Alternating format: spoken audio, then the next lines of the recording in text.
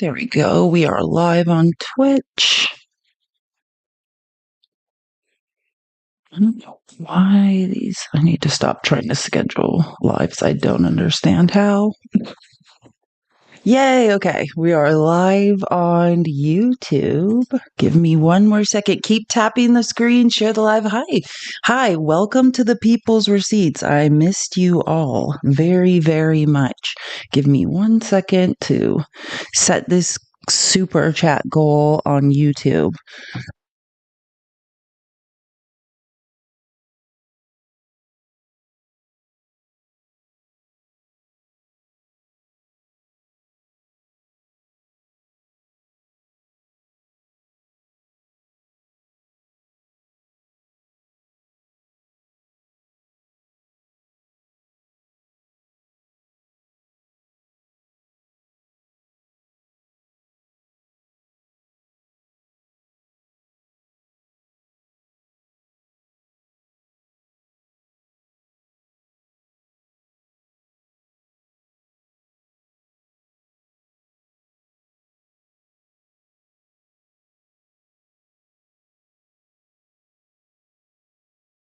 Okay, welcome. Tap the screen. I spent my sick day watching How to Become a Tyrant thanks to Facts and Place. Oh yeah, that is a great series. I mean, it's disturbing, but it's also funny. Like, it's kind of funny in a way. If you don't know, How to Become a Tyrant is a series on Netflix. It's like, it's not bad as it sounds, but it's very apropos to living in America right now. I do suggest that everyone should watch it. I thank you. I get excited when the show starts too. I miss you guys. I'm becoming oddly attached to you all. This is, I guess you guys are my family. Welcome, YouTube. Hi, all. Okay.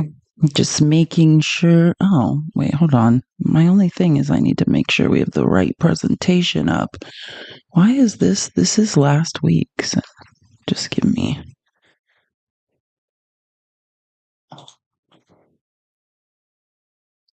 Apply. I just don't know why. Let me just.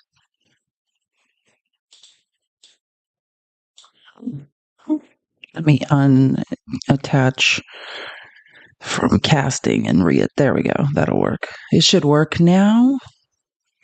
Because that is not what is on my screen. Give me 1 second and that will go away, I promise. Okay, there we go. Perfect. Oh, I should have took a screenshot, but I didn't know this until I learned a lot today on Faxes Live as well. One of the things I learned is we've been saying like you can't he's like, oh, you can subscribe. I still don't know how that's possible. I tried to subscribe to someone and it won't let me. So I don't know on TikTok if you can subscribe, but you can go to tiktok.com. Like you have to do it on a desk, like from your browser, tiktok.com/recharge, and you can add coins to and you get a discount, which I didn't know. So you can like recharge your coins for gifting. Vax is like, oh, you can subscribe. And I was like, really? I was walking around to like on my break between lives and I tried to subscribe to a couple lives. You can subscribe there. You can. Okay. Okay. So there you go. That's what you can't subscribe from TikTok. Okay. So you can't subscribe from TikTok, but you can subscribe from tiktok.com/recharge. Is that correct? Oh, I didn't see that. Is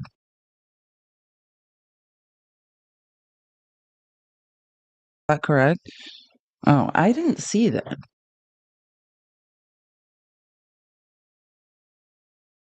Is that correct? Oh, I didn't see that. Is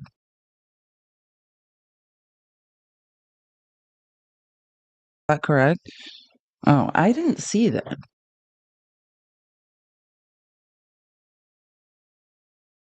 Yeah, just log in. But I don't see how you can subscribe to someone. That's what I'm saying. Like someone in the chat said you could subscribe, but I just see like you can recharge your coins. Is that correct? I don't know. Fax was like, "Oh, you can subscribe." And I'm like, "I don't know if you can, someone tell me how because I cannot figure it out." We have super chats. This is so cool. Hi, Felice. Congratulations. Thank you so much. I love these super chats on YouTube. If you joined the chat, thanks to us watching my YouTube channel. By the way, we are 455 hours away from getting to join, like, for them to have ads on our page. So do keep watching the YouTube channel. Yeah, thank you. Someone said they agree with me. I'm on the charge thing. I see you just log in. I'm logged in on my Feliz Navidad account. I don't see how you can subscribe. You can just buy a bunch of coins, it looks like. And Chrissy, thank you so much for the super chat. Hello, YouTube. How do you become a member on YouTube? Oh yeah, so I have one more. So just as far as the memberships, which are YouTube subscriptions, I have one more step I have to do, which I think I have to like make a video. I just got approved this morning at like 5:30 a.m. for like you have to fill out paperwork and stuff, and then I did on Friday. They approved me this morning, and then you have to go through steps. Like the super chats were automatic, but to have memberships, you have to go through steps, and I have to finish the last one. Only 455. We can crush that. I know. So keep watching the YouTube. Again, all replays are on YouTube. I'm loving the super chats too. This is so fun. It's like you can ask questions and stuff, and I think I'll do either I'll do them in like as they come, or I'll do them. I was noticing that some people do it, just have like a super chat break, and then if there's questions or whatever, read them out. We'll figure it out. We have so much to get to. I just want to show you this because Fax sent me these this morning. I sent them in the Discord. I know not everyone's in the Discord, but look what Marjorie Taylor Greene is up to with her insane self. Deeming certain conduct of members of Antifa as domestic teaism and designating Antifa as a domestic teaist organization. This is what our tax dollars are doing. I just want everyone to know that this is what our tax dollars are up to. Great job voting for the Republicans. Paper is more sophisticated now than computers. Because now this is what we're doing with our tax dollars. I know, proud exactly. Apparently, we're all. This is what it must be like this is why, I mean, this is what we do in other countries. We just declare everyone a T group, and then we have the right to just discriminate and terrorize them. And I guess this is what it feels like now. I guess we're all one. Oh, you subscribed to me? Oh, you did? Oh, you did. How did you do that? On tiktok.com/recharge? Subscribed. Okay, so we can subscribe from the laptop, from the desktop. I guess you can subscribe. Cool. So you can subscribe. The other thing I noticed too, which is in my link tree, which we'll get used to all this stuff, but now that I push all the lives to YouTube and Twitch through Streamlabs, there's a link to it in my link tree on Streamlabs. It's streamlabs.com/a girl has no name/tip. And you can you could tip like one time, or you can just set it monthly and it goes through PayPal. So that is another way. And I noticed on Streamlabs, like they don't take a cut of that. It's just like a link that just goes through PayPal, which is kind of cool. I mean, whatever the service fees are, obviously we have to pay, but they don't, it's not like TikTok taking 60% or whatever TikTok takes. So yeah, so it looks like on desktop you can subscribe. Thank you so much for figuring that out. I'll have to look at that tonight. Yeah, okay. You definitely can't on your phone. Yeah, log in from and I was on a phone, so that's probably why. Log in from desktop to tiktok.com/recharge, and you can get coins or you can subscribe to people. So there you go. I had no idea. If I had never been on Fax's live this morning, I would have never, ever known that. But again, we have super chats. I'll figure out the memberships tonight on YouTube. So I think it's just do what you prefer, wherever you prefer to be. Because again, also in my link tree, you can just subscribe monthly through PayPal and like set an amount, and that works too. So there's three different ways now to support, I think, which it makes me feel better. So at least when one of the tech oligarchs loses their mind, or Trump loses his mind and decides to shut down access to one site, at least we have two others to go to, and we'll keep working on it.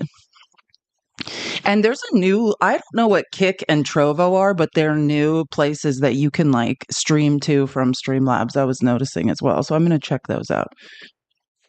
Sorry, I need my coffee before we get started. Man, what a shit show this weekend was. I was I was sending messages in the Discord when I was making this outline yesterday because I was just so like I get so angry sometimes when I make these outlines. It's just unbelievable the world we are living in at this point. Give me one second. I don't know why that had to happen. Do do do. Oh, I like that it's not expanding. This is new. Something has changed. Oh, never mind. There it goes. There it goes. Thank you so much. And I just wanted to say thank you. Wait, first of all, thank you for this awesome squishmallow, Frumpy. Somebody sent me this. This is Frumpy. Isn't this cute? I love a squishmallow. There's nothing better than a tiny little squishmallow with a funny name. It makes me smile. In late stage capitalism, squishmallows make me smile. And thank you so much. I believe Adana got me this moonstone necklace. One of my birthstones, my birthday's in June, so my birthstones are like moonstone, like alexandrite, which I love. Alexandrite's a really cool stone too. It's like purple and green, which is cool because those are like two of my favorite colors. But yeah, I love moonstones. So, anyways, let's move on to the absolute hellscape that is politics at this time. Did you guys see this? So now, basically, who we have now?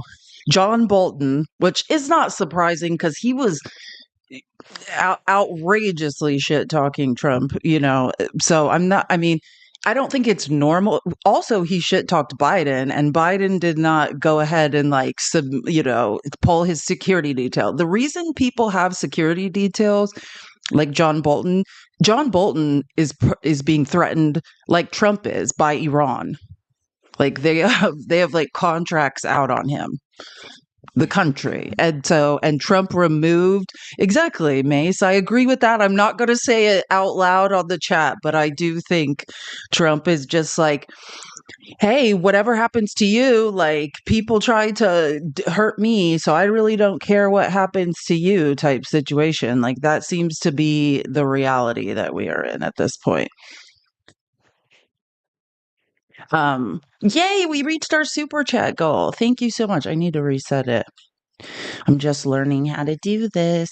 Fun. Um, so, anyways, so let's see. What was I saying? John Bolton, Mike Pompeo. So, and if you remember, leading up to the election, Mike Pompeo was kissing Trump's ass. So that's the weirdest part. Like, he wasn't even against Trump and he pulled his security detail. So that's crazy. And now I guess we shouldn't be surprised like this, except for Fauci never did a GD thing. Well, I just think, what did Fauci do? Be smarter than Trump? Point out that Trump like was mismanaging COVID, tell the truth, embarrass him. Oh yeah, I'll give you an update. Sorry, I'm reading a chat and I just want to give people an update because that's important. Thank you for everything. I just wanted to say, someone asked what happened to Facts Still Matter 2.0 this morning. Banned. No, he won. So he his main account got banned during the live this morning, and then his second account at the end of the live was also banned. He won both appeals, so everything's okay with Facts's accounts. It's just he was being mass reported. I mean, like his background had Trump and Mustache Man, so that can sometimes trigger people. And you know what I'm saying? I don't know. It seems like there's a lot of mass reporting going on, or I don't know. I don't know what's going on. So, yeah, it fags both accounts, but he won both appeals. So everything's fine and he'll be back as scheduled and everything. I know, I was worried, but everything turned out to be a-okay. Hopefully that doesn't happen to us because I'm a nice person that never does anything wrong. Anyways, so I think this is particularly nuts, and I'll just show the clips tomorrow because I have so many things to get to, so I'm not going to focus on this. I have a couple of clips later that applies to this, but I just happened to catch a clip of like, man, the delusion, the new narrative that Trump is having everyone spin about the pandemic is wild. It's like in Republicans' mind, the pandemic did not happen. You know what it is nuts, the world we are now living in. Oh, yeah. So, just to say before I show these, on Friday, just to jog your memory of where we were at, I was showing you the March for Life rally where the Patriot Front, the schmozzies, had joined the March for the pro life rally. They were all in DC just acting a fool on Friday. Well, I showed a couple clips of JD Vance speaking, and like this, the clips are grainy. Keep in mind, this has to do because it was on an outdoor screen in DC. It is not my screen. There's nothing wrong with it when I show this clip, but I want to show you a couple clips from Mike Johnson speaking there. He's basically saying, hey, did you read the executive order of Trump's declaring that there are two genders? And he's like, it states that conception, life begins at conception. We are in, I don't know how that happened. I didn't even touch anything. We are in a dystopian Handmaid's Tale nightmare. Let me make sure we're not muted. We are muted.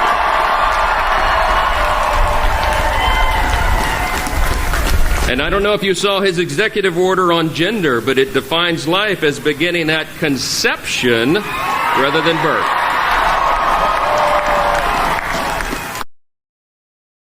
I don't even know now. I guess all the Republicans stand behind bulletproof glass. Trump wasn't even there, Trump was just speaking, like he did a pre-recorded video. It's not like Trump was there. So now look at all these Republicans like huddled for their lives behind this glass, like trying not to give anyone like an angle to unalive them. Like it's not, I mean, who knows? Listen to Mike Johnson's next clip though. Like then he goes on to be like, my mom almost unalived me. Like, please stop.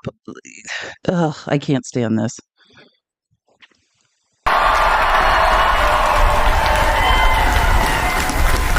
And I don't know if you saw his executive order on gender, but it defines life as beginning at conception rather than birth.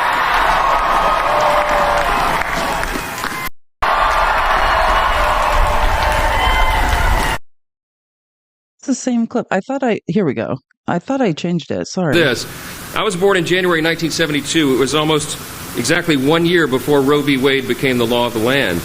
I was the product of an unplanned teen pregnancy, and I am so eternally grateful that my mom and dad ignored all the people who told them to just take care of that problem, and they chose to embrace life and to have me, the first of their 4 children. If they...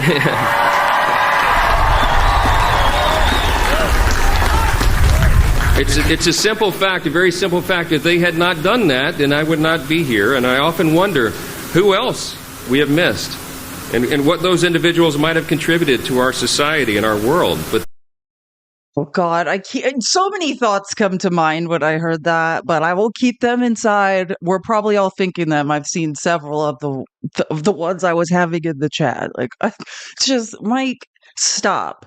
Like, I could tell you the exact, hey, do you want a weird anecdotal tale or do we want data? Do we know when women don't have access to healthcare that there are not fewer ABs, there's just more unsafe ones, more women unalive, right? We're not saving anyone, just now women are going to unalive. Cool. That's data, not your weird anecdotal tale about your mom possibly not wanting you, right? I could tell my anecdotal tale about my mom. She was a narcissist. And if I had a choice to go through my childhood or not be born, I would have chosen to not be born. But that's my anecdotal tale. I'd rather talk about data. Right? Which is, we know maternal mortality rates are skyrocketing, infant mortality rates are going up. These are the pro-life, we care about women and children people. The data is saying this is not working. Like, imagine these are the Christian nationalists, the white nationalists that want to increase the birth rate.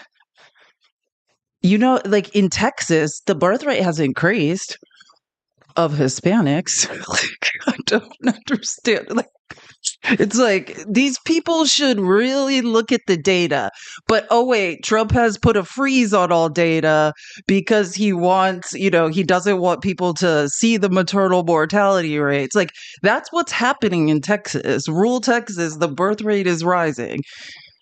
Yeah, it's absolutely absurd. These people think you're not doing what you think you're doing. You're just hurting people. But hey, that's neither here nor there. Actually, this is a great segue. It's almost like I was thinking that this all made sense when I made this. Sorry, this took me like 7 hours to make, and then I was on Faxes Live, so I kind of forget what's at the beginning of the presentation. This is so sad. Remember, we were talking about how Trump has signed that executive order and basically paused all medical research. Tomorrow, I was talking about this. If you don't normally join us for the broadcast. On Tuesdays, we don't do the people's receipts. We do the broadcast, which is we specifically talk about how conservative policy using data is affecting women and children. Dr. Danny joins us. She's absolutely fabulous. I believe she's flying to Spain right now. She's doing research or just fleeing the country. Who knows? If we're lucky, she's going to come back. If not, she's just going to apply for a nomad visa and never come back from Spain. But she'll be joining us from Spain tomorrow, which will be cool. And she's going to talk more about this, how research has been paused. This is a person whose friend was supposed to start a cancer trial and basically just received an email that the cancer trial was canceled. Imagine. Yes, all my appointments related to the trial have been canceled for the time being. This is effed up. Imagine just finding out that you think you're starting a cancer trial that could possibly save your life. These types of emails are all over X too. It's heartbreaking. This is what Trump has done. There are articles about City of Hope not knowing what to do. Researchers, scientists. Again, Danny will speak to this more tomorrow. The broadcast starts earlier than the people's receipts. It starts at 10 a.m. Pacific, 1 p.m. Eastern, because normally we work through, on Danny's lunch hour. So join us tomorrow, and Dr. Danny is the most amazing. If you want to follow her, it's In Bed with Danielle. I highly suggest it. She's the smartest person I've ever met on TikTok, quite honestly. Okay, next thing. Gross. I was talking about this on Faxes Live. Lauren Boebert is like tweeting that she can't wait to give the J6ers tours of the Capitol now that they've been pardoned, but they can't technically be on federal grounds because of the conditions of their pardon. So now here we go. Trump's DOJ moves to end a judge's order from this morning, keeping Oath Keepers leader Stuart Rhodes and several of his co-defendants, the worst ones, from entering Washington, D.C. or the U.S. Capitol grounds without permission. The smartest person on TikTok, I'll write her name in the chat on TikTok. So if anyone wants to follow her, on Tuesdays. If you don't know Dr. Danny, we do a show tomorrow. You can meet her, In Bed with Danielle. She is amazing. She's a doctor and one of my best friends. I'm so lucky I get to say that now. I have inched my way into her life. Pacific, 1 p.m. Eastern. You can meet her if you haven't had the pleasure. We do the broadcast on Tuesdays where we talk about conservative policy hurting women and children. So anyways, yeah, I guess soon Lauren Boebert can finally give the tours of the Capitol to the pardoned insurrectionists that she wants to give. Keep tapping the screen, share the live, tap, tap, tap. Let's get to 50K. We can do it. Tap, tap, tap. TikTok, you're doing an amazing job. Let me see here. I feel like, okay.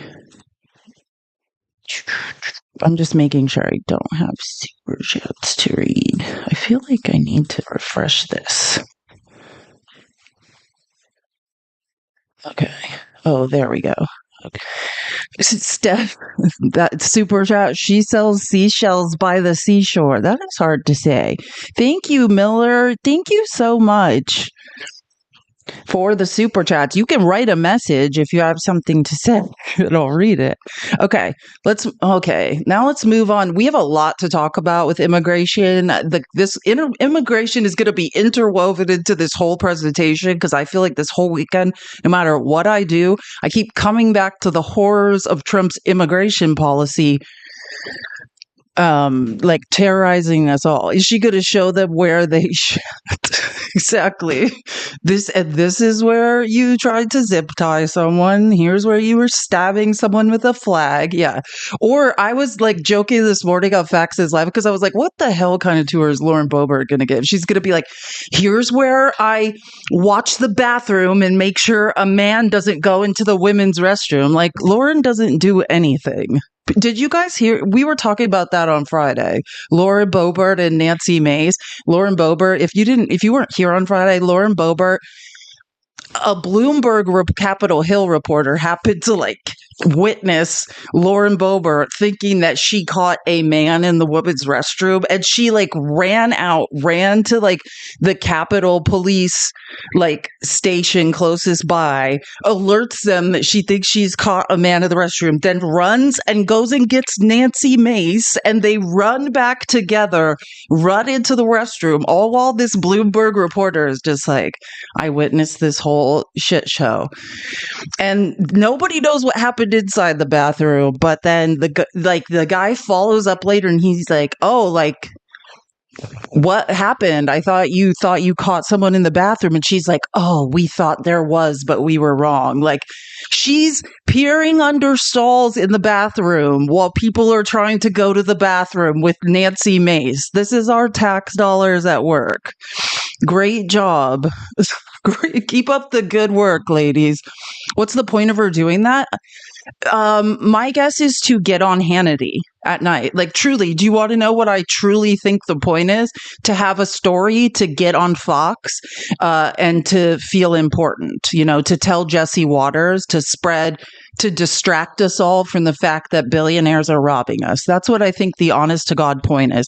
Everyone has a role, and theirs is like, oh, spread hysteria about the one member of Congress who happens to be a trans woman. And no offense, Laura and Nancy, but she's gorgeous and she's more of a woman than you guys will ever be. So I don't know what you guys are looking for. Maybe you guys shouldn't be in the bathroom. Oopsies, Good to have you with us. Thank There's you. so much happening so quickly, but let me get your thoughts on something that we just mentioned in the intro here, which is that the Trump administration is taking steps to deputize U.S. state and local law enforcement to work with ICE. How would that work? And clearly there's going to be some cities where they're going to refuse to do that, right? Yes, so this is an example of how President Trump is unleashing a vast and broad array of federal statutory authorities to secure the homeland. Authorities that Congress has enacted that exist in statute, but that have never been used before. The Secretary of Homeland Security has the authority to deputize both federal law enforcement as well as state and local law enforcement and the National Guard to conduct immigration enforcement activities. It's just terrifying. And like, him acting like this is normal is terrifying. But do you remember when Trump was running at every Trump rally, he was starting to yell about, like, we're going to indemnify the police. Like, I mean, which if you don't, indemnify is a big word that I'm sure MAGA has no effing clue what it means, but I do know what words mean. And that basically means that the cops can now do whatever they want and they can't be sued. Like, I saw a video. I don't think I included this presentation. I can't include the thousands of clips I'm watching a day in these presentations, but I was watching someone talk about Trump banishing the civil rights office, and what that entails. Because I know, like, for companies that get federal money, like, they are required to like follow steps and prove they're like looking for a wide talent pool and things like that. But it also has to do with the laws around the police, right? Like civil rights, your right, like what your rights are when the cops pull you over and things of that nature. Hey, Jer, did you change your name? I recognize your picture. I think about Sonia Massey every day. Oh, yeah, me too. My mental health is not better than Sonia Massey's. Like, oh, yeah. Are you crazy? She was totally normal. I'd be acting weird too if cops were in my house. They basically, that guy, Sonia Massey was in Chicago, right? She was basically just, I don't want to say the words executed, but that is one of the most disturbing videos I've ever seen in my life. Didn't she like have a pot of boiling water? I mean, and one of the cops was just like, yeah, that was the sickest thing I've ever seen. Like, nope, didn't change it. It's Jeremy. Okay, but it looks like when I look at, you used to say Jer, like when I see you, and I don't know, I'm in TikTok studio and sometimes things are weird in here, and now it says New Waver 80s. So that's why I just recognize your picture. But yeah, this is crazy. He's talking about which in places like Arizona where people are out of their minds, we passed a bill to do this, or we passed a local bill to deputize our police to be ICE agents.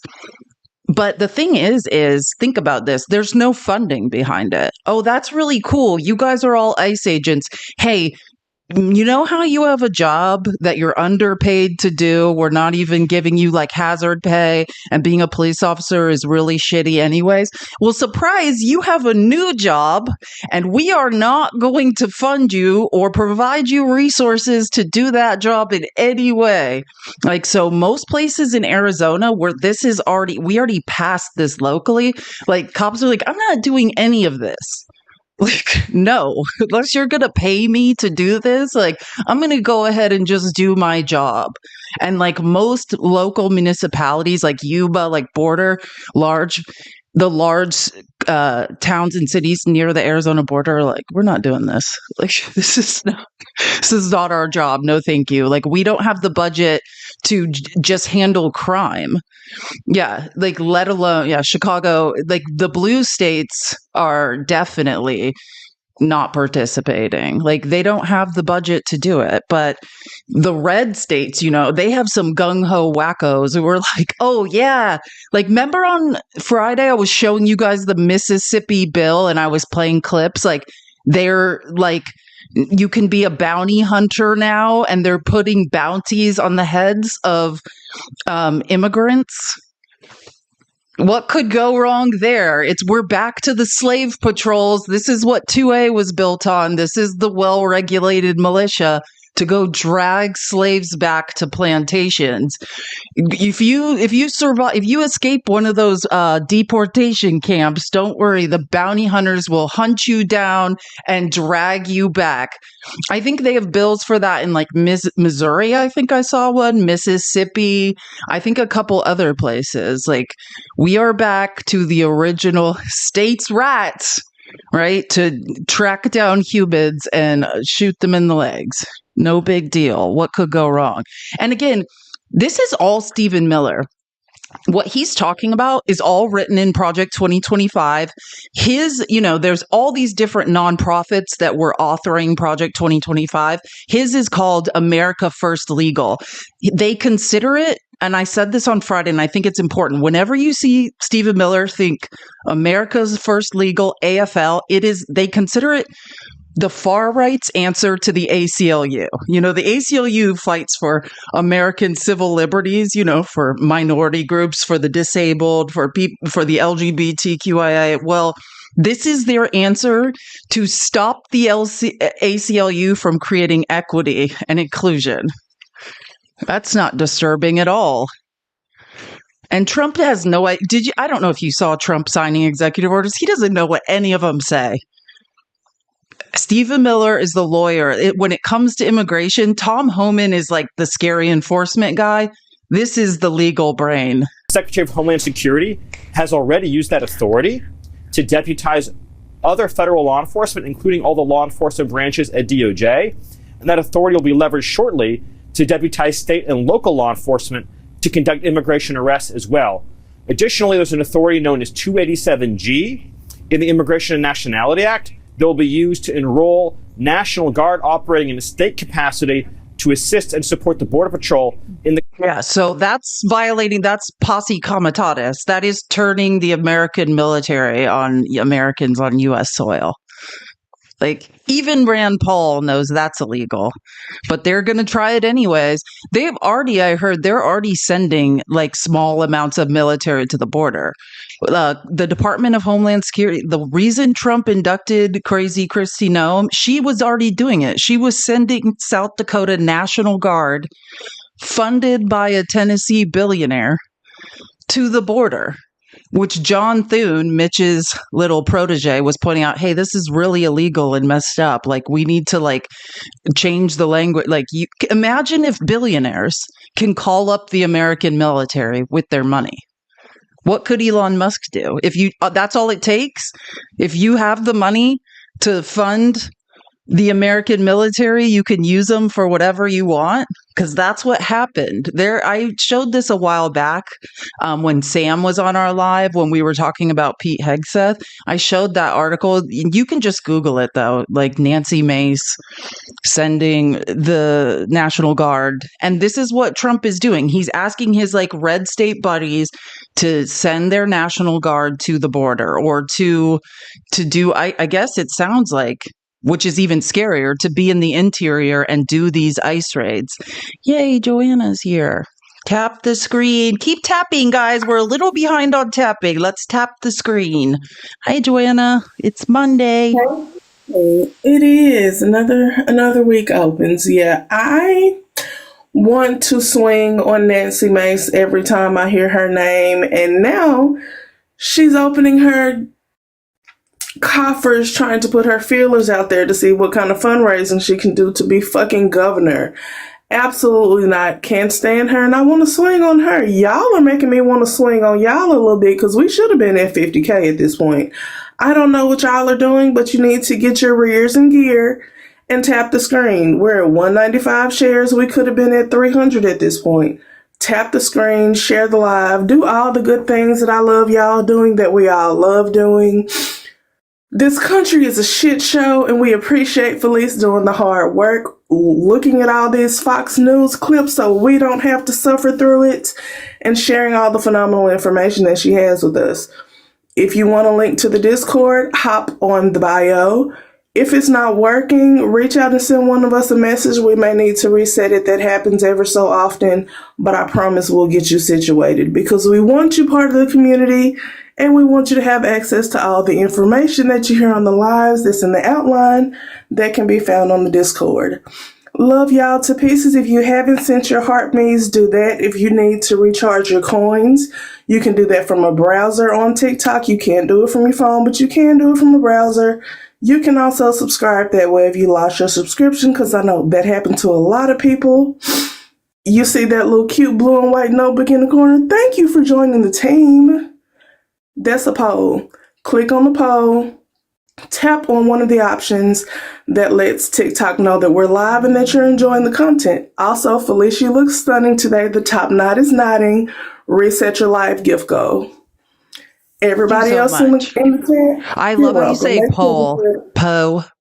Very Arkansas. Yeah. Real country down here. States rights, brother. Yeah, y'all keep tapping the screen, keep sharing. Let's see, we almost up to 250 shares. I don't like coming to snap on y'all, but I do like having a little chitty chat with y'all. A little kiki is always great. Keep up And the remind me sharing. at the end of the live, Joanna. Sorry, just I need to say this because I saw your chat. Remind me to raid someone, and you guys in the chat, don't let me end the live without raiding someone. I just get like anxious at the end of lives and then I don't know what to say. So I'm like, I'm just ending the live. Remind me that we need to raid somebody's live. So I got you. you We'll guys do a decide raid who. today. Yeah, I love raids too. We should be doing them. It's my ADHD brain. I mean, aren't all of our brains like that egg in the skillet from those commercials back at, a lot of y'all are young, but for those of us who are old, we remember the DRUG free commercials. This is your brain. This is your brain. Angela said a TikTok raid is 1,000 times better than an ice raid. Amen. Say, there are good raids and there are bad raids, as we will learn today. Trust me, we've only begun to learn that. 1,000,000%. Thank y'all for the 58K. Keep tapping the screen so I don't have to come chastise y'all. I will gentle parent, but you know I will always absolutely as well cuss y'all the fuck out. That Squishmallow is so cute. I don't want to cuss y'all out, and I love for y'all to yap in the chat. Let's keep the yaps yapping, but even more so the taps tapping. Appreciate y'all so much. Oh my God. Raid the ICE office? God, we should. We should figure out we should raid them with faxes and calls. We should plan an ICE raid. Oh my God. We have to think about that. I think we're on to something. We just had a really good idea. We definitely are. Like, after I left my conference the other week, I raided Tom Cotton. Oh, a constellation. That was so cute. Thank you so much. Vicky. Yeah, I raided Tom Cotton's office with like 1,000 faxes because they still use the actual fax. Hilarious. That was hilarious. Yeah, that's what we should do. I need to figure. I heard you can send faxes like on the internet. Someone told me that. So we'll figure it out. Okay. I'm going to get back to this because otherwise we're never getting through this. Thank you so much, Joanna. You are an angel. Thank you. So are you. Y'all keep tapping, keep sharing. Your place to buy coins is tiktok.com/recharge. You can also subscribe. If you would like to subscribe through TikTok, you can. I just learned today, thanks to being on Faxes Live this morning, that you can subscribe also. tiktok.com/recharge. Thank you guys so much. Keep tapping the screen and sharing the live. I want to, here we go. I know what we're going to talk about now. This is going to be disturbing. Why did it? Okay, wait. I passed it. There we go. I think it's this one. But I want to just give you something that we just got moments ago from ABC is reporting this, and that's all I've got on it so far. ICE agents denied entry to a Southside elementary school in the Chicago public school system, and they're saying that they followed protocols, the principal says, and did not allow the agents inside. Are you aware of that situation, and is that something that is acceptable? We've heard talk about schools and churches as sanctuary spots.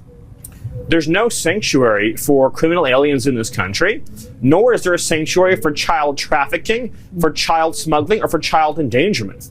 ICE officers will take the actions necessary to protect the lives and safety of our children and to identify individuals who are involved in the smuggling and trafficking of our children.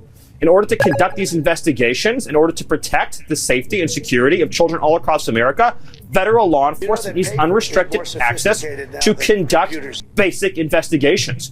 Shut up, Stephen. Shut up. Yeah, you're going to harass children in schools without warrants. That's basically what they were trying to do. But yeah, this is an incorrect report, as Fox usually does, getting reports completely wrong. But I will say, this was not just Fox. A lot of people falsely reported this, and it's even more disturbing what was actually going on. It was not ICE trying to break into a school.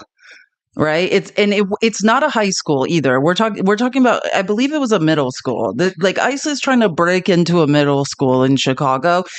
Why? Because child trafficking, you're basically trying to traffic a child. What are you talking about? And thankfully, as always, teachers, I'm a former teacher myself, knew their rights and asked them if they had a warrant, which they did not. So they pushed them out. But it was not ICE. It was Secret Service. And do you know why Secret Service was trying to get into that school? Because of a child an 11-year-old child they were trying to track down. You know what the 11-year-old child did? Made a post on the internet that was anti-Trump. Hi, Jan. Made a post on the interwebs that was anti-Trump. That's what this child did. Who has not done that? Thank you, Law of the Wild Raid. We love that you guys are here. Thank you for being here. Amazing. F la migra. Amen. Yeah, for sure. But again, it was Secret Service trying to track down an 11-year-old kid without a warrant who posted an anti-Trump post on the internet.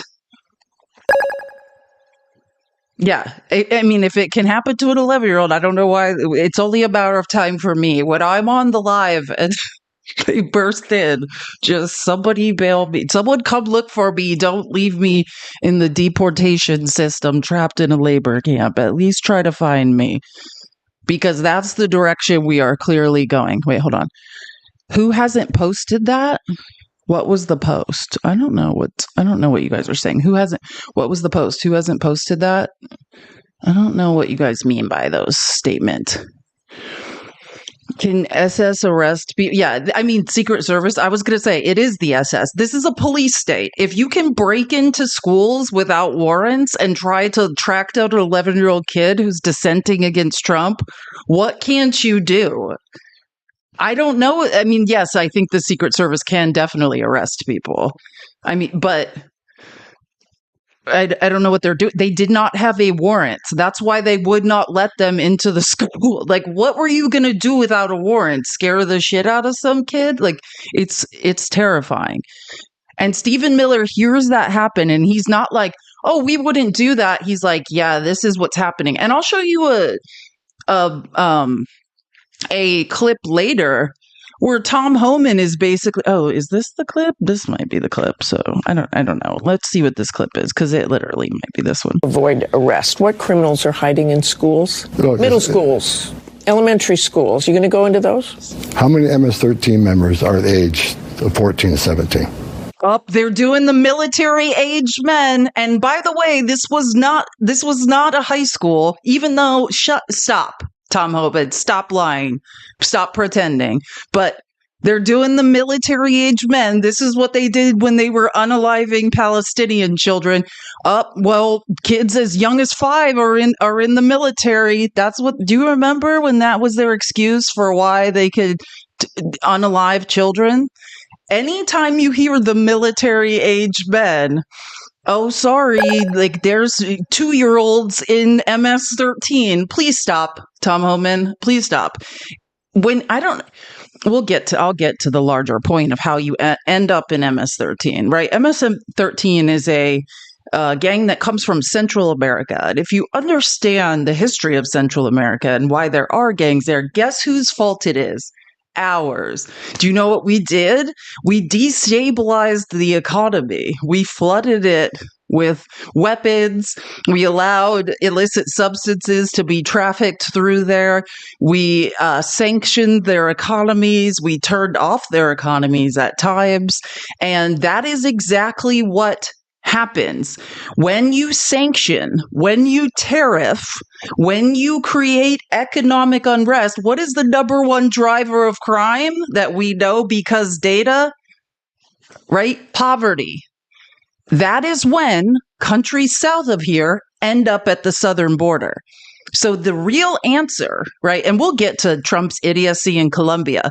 But if you don't want illegal immigration, if you don't want people showing up at the southern border who are in fear for their lives, trying to survive and make a way for themselves in this world, then you don't make their home countries inhospitable with sanctions and tariffs. They will end up here. We know that for a fact. That's why all the Venezuelans are here. You do a coup, you turn off their main resource, which is oil, you sanction them within an inch of their lives, they will show up at the southern border, and then Trump blames them. It's the most hilarious thing. But Tom Homan is unbelievable. Listen to this. Avoid arrest. What criminals are hiding in schools? Middle schools, elementary schools. You going to go into those? How many MS-13 members are the age of 14 to 17, many of them. So, look, if it's a national security threat, public safety threat, and what you need to understand is a case by case. Name another agency, another law enforcement agency that has those type of requirements that they can't walk into a school or a doctor's office or a medical campus. No other agencies have those standards. These are well-trained officers with a lot of discretion, and when it comes to the sense of location, there's still going to be supervisory review. So it's not like it's an open issue, but ICE officers should have discretion to decide if a national security threat or a public safety threat is in one of these facilities, then there should be an option for them to make the arrest. But someday you could go into those schools and grab people who are just in the country illegally. On a case-by-case basis, depending who they are, what the circumstances are. So do you get it now? Those are the magic words. We've deputized all police, right? Now they're all military, and military is all police. And all they have to say is the magic words. This is a national security threat. And then they can go anywhere. They can do anything. Nobody has due process anymore. They can terrorize children. Oh, it was an accident. Oh, they didn't have a warrant. Sorry, national security threat. That's where we're going now. Anything they want to do, all they have to say is, sorry, we thought it was a national security threat. Kids are this is what they do with Hamas. Truly, this is it. This is the same thing. It's here. And somebody said something that was hilarious. Someone said, does Tom Homan ever enunciate? Doesn't it seem like Tom Homan always just came from the dentist and like the Novocaine is like half worn off? It's like, what is going on? I totally agree. Does Tom Homan ever enunciate? Is he constantly shooting his nerves in his mouth with Novocaine? I don't know.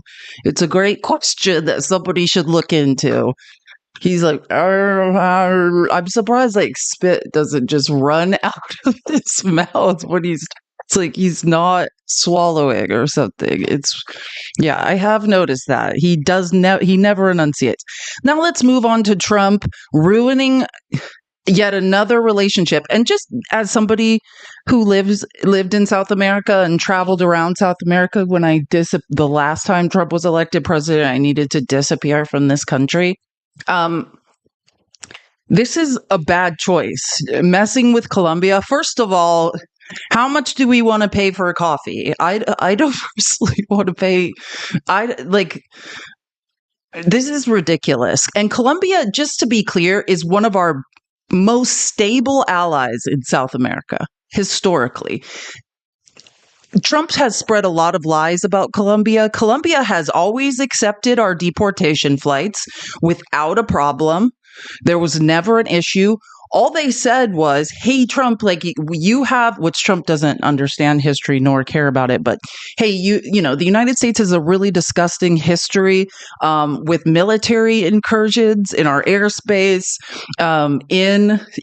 flowers, actually, and the devil's lettuce. If you don't know, because they have some of the best. I lived above the clouds. Like there's rainforest, but also like the land above the clouds, like in the mountains is right. I mean, it's amazing for farming at the equator. It's always about 60 degrees, high moisture in the air.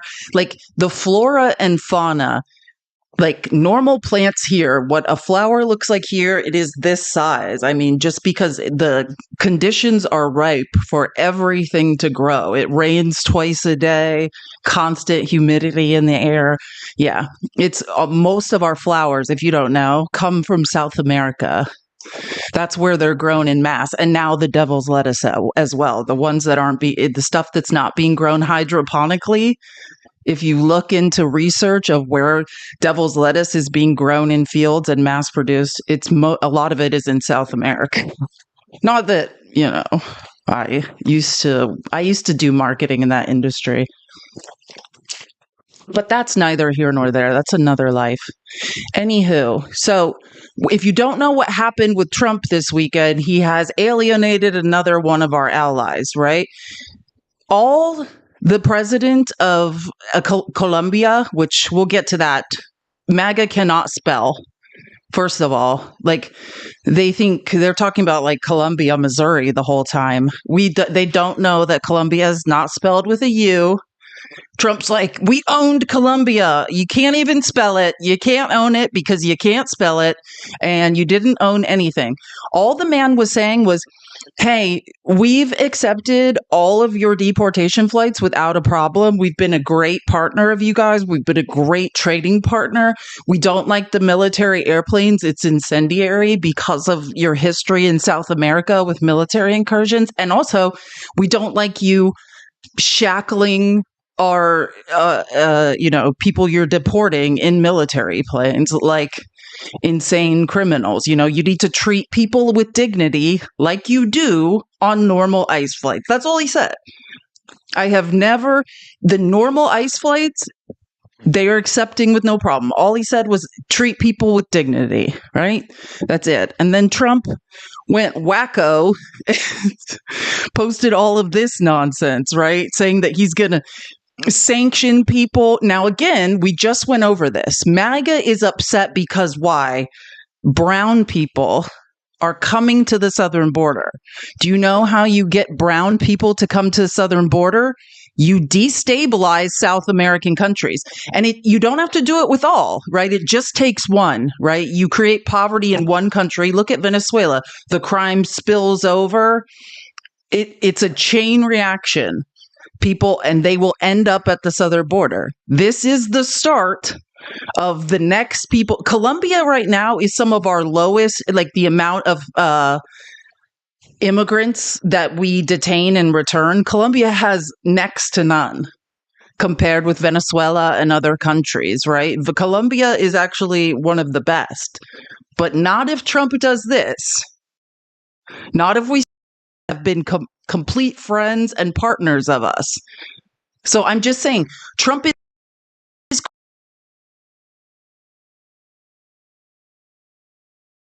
problem with Venezuela. He exacerbated it. He tried to do a coup and couldn't even do that.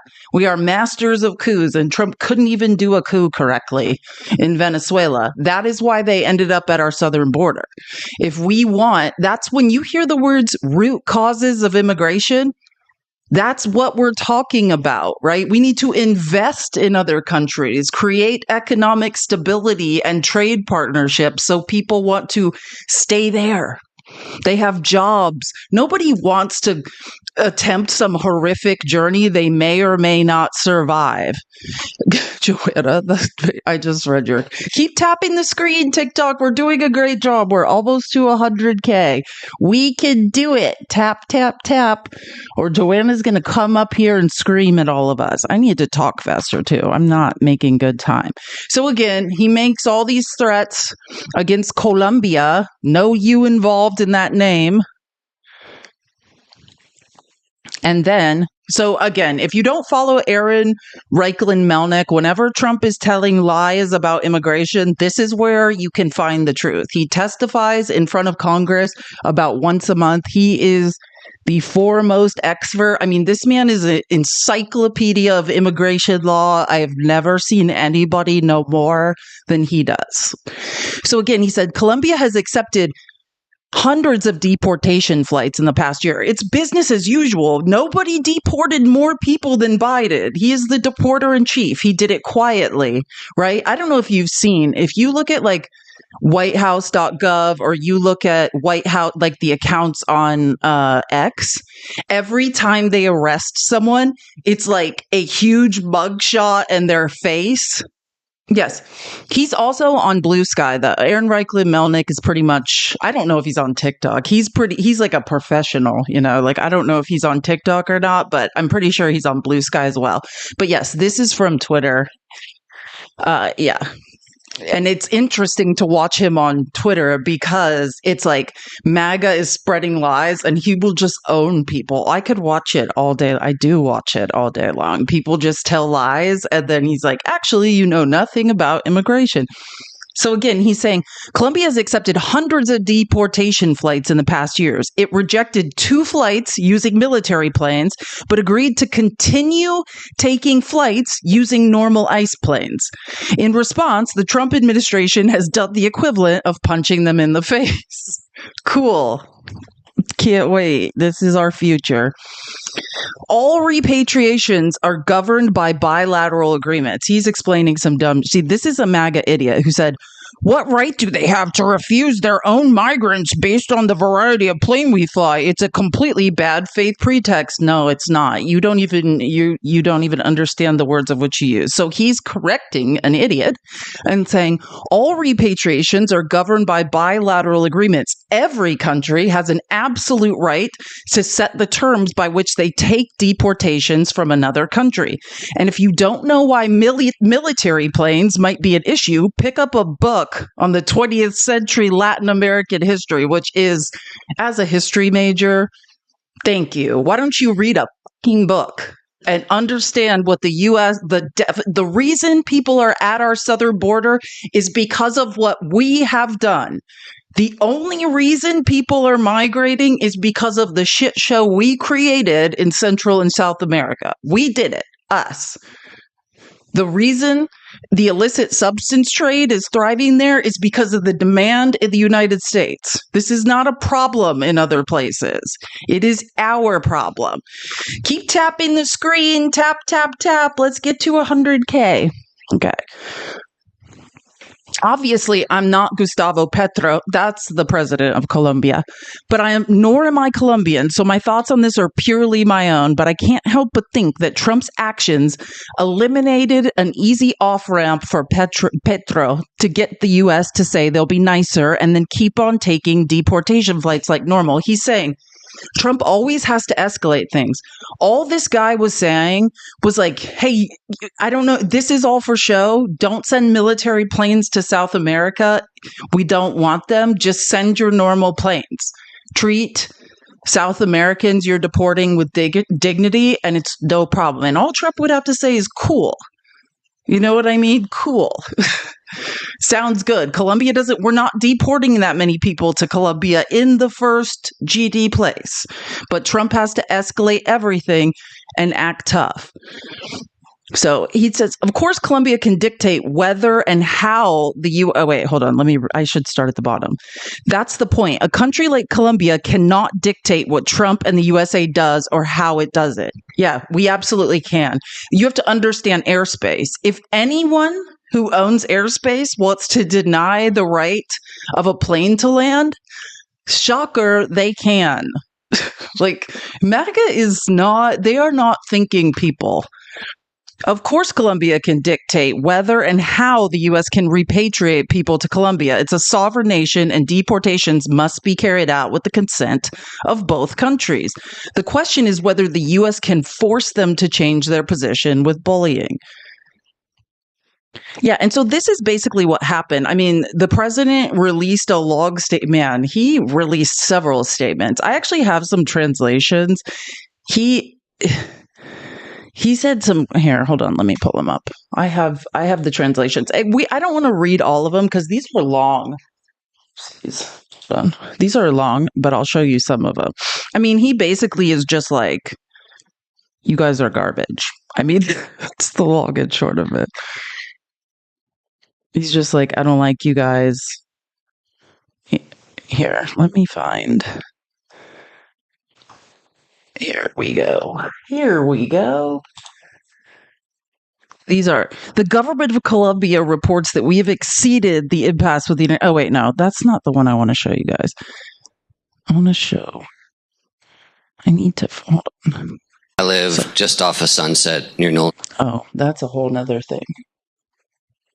Let me find these translations. I should go back to the presentation because I think they're at the end. Oh yeah, here they are.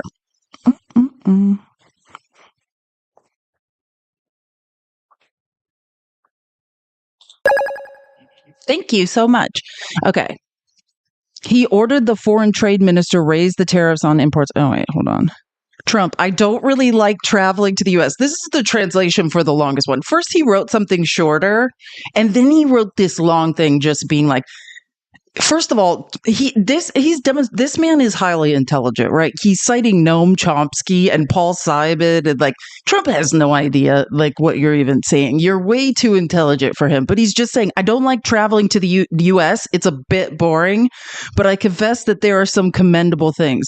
I like going to the black neighborhoods of Washington, where I saw an entire fight in the U.S. Capitol between blacks and Latinos with barricades. He's saying you guys are a disgusting place. And in what he's saying is stop acting like you guys are better than us. A block away, if you know anything about DC, like a couple blocks away from the White House, there are people living with no electricity. Like you want to see one of the lowest socioeconomic, most poverty-stricken places in the United States. That's what he's saying. He's like, I've been there. It's a couple blocks from where you live, weirdo.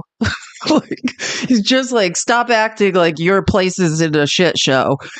Where I saw an entire fight in the U.S. Capitol between blacks and Latinos with barricades, which seemed like nonsense to me because they should join together. He's like, yeah, they should be joining together and fighting you. I confess that I like Walt Whitman. He's naming a poet, right? A gay poet at that. And Paul Simon, Noam Chomsky. Noam Chomsky is a left libertarian. Trump has no idea who he is, probably. And Miller. I confess the Sacco and Vanzetti, who have my blood, are memorable in the history of USA. I follow them. They were unalived by labor leaders with the electric chair. He's now naming people we've unalived, like, right? The fascists who are within the USA as well as within my country. I don't like your oil, Trump. You're going to wipe out the human species because of greed. Maybe one day over a glass of whiskey, which I accept despite my gastritis. I love this man. We could talk frankly about this, but it's difficult because you consider me an inferior race, and I'm not, nor is any Colombian. He's owning him. Like, this is some Claudia Scheinbaum energy. So if you know someone who is stubborn, that's me, period. You could try to carry out a coup. He's now saying, it seems like you're trying to overthrow me as president by creating political unrest in my country, right? That's what Trump is known. He tried to do a coup in Venezuela, right? He's saying, I see what you're trying to do. Don't try it. Like, you can try to carry out a coup with your economic strength and your arrogance like they did with Allende, Salvador Allende. If you don't know, again, get a book on Latin American history. We've done more coups than we haven't done. But I will die in my law. I resist torture and I resist you. I don't want slavers next to Colombia. We already had many and we freed ourselves. Amen. I mean, if you want to know, every American should have to go live in South America. What I want next, if you can't accompany me, I'll go elsewhere. Colombia and that's what he's saying. And this is what the real problem is with what Trump has done. He's saying, if you don't want to partner with me, I'm going to go elsewhere. Do you know what elsewhere means in this world? When you're looking for a huge trade partner to take your coffee exports, he means China. He's saying, you think you're the only competitor in town? He's saying, good luck. I'm going to Xi Jinping, your direct competitor. And you may not know this, but it's important to understand about world politics, and Americans truly don't understand. In America, what you understand is military strength. We rule through fear of, unaliving people. But the China strategy is different, right? There's chess, which is part of Western civilization. Chess is a strategy. People think, that's how Western civilization thinks. There's a game older than chess that's played in China. It's called Go. If you don't know, you should look it up because it's amazing. And the rules of Go are to take up the most space, right? To take up the most space so the other person can no longer move. That is China's world domination strategy. One of the most shocking things to me, Go is so hard. I agree, Sue. it blows your mind. It's like next level chess. It's like 4D chess. So if you don't know, one of the most shocking things to me about South America wasn't even how much South American people are very bitter at Americans. It's that whole cities in South America, I mean, for miles and miles, all you will see is signs in Chinese. They're taking up space. The same thing in Africa, right? They're taking up space. China doesn't say, hey, we're going to occupy you. They say, hey, do you have any real estate for sale? Do you have any partner? Can I partner with you? Can I take up space and buy some things? Do you have any raw materials? And Colombia is saying, hey, these people are already here. They don't treat us like shit. So we're just going to go with your direct competitor. That's the reality of what Trump is doing to us. Colombia is the heart of the world, and you didn't understand that. This is the land of yellow butterflies, of the beauty of Remedios, but also of the kernels. Yeah. Anyways, that's history. Of which I am one, perhaps the last. You will kill me, but I will survive in my people. He's saying you could try to do a coup and unalive me. That's how serious he is. But my blood lives in my people, which is before yours in the Americas. We are peoples of the winds, the mountains, the Caribbean Sea, and of freedom. You don't like our freedom. Okay, I don't shake hands with white slavers. I shake hands with the white libertarian heirs of Lincoln. He's like, I don't like you, but there's some people in America I like. And the black and white farm boys of the USA, at whose graves I cried and prayed on a battlefield, which I reached after walking the mountains of Italian Tuscany and after being saved from COVID. I love this guy. They are the United States, and before them I kneel. Overthrow me, President, and the Americas and humanity will respond. This guy is hardcore. Colombia now stops looking north. That's what he's saying. He's saying, we don't want to trade with you anymore. We don't want to work with you. Looks at the world. Our blood comes from the blood of the Caliphate of Cordova. You'd have to understand the history of, right? He's talking about the blood of Colombia has African roots. It has roots in the indigenous people of South America, right? It has Afro-Caribbean roots because of the white slavers. That is what he's saying. Yeah. So anyways, my land is made up of goldsmiths who worked in the time of Egyptian pharaohs. Amen. You will never rule us. The warrior who rode our land shouting freedom. If you don't know who Simón Bolívar is, I mean, every road is named after him. There's a statue every 5 feet in South America.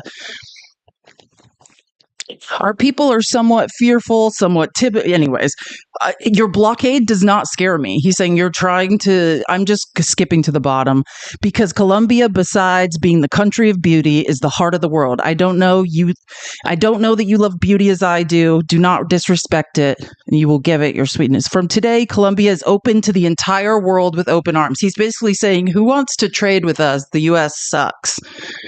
I'm informed that you impose a 50% tariff on the fruits of our human labor to enter the United States, and I do the same. Let our people plant corn that was discovered in Colombia and feed the world. Fascinating. This is what Trump is doing to us. And I'll get to it here. I need to go back to, oopsies. Oh, wrong mouse. I'm like, why isn't my mouse working? That's a different computer.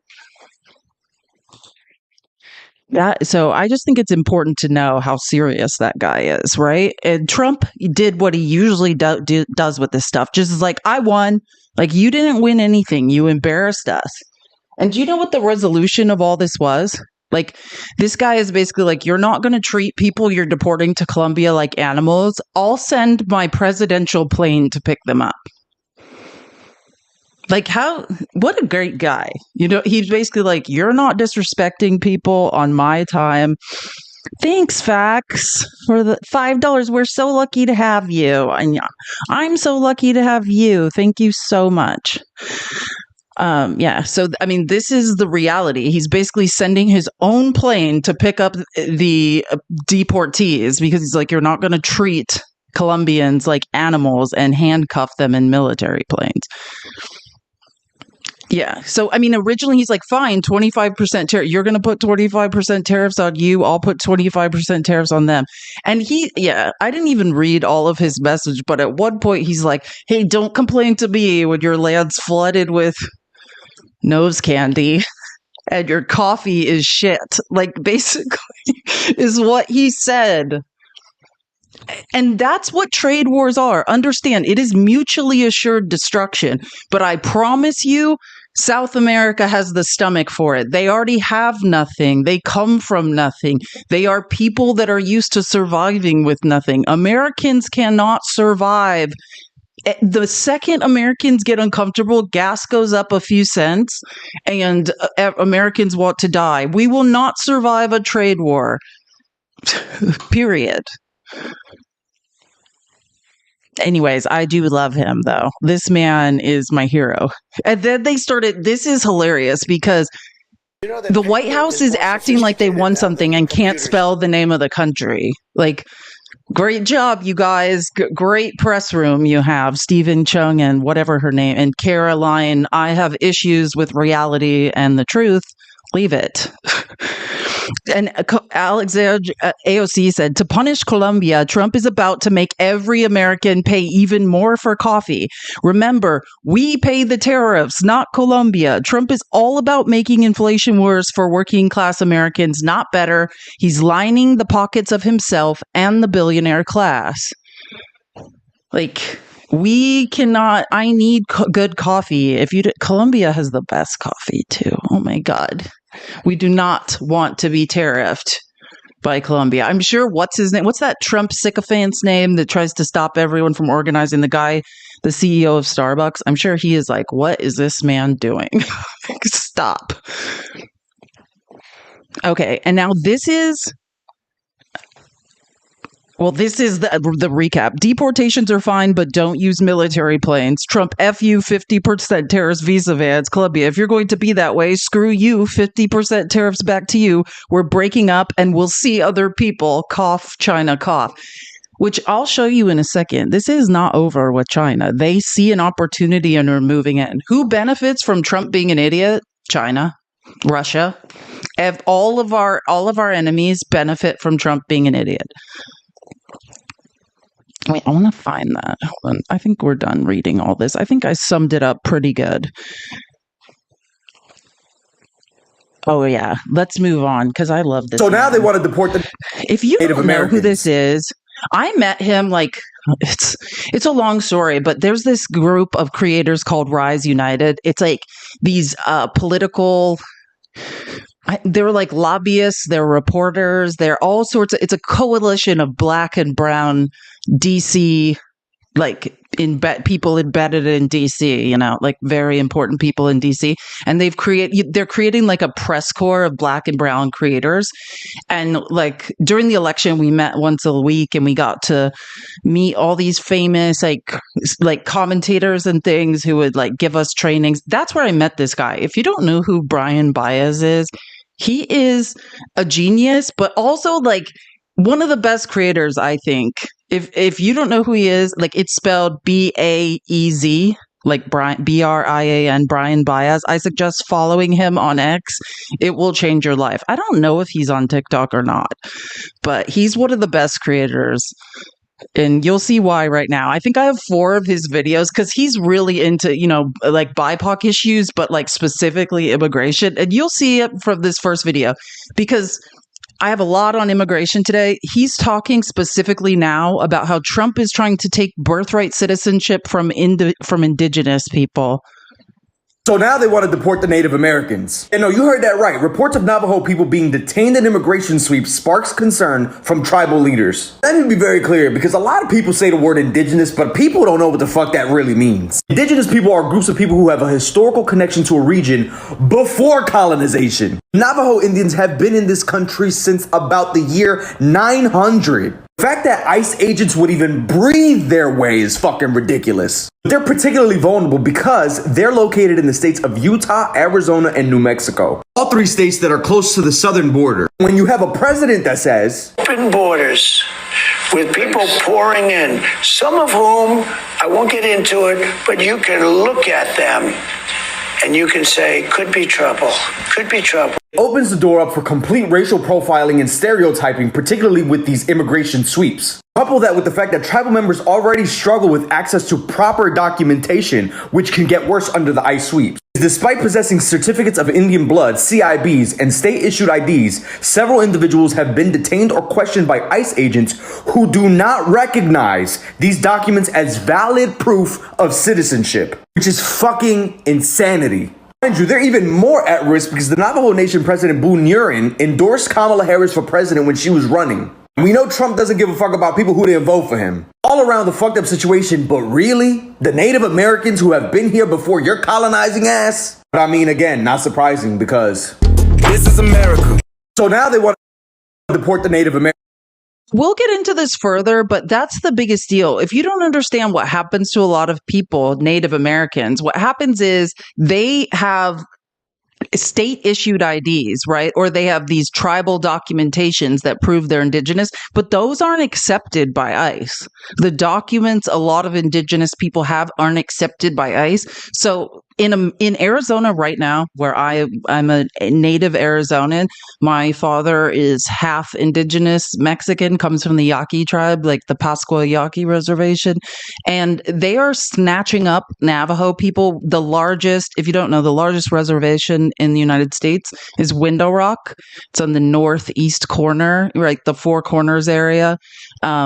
And they're snatching up a bunch of indigenous people, particularly Navajos, I've heard, and are being held in ICE custody, and they can't get out.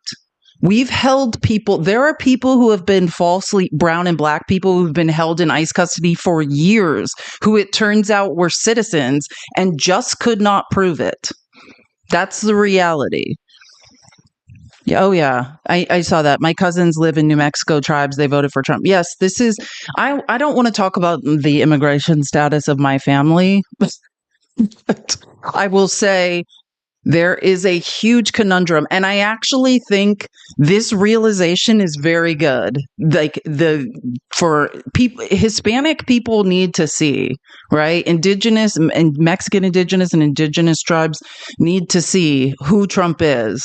Like, you guys got, okay? I've got family members who apparently voted to deport themselves. It's not, and it's fun. Listen, I've cried about it. Now I'm laughing so I don't cry. But truly, right? A lot of you got. It's time we wake up and recognize what is going on. Now, let's move on to what in the F was going on Friday, okay? We're going to should we stay on it? No, I'm going to go back to immigration. If I stay on immigration, it gets way too heavy. So, let's pivot for a bit and we'll come back because there's just too many disturbing stories I have to tell you about immigration that we will be in such a dark hole we may never get out. Keep tapping the screen. We're almost to 150K. Keep tapping the screen. You guys are doing an amazing job. I super appreciate it. We have a new super chat goal on YouTube. If you want to play, I will read whatever you comment, question, concern. I will read the super chats periodically as they pop up. This is my Cash App and Venmo if you have a question or want to donate that way. Also, there is a Streamlabs link in my Linktree bio, which you can just set a monthly tip or a one-time tip that way through PayPal as well. So we don't have to. And like we were saying, it turns out I learned this morning, you cannot on your phone because TikTok's not in the App Store, but from desktop, you can go to tiktok.com/recharge and you can subscribe and you can recharge your coins. I did not know that until this morning. Nobody informed me of that. So you can. Now, I was talking about this on Friday when we were talking about Patriot Front and the pro-life rally that was going on. Oh, wait. Melanie, thank you so much for the $10. Paige, you found my tribe. Thank you. Also, subscription works from laptop. Thank you so much, Melanie. Yeah, thank you. Melanie is the one that found that we can subscribe from laptop, from desktop. So I was talking about this on Friday. Trump was not at that March for Life rally in DC because he was on his tour of what the fuck for trying to abolish FEMA, which again is rooted in what? Project 2025. This is literally Watching Melania be hostage along this trip was one of the most fascinating things I've ever seen in my life. Like, she hates that man. That's what I've determined from watching Melania have to sit next to this man. A lot of Americans think that this is symbolic of what your campaign. I forgot to tell you guys something about this clip. This is Marjorie's boyfriend. Okay, that is who is at. This is not a question. This is just, hey, I'm just gonna kiss your ass briefly, right? Like this is the type of reporting Trump wants. This is Marjorie's boyfriend. I'm not joking, Brian Glenn. A lot of Americans think that this is symbolic of what your campaign was all about. America first, putting your priorities to Americans, even going to California where their policies might have been one of the biggest reasons why they've had these problems, but you're putting the American people first. Your thoughts on that? We are. Thank you. I like that question. Boy, I want more questions like that. That's even a statement. Thank you very much. He's a good man. Yeah, that's not a question. That's just Marjorie's boyfriend being like, hey, I'm kissing your ass, and it's super weird.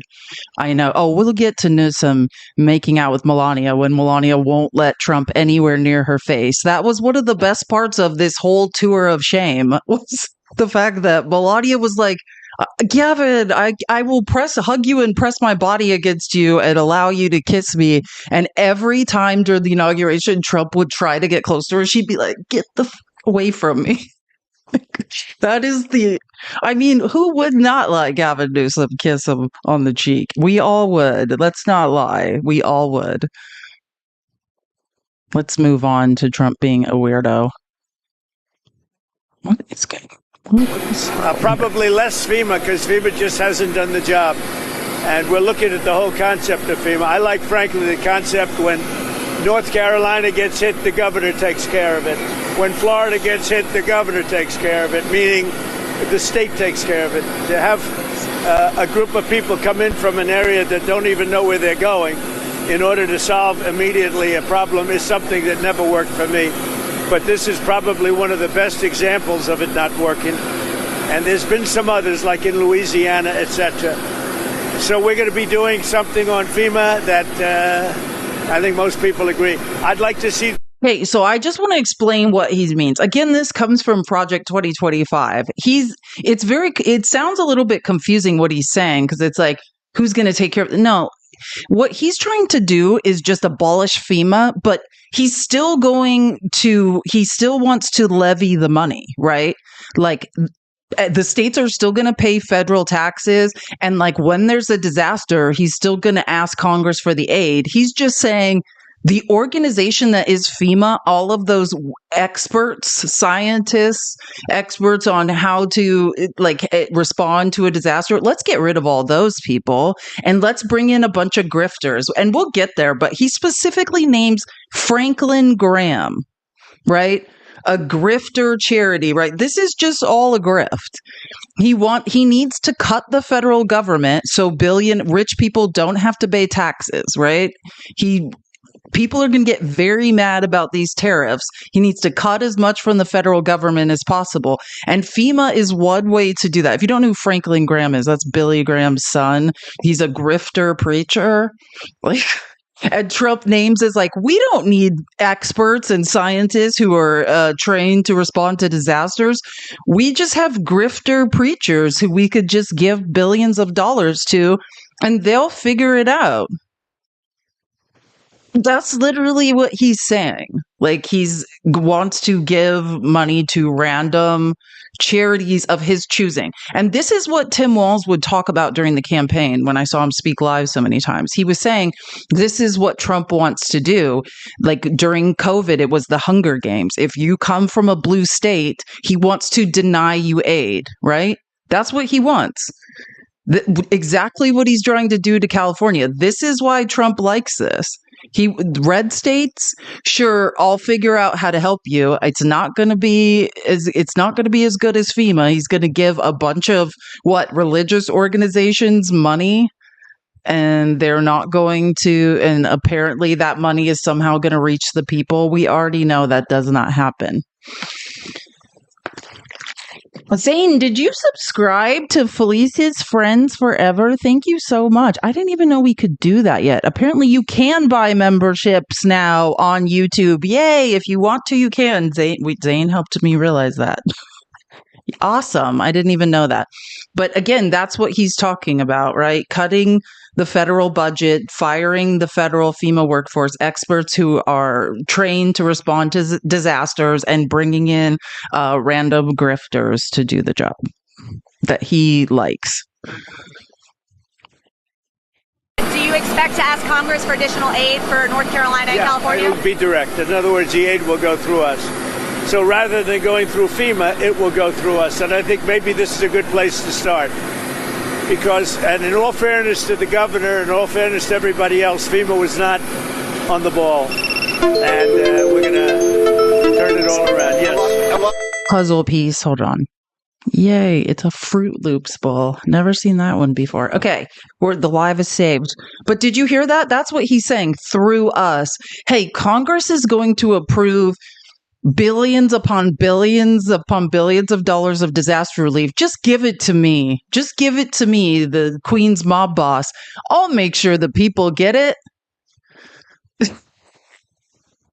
It's terrifying. Something tells, he's just going to take his 20% off the top. It's no big, trust me, bro. They'll all get the money. And that's what we knew. That's why people were on the ground in Puerto Rico basically giving people gift cards.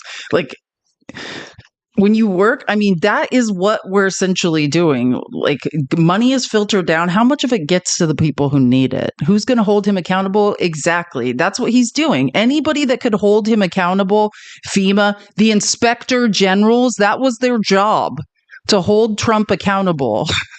He fired them all. He fired them all. Well, they're like, F you, you can't fire us. You did something unconstitutional. But he's trying. Anybody that could monitor him in the federal government, he's trying to get rid of. If OPEC doesn't respond to your call to cut oil prices? Well, we want to see OPEC cut the price of oil, and that will automatically stop the tragedy that's taking place in Ukraine. It's a butchering tragedy for both sides, by the way. Tremendous number of Russian soldiers are dead.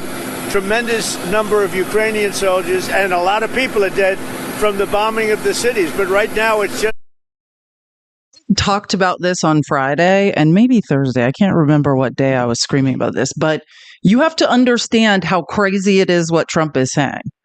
I was playing a video of Mr. Global's, and I was saying, Mr. Global has done a great job teaching me about the U.S. oil industry, because I always saw big oil, right? I didn't understand the margins of the U.S. oil industry because of the cost of labor and the cost of tapping wells here. And thanks to Mr. Global, I now understand small U.S. oil margins. And what Trump is saying, he's saying, I want OPEC. I want a conglomerate of Middle Eastern countries and OPEC Plus, which is Russia.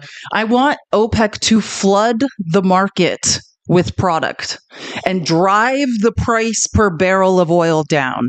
Now, we were talking about this. What happens to the U.S. oil industry? Who Trump said, don't worry, we're going to drill, baby, drill, tap those wells. I got your back. I'll tell you what happens if he drives the price per barrel of oil. I haven't looked at it today. Last Friday, it was $74 and some cents. The U.S. oil industry cannot have the price per barrel drop below 60s to tap new wells, or they will go bankrupt, right? They have to stay between $60 to $70 minimum, or they will literally go bankrupt. Trump is talking about flooding the world market, right? Which Saudi Arabia, who controls OPEC, can do. We are talking about driving the price per barrel much lower than 60. He will bankrupt U.S. oil companies. And that's what Mr. Global says. This is why they don't trust him, because of this BS. And I was saying, this is a chicken or the egg thing, right? Did Trump promise something to Saudi? Do they want to increase their market share and do it by by flooding the oil, flooding the market with Saudi oil and driving the price down and being the only people that can supply it at that price per barrel and driving the U.S. out of the market? Or is Trump so embarrassed? Like, did Trump promise them that in some weird deal so he could get rich? Or is he so embarrassed he has no leverage on Putin? Because he tried the, I'm going to tariff you. And Putin's like, you already have been doing that for 5 years, weirdo. Like, I'm already going around your sanctions and tariffs. Like, I don't care if you tariff me. And so Trump has no leverage. And so the only way he could think of to stop the Ukraine war and not look like a jackass is by driving the price per barrel down so Russia can no longer fund their war. And it's a chicken or the egg. Did he make some unholy deal with the Saudis who want to recapture market share? Biden was keeping the price per barrel up so the U.S. market could flourish. That's how we think about it, that we have to keep the price. I mean, it's at $74 a barrel. They love it in the US. That's why they can tap new wells and drill, because the price per barrel is high enough. Saudi can work with slave labor, right? They can pull oil out of the ground for much cheaper. We have rules and regulations to apply. U.S. oil materials cost a lot. Tapping wells is much more expensive. If Trump lets Saudi flood the market with oil, he's putting the U.S. oil industry out of business. Donald Trump does not care about anybody but himself. He's effing over U.S. oil. And that's why Mr. Global is saying over and over, this is why they're not going to tap new wells, because they don't trust him. And this is, I mean, I don't know what he's thinking here. And maybe OPEC doesn't listen the first time, but if Trump keeps pressuring them, eventually it will happen. So now the U.S. oil industry, do you tap another well and wait for if Trump is trying desperately to end this war so he doesn't look like an idiot and continues to pressure OPEC, and then you have tapped another well and then you're bankrupted in the middle of it? Right? You can't turn a profit on it and you lose your company. That's how tight the margins are in U.S. oil. There's no margin for error. And they got wacko in charge who changes his mind every single day. Like, that's the reality. So I don't know what in reality happens with this, but we just have to watch and find out, because OPEC, this is the thing. I don't think Trump, I don't know why Trump would want to help. What the thing is why would Saudi Arabia want to help Trump end the Ukraine war? They have closer alliances with China and Russia. I don't know if at this point it necessarily benefits them. And the price per a barrel of oil at $74, it's good. It's not bad. It's not half bad for them at this point. So many smart wackos. Yeah. Well, Trump's not smart, but he has. I mean, Scott Bessent must be like, what is going on? The treasurer. Bullets whacking and hitting men, mostly men, almost in all cases men. And over 1 million men are killed, and they're losing thousands of people a week. It's crazy. It's a crazy war. And it never would have happened if I was president. Would never have happened. This is crazy that it happened, but we want to stop it. Now, one way to stop it quickly is for OPEC to stop making so much money and to drop the price of oil. Yeah, again, Trump is really embarrassed about this war. He's out of leverage on Putin. Or, I mean, I don't know what's going to happen, but it's not going to be good for U.S. oil. Biden has been keeping oil in the sweet spot so the United States industry can flourish. Who knows what's going to be happen now? I don't know. Was there an RTP rate? Thank you guys. Thank you guys for coming and joining us. Love to have you here. Is that fake Melania? Oh, yeah, we're going to get to Melania. Melania, I don't know if she would. I don't know if she's sedated. I don't know what's going on with Melania. She looks like she wants to die for most of this trip. Away. Mr. President, funding to Los Angeles because of its sanctuary city policy. I want to see two things in Los Angeles: voter ID, so that the people have a chance to vote, and I want to see the water be released and come down into Los Angeles and throughout the state. Those are the two things. After that, I will be the greatest president that California has ever seen. I want the water to come down and come down to Los Angeles, and also go out to all the farmland that's barren and dry. You know, they have land that they say is the equivalent of the land in Iowa, which is about as good as there is anywhere. Yeah, it's better, but whatever, Trump. Earth. The problem is it's artificial because they artificially stop the water from going onto the land. Trump is not saying anything real. I can't even listen to it. I can't listen to the lies anymore because it's so annoying. Like the lies never but what's important is what he said at the beginning. He's saying that he wants voter ID laws, right? Like that's the really insane thing, which that is unconstitutional. We may as well hear it now. Let me quickly pull up. I found a lawyer to talk about this because I know Trump basically threatening to withhold aid from California if they don't change voter ID laws to disenfranchise Black and brown voters is in fact another violation of the Constitution. But I couldn't put into words exactly how. So I found a lawyer who was saying it better than I ever could. Uh-oh. Keep tapping the screen. Someone asked me if I'm going anywhere. I don't know where I would be going. Like, I'm preparing for TikTok to turn into a shit show. If TikTok is sold, the algorithm's not coming with it. And if Trump is organizing who buys it, we're not going to want to be here anymore. It's going to go the way of X. Twitter went what X became. So, yeah, I mean, that's why we're building a community on YouTube. Anna and Maxwell, thank you guys for subscribing. Anna, welcome to Felice's Friends Forever. And Maxwell, thank you for being my friend. I can't wait. Thank you guys so much for, well, I guess they're called memberships on YouTube. I'm working on all the words. Okay. Oh, wait. Sorry. You can't see the video. I can, but you can't. Okay. So this is a lawyer explaining why what Trump is trying to say with the voter ID laws is an impeachable offense. News, Donald Trump has committed his first impeachable offense already. Watch what he says and then come back. As an attorney, I'll explain exactly why this violates the Constitution. I just want voter ID as a start, and they're going to get a lot of help from the U.S. Thank you very much. That was Donald Trump saying that he would withhold disaster aid from California unless they passed a voter ID law. But that violates the spending clause of the Constitution. The Supreme Court has already ruled that while Congress can put certain conditions on federal aid, it has to be related to the original program and they can't be coercive. In this case, federal disaster aid has nothing to do with voter ID laws, and in fact, it is coercive. So therefore, it's against the Constitution. Let me know if you would impeach Donald Trump. Of course, we would all impeach Donald Trump. I think that's not even a question. It's just a matter of anyone in Congress has the guts, which I'm guessing based on how spineless the Republicans are, the answer is going to be a resounding no. Okay, here we go. The voter ID laws. Sorry, I'm just finding our spot in the presentation. So let's get into my own presentation on voter ID laws. Like California voter ID laws, just like most places, in Arizona, you do have to show an ID when you actually vote. But like the majority of people in Arizona are not voting in the polls. They're voting mail-in, right? Like and they're confirming who people are through MVD records, much the same as they do in California, right? They're using technology to determine who people are.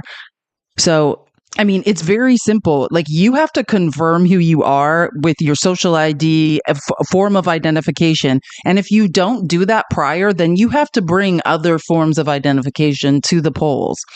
But what I want to show, and I keep citing this article, I would screenshot this article. This is the best article that gives links and explains if you ever need an understanding of the SAVE Act and why it is the great replacement theory in legislation form. The SAVE Act is essentially voter ID laws, right? This is what the Republicans tried to force through in the 118th Congress, but we controlled the Senate. Let me make sure I find the right part here. And here we go. So, and this is data from the Heritage Foundation. The Heritage Foundation, which has for years been adamantly promoting the idea that voter fraud is rampant. This is a lie, right? Has a database of demonstrated fraud. They are tracking non-citizen voting, right? It includes, oh my God, I said 200 this morning. It's 100 less. It includes fewer than 100 cases.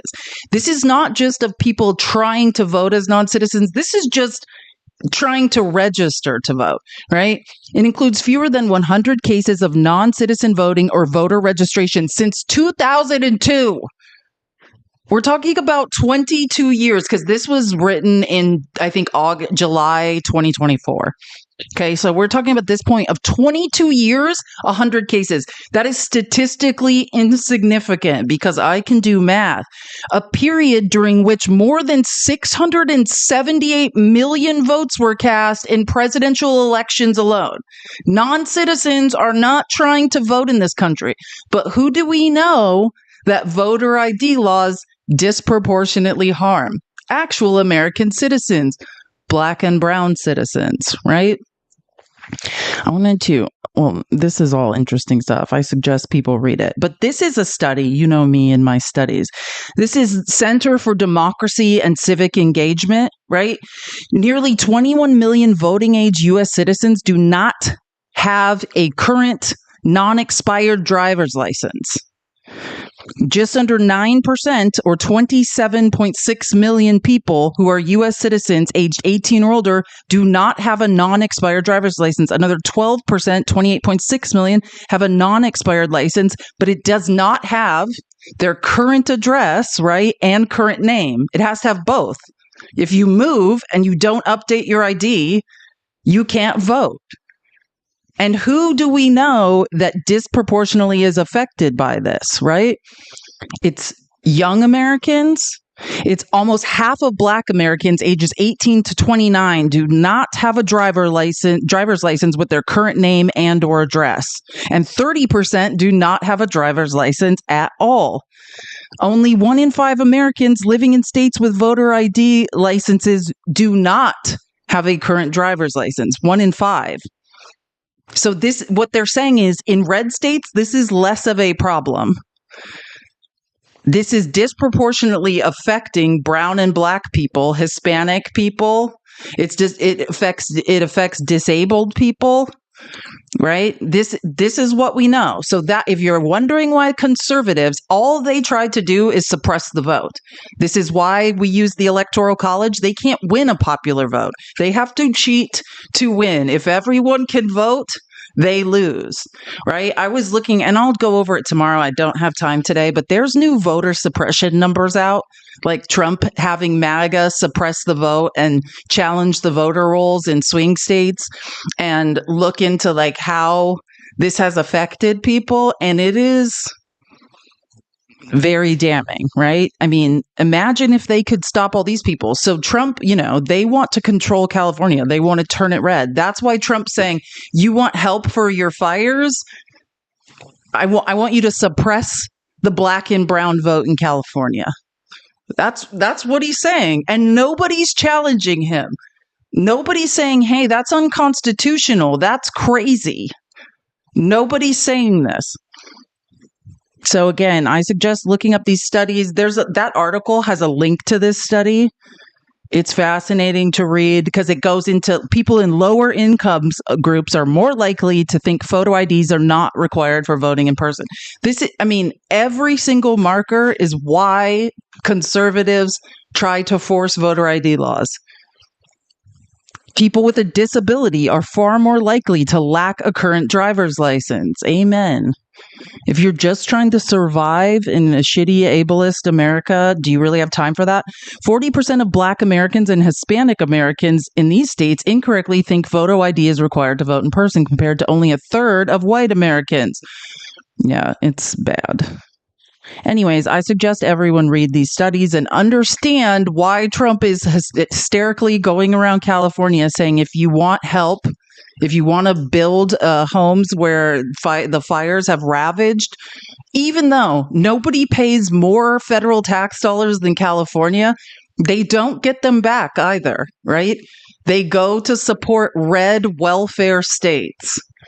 And now California, who is supporting all the red welfare states, is asking for some of the money they paid into the federal tax pot back. And we're like, no. Now we want you to suppress your vote so we could take over your state. This is the reality. We live in hell. Keep tapping the screen. We're almost at 200K. You guys are doing a good job. I just got 2 content violation for comments 4 months old. Interesting. Yeah, I don't know what's going on anymore. And okay, I should not do this, but UW, like as long as I'm doing research, I'm going to do it. Trump continues to lie about this damn faucet that he wants people to turn on, which is a complete lie, right? There's no faucet, but I will explain like the real truth about the faucet that Trump is convinced exists, right? There is no water from Northern California that's ever going to reach Southern California. That's not the way it works. But there is a fight between Northern California farmers and Central Valley farmers. All of that is still north, right? It's nowhere near Southern California. It has nothing to do with the fires. Southern California, as a matter of fact, has more water than they've ever had. The water table, the groundwater, the reservoirs, they're good. We're not missing water in Southern California, right? But there is a fight between Northern California farmers and Southern California farmers. And water does flow down from Northern California to the Central Delta, right? To flood the farms there. It does. But there's a couple times a year when, you remember that damn fish Trump won't stop screaming about, the smelt? There's a couple times a year when the smelt is spawning or reproducing or some shit like that, and they turn it off. That's what he's talking about, right? But this is an actual water expert. I mean, so just to be clear, I just thought we could listen to an actual expert explain the complexity of California's water system. Massive amounts of water available. He's right. We do. I teach about it for a living. We have tons of water right here in LA at reservoirs like Castella. All they have to do is turn the valve down from the Pacific Northwest. That's geographically impossible. Some comes in from Canada. That's like New York sending water to Florida. California's water system is incredibly complex. There's 1,400 dams and 1,300 reservoirs and aqueducts going every which way. Number one, the valve he keeps talking about is the pump for the federal Central Valley Water Project, which primarily services farms, not LA. Any extra water doesn't matter for fires because, number two, we have plenty of water in LA already. State Water Project moves water from NorCal to SoCal reservoirs, including Castaic Lake, which is currently at 98%. And yet, despite all that water, a fire started right next to the lake. It's about wild swings in the weather, floods a year ago to droughts today. It's about invasive plants taking over like the incredibly flammable grasses all around Castaic Lake. It's about a crazy windstorm 2 weeks ago that no amount of firefighters or water could stop. And it's about the way this guy's already making. This has massive. We get the point, right? Trump has a way of taking the most complex, nuanced issues and just saying something dumb over and over. And then Mag is like, he's a genius, knows exactly, there's a faucet somewhere and they just need to turn on that faucet. Like, that is the least educated statement a human being could ever make about a water system. Like, it's the same way in Arizona, like the reservoirs and canal systems that bring water. I mean, we're in a desert. It's so complex how water is moved around Arizona, especially because we are in extreme drought. Like, it is it's insane. So to say, that's like saying, oh, there's a valve they could turn on from the Colorado River and then Arizona could have water. No, there's not. Stop lying, weirdo. And so again, we'll get into it more, but I just am tired of Trump making up lies about the water.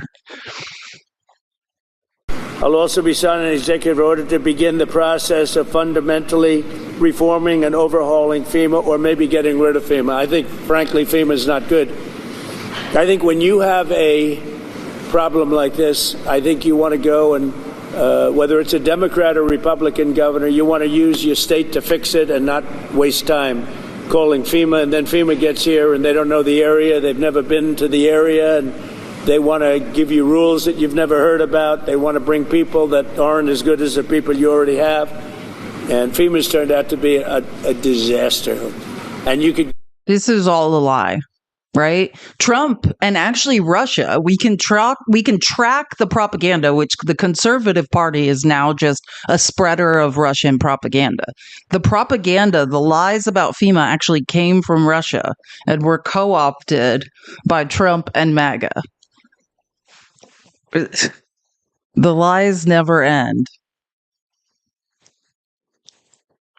And here we go. As reported from the Guardian Live blog, this is what I'm talking about. If you want to read more about this, I love Ken Kuchinell, or written by Ken Kuchinell. I mean, I don't love him, but he is the one that wrote this chapter. This is all in Project 2025.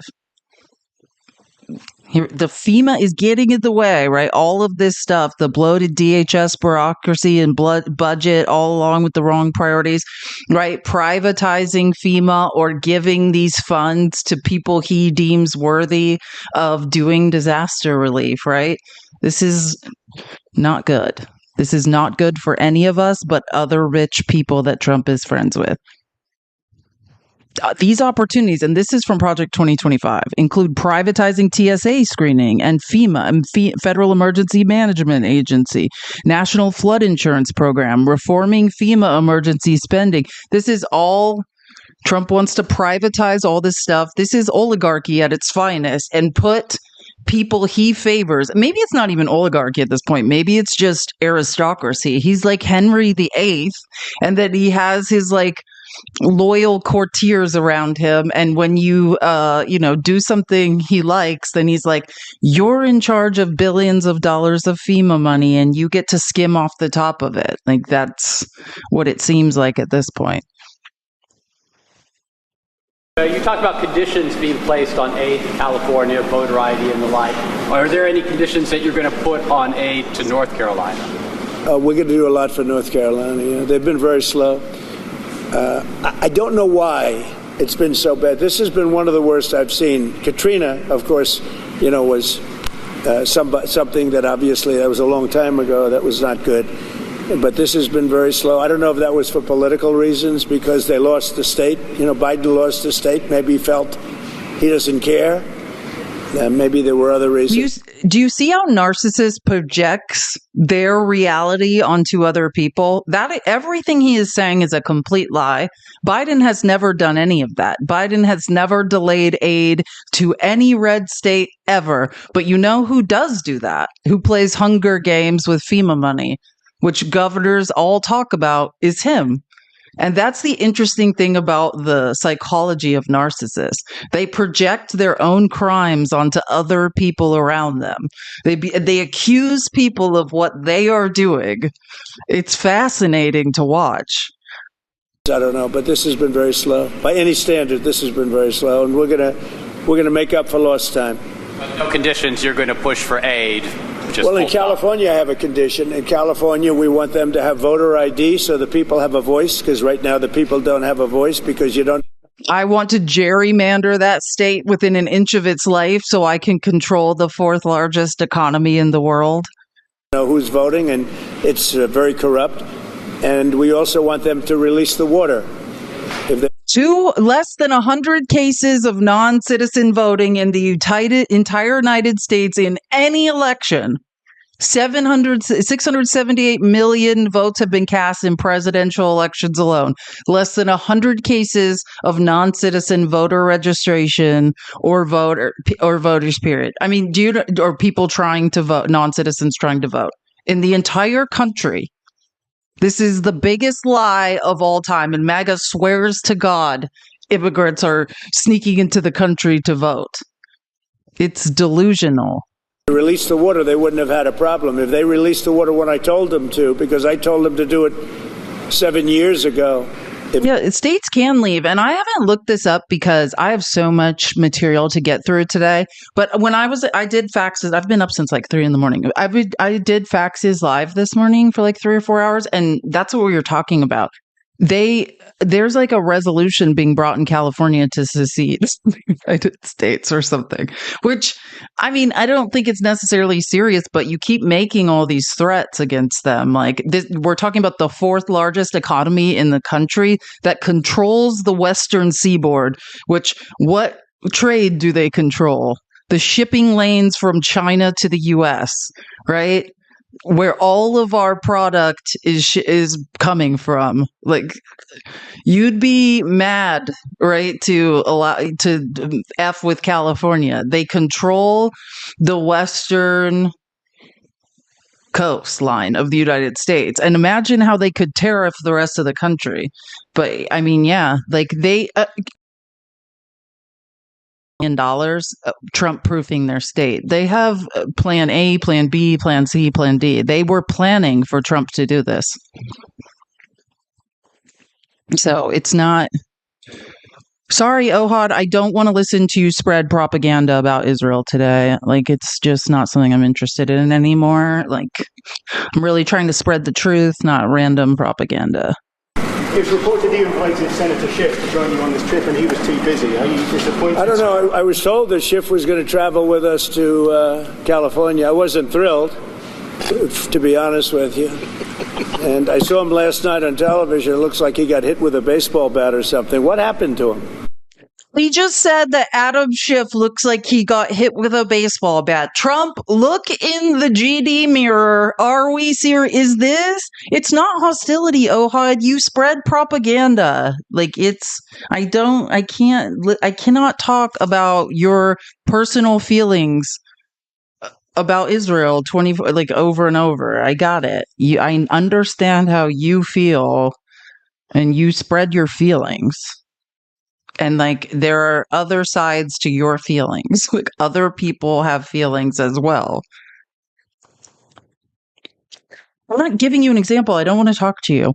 Anyway, Hazy T Ranch, thank you for the super chat and the adorable emoji. Love it. And I think I need to go back to the chat because I don't think there are words to express how grateful I am for you, what you share with us, Felice.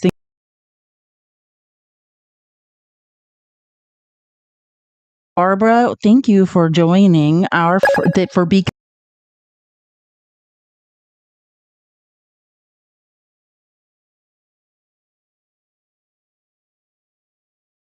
I love that. You're Hawaiian. I'm sure it's beautiful if I learn to pronounce it right. Thank you for subscribing.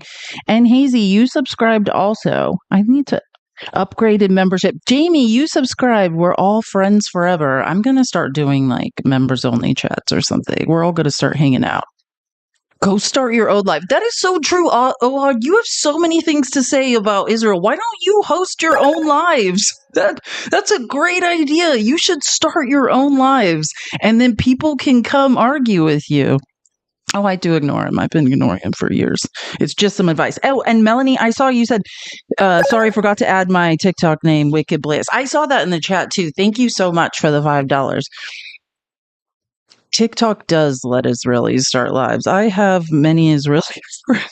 Yeah, because you spread. That's all I need to know. If you're banned from starting lives on TikTok, do you know how many crazy people start lives on TikTok? Oh, I have some things to read here that I forgot. Okay. Maggie, thank you so much. Love your face. Thanks for making news tolerable. God, thank you. Love your face. I needed to check these. Barry said, I'm going to support you as long as I can, and I'm going to be here as long as I can until I end up like that 11-year-old that said too much shit about Trump, and then the Secret Service came for him at his middle school. That's probably how this will end for me.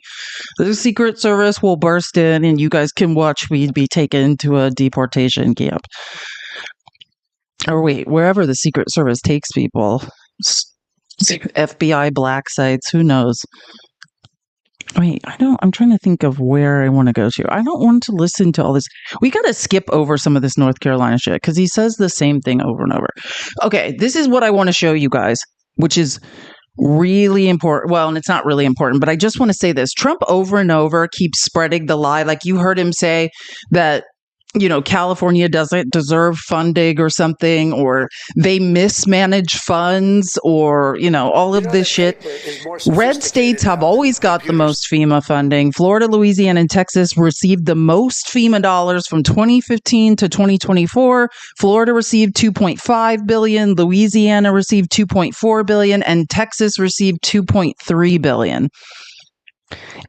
Yeah, and this is, if anyone wants to cite that source, it comes from this Newsweek article. So, which I think I might have put in the Discord. I don't remember. Okay, this is the best part. Okay, now because we're just moving on to the part of this. I don't care about he just says the same annoying things over and over, but then he lands in California. This is what we're talking about.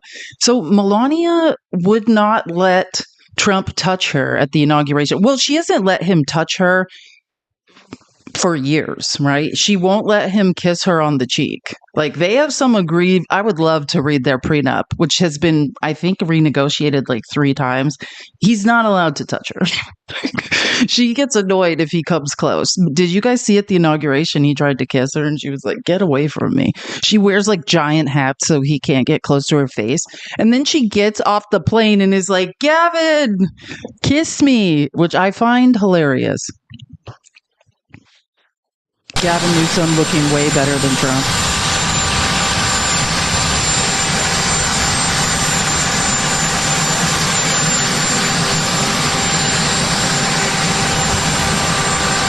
We need a lip reader.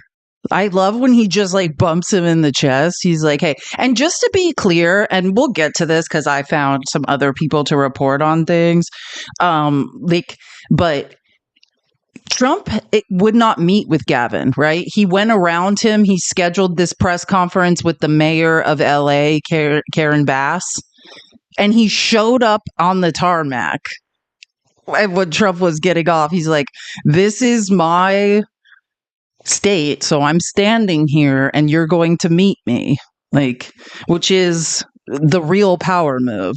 And this is the point. Like, Trump had every opportunity in person, right? Trump is a coward. Like, narcissists are true cowards. If you understand the psychology behind a narcissist, they're infants, right? They are underneath the facade. The grandiose facade is an infant, right? Screaming to be heard and to have their needs met. He's a insecure infant who is lost. And so if you understand that underneath all of the grandiose bravado is just a lost infant, an insecure infant is the real word for it. That's who Trump is.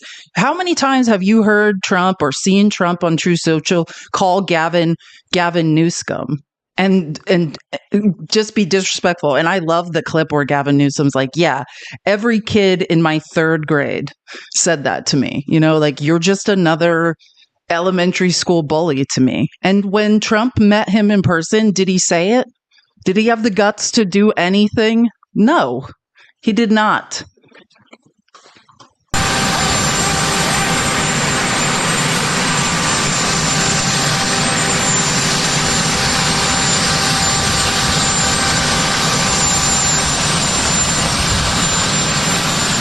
Oh, the face kiss. Donald Trump is not allowed to kiss Melania on the cheek. The old face. Let's watch it again because I do just like watching it. What Trump can't do, kiss his own wife on the cheek.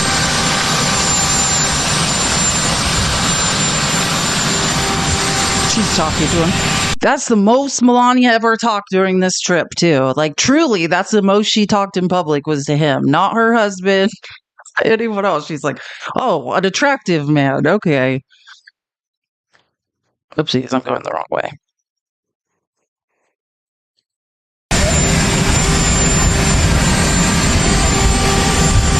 Hello, everybody. So we just left North Carolina a little while ago. We have that in very good shape. We have the congressman in charge and Michael Watley, and we're going to do a lot of work. We have the Army Corps of Engineers working as they are here. No, the real grossest part about this is like, I feel like I just to like muddy the waters of how weird this scenario is right here. Cause clearly Melania is like more attracted to Gavin. This is just me observationally. You won't let your husband kiss you on the cheek, but you will let Gavin Newsom. I have seen her fight off cheek kisses from Trump for like the last 2 years. And then, okay, but think about this. The Kimberly Gargoyle, who just dated Don Jr. for 6 years or 7 years and didn't get a ring, and now they had to mail her to Greece. She's now the ambassador of Greece because Don Jr. dumped her and wants to run around Mar-a-Lago with his new girlfriend, who I think her name's Bettina, but I don't remember her last. For some reason I want to say Anderson, but I don't know if that's it. But it's definitely Bettina something. So they had to mail Kimberly Gargoyle to Greece. That is his ex-wife. So Gargoyle, which is the weirdest thing to think about, truly, is that he was married to his son's like 7-year girlfriend. Melania is like, oh God, I wish I could stay in California with Gavin. Like, make it make sense, right? Like, it's gross. And I think you're going to see some very big progress. They left them high and dry, and now we're You thought Greece? You can't refuse an ambassador. going to be taking a little tour with some of the people from the area. I appreciate the governor coming out very much, and we'll be talking a little bit. We want to get it fixed. We want to get the problem fixed, and there'll be some ways, but it's like you got hit by a bomb, right? Yeah. Like you got hit by a bomb. Would you like to say Most importantly, thank you for being here. It means a great deal to all of us, and not just the folks in Palisades, the folks in Altadena that were devastated. We're going to need your support. We're going to need your help. You were there for us during COVID. I don't forget that. And I have all the expectations that we'll be able to work together to get this speedy recovery. We will. We're going to get it done. Tremendous numbers of lives have been affected. A lot of real estate's been affected. Nobody's ever... It's like lives have been affected, but most importantly, the real estate. That's what I care about. I don't give a shit about lives. Yeah, we know. I know. I don't care anyways, but I do think Gavin did the right thing by going and finding him. He ignored all of Gavin's emails, wouldn't meet with him. So Gavin's just like, I'm here at the tarmac to force you to talk to me. Which, if I was Trump, I wouldn't want to be in a shot with Gavin anyways. You know, Trump's got weird 3-inch orthopedic shoes on, and Gavin is still, 3 inches taller. It's not a good look, right? It's not a great look here. I can see why he doesn't want this picture to be painted. Oh, wait, did I put this video in twice? I think that's the same video. Okay, I like this side by side. Do you remember when I was telling you that all inauguration, she's avoiding letting Trump kiss her? Well, Midas Touch did like a side by side of the two, which I love because she would not let Trump kiss her on the cheek. He tried over and over.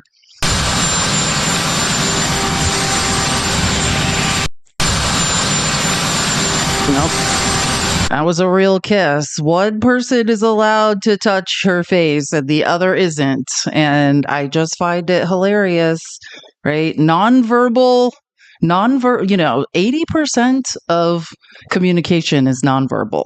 I don't know if you guys know that or not. So if you're wondering why I obsess over all these things, it's because I love human behavior patterns. I could watch people all day long. I don't need to hear people. I just need to watch them.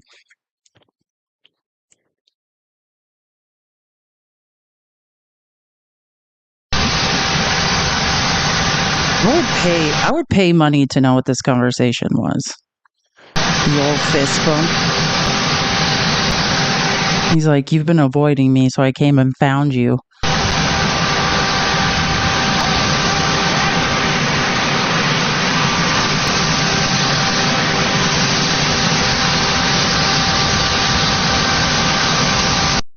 Yeah, he's like, Trump in his stupid MAGA hat.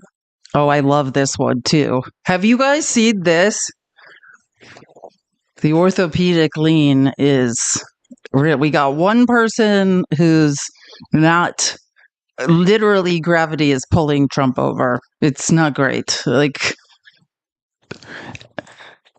and then I found this hilarious. So, like, Midas Touch posts that and is like showing the angles, like how Trump can't stand straight up.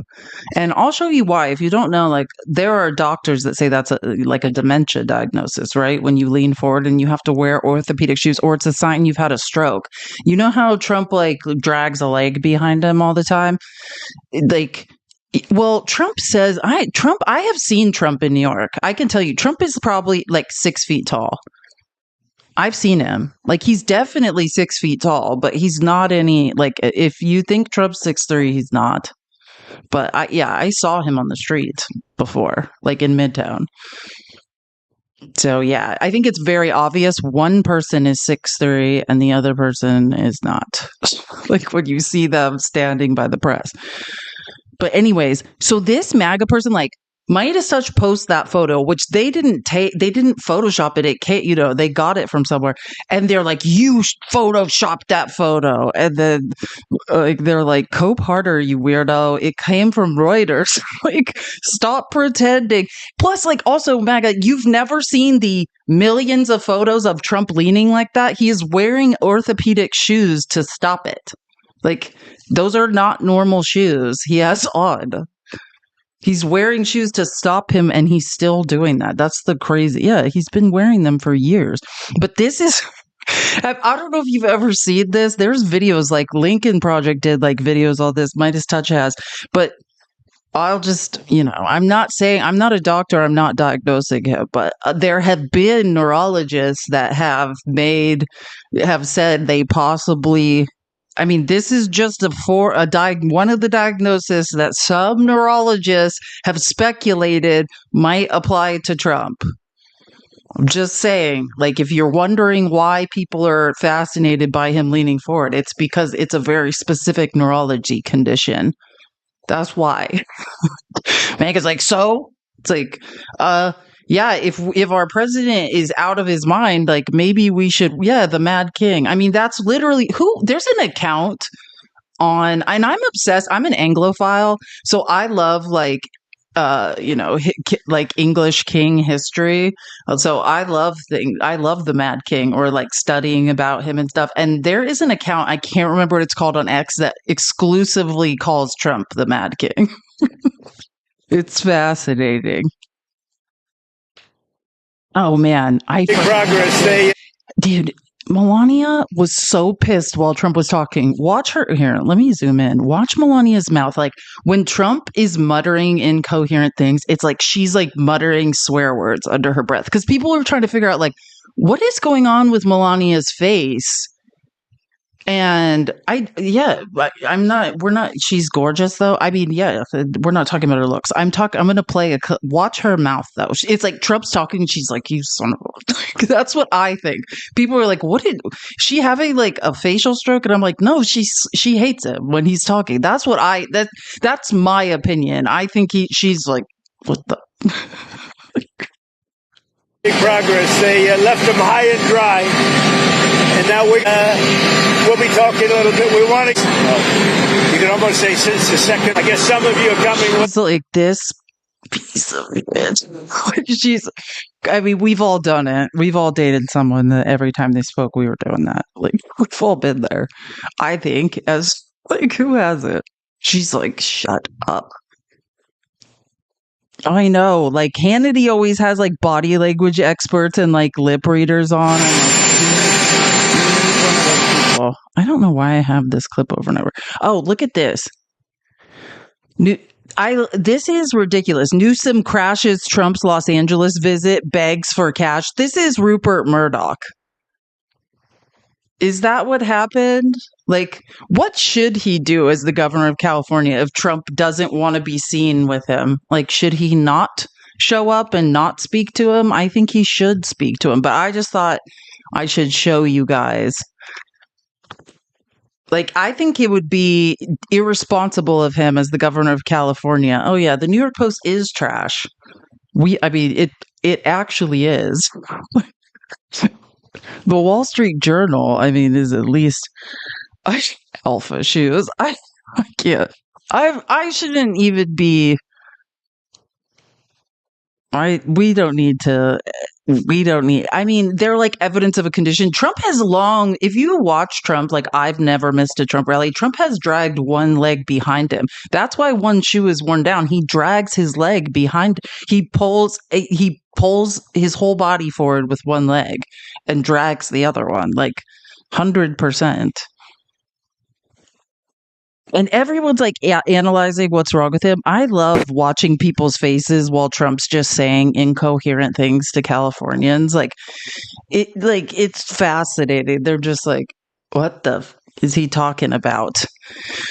But look, I have to move on through some of this because it's not that fun. It's not that funny. He was forced to take a photo op with firemen and thought it looked like he wanted to die. But this is the most important part. So he tried to cut, like he didn't want Gavin Newsom at this press conference, did not invite him, had the mayor of Los Angeles, because I think he wanted to try and humiliate her. But Karen Bass is a smart black woman. But then, and she brought this guy who's been in like the California legislature. His name's Brad Sherman for like 28 years. And he was like a genius. She basically brought him to humiliate and fact check Trump over and over and over. So this actually turned into the press conference, that the gift that kept on giving. Like I enjoyed every second of this press conference because I think like, oh no, yeah, Trump's not well. I have never missed a Trump speech. I have watched the evolution of Trump. I'm glad I think he's healthier because he got, I don't know. He lost, I'm not going to say that I don't know why he lost weight. I think I know. You know what I'm saying? But I think that's good. I think it's good he lost weight. Yeah, that's right. That's what I was thinking, Joanna. I'm just not going to say it. So, yeah, but I think it's good for like his overall health. But yeah, he doesn't look great walking. It's like he's laboring. But I mean, he's the oldest president ever. So, when he gets done, he'll be the oldest president we have ever had. And he's eating McDonald's every day. So, how healthy are you going to be at this point? Like, if you're, like, he can't be that healthy. But the people are so amazing, and your fire department was so beautiful. Every one of them is in perfect physical shape. I said, what do you guys do? They have very high standards, I can tell you. And we took pictures. Trump's checking out the firemen. Actually, they were like, can we take a picture? And he was like, oh, God. It literally looked like he wanted to die. But weird. I just love this. They're like, Trump will be buying. It's like, perfect physical specimens. Okay, weirdo. Like, it's super strange. It's Trump's always weird. It always gets weird with him. Perfect physical specimens. Very nicely, they gave us a little helmet, and I said, you wear this, huh? Is this real? And they said, yeah. I said, it's awfully heavy. You have to be very strong to wear that. But that's the original, right? So this is our president. We got a guy who's like checking out firemen and being like, this helmet's heavy. Like, yeah, have you ever watched firemen? Like, this is the man in charge of our country. This fire helmet's heavy. Like, yeah, have you ever put on fire gear? It's like you're drowning in it. And then they have to like run up like firemen's. There's one of those firemen's training like stations by my house. And they're like 6-story like training apparatuses. If you've ever seen them, it's like torture watching firemen like do those tests. Yeah. Oh, yeah. Melania's very embarrassed during this whole thing. She doesn't even speak. You can't even see her face. She's just like, get me out of here. And it's been amazing. I have property in California, not too far away. Always making it about him. You know what I mean? Like, this is one of the worst disasters, if not the most expensive disaster in California history. And then we've got estimates are like low 200, low estimates are like 200 billion. And this guy's like, let's talk about me. Can we talk about me for a second, you guys? And it's been amazing. I have property in California, not too far away, actually, right up the road in Palos Verdes, a big property. And I've always loved it. I've always loved being here. Thanks for telling us that. Nobody cares. Remember, and we'll get to this. I just want to point out, like, Trump just showed up at these fires. This is it. This is when Trump showed up. How long has this shit been going on? You know when Biden was there? Within 24 hours. And and if you don't know, Biden was there within 20, because I know, was there because I don't know if it's Hunter's child or one of Beau's children. Because he became a great grandfather, right? He was basically becoming a great grandfather. He happened to be in California. And that's why he was able to already just like be like, all right, I'm coming, I'm here, I'm in California, I'll be there. And that's all he said in a press conference. He's like, yeah, I just happened to be here because I became a great grandfather. And MAGA was like, how dare you make this about you, you POS? And Trump literally made this whole press conference about him rambling about weird things. And then they were like, he saved the day again. He's rambling about fire helmets being heavy, doing a great job, talking about his own property. We have to grieve for the 28 Californians who have tragically perished. And sadly, you're going to be finding more. And that's going to be very sad because I know people are missing.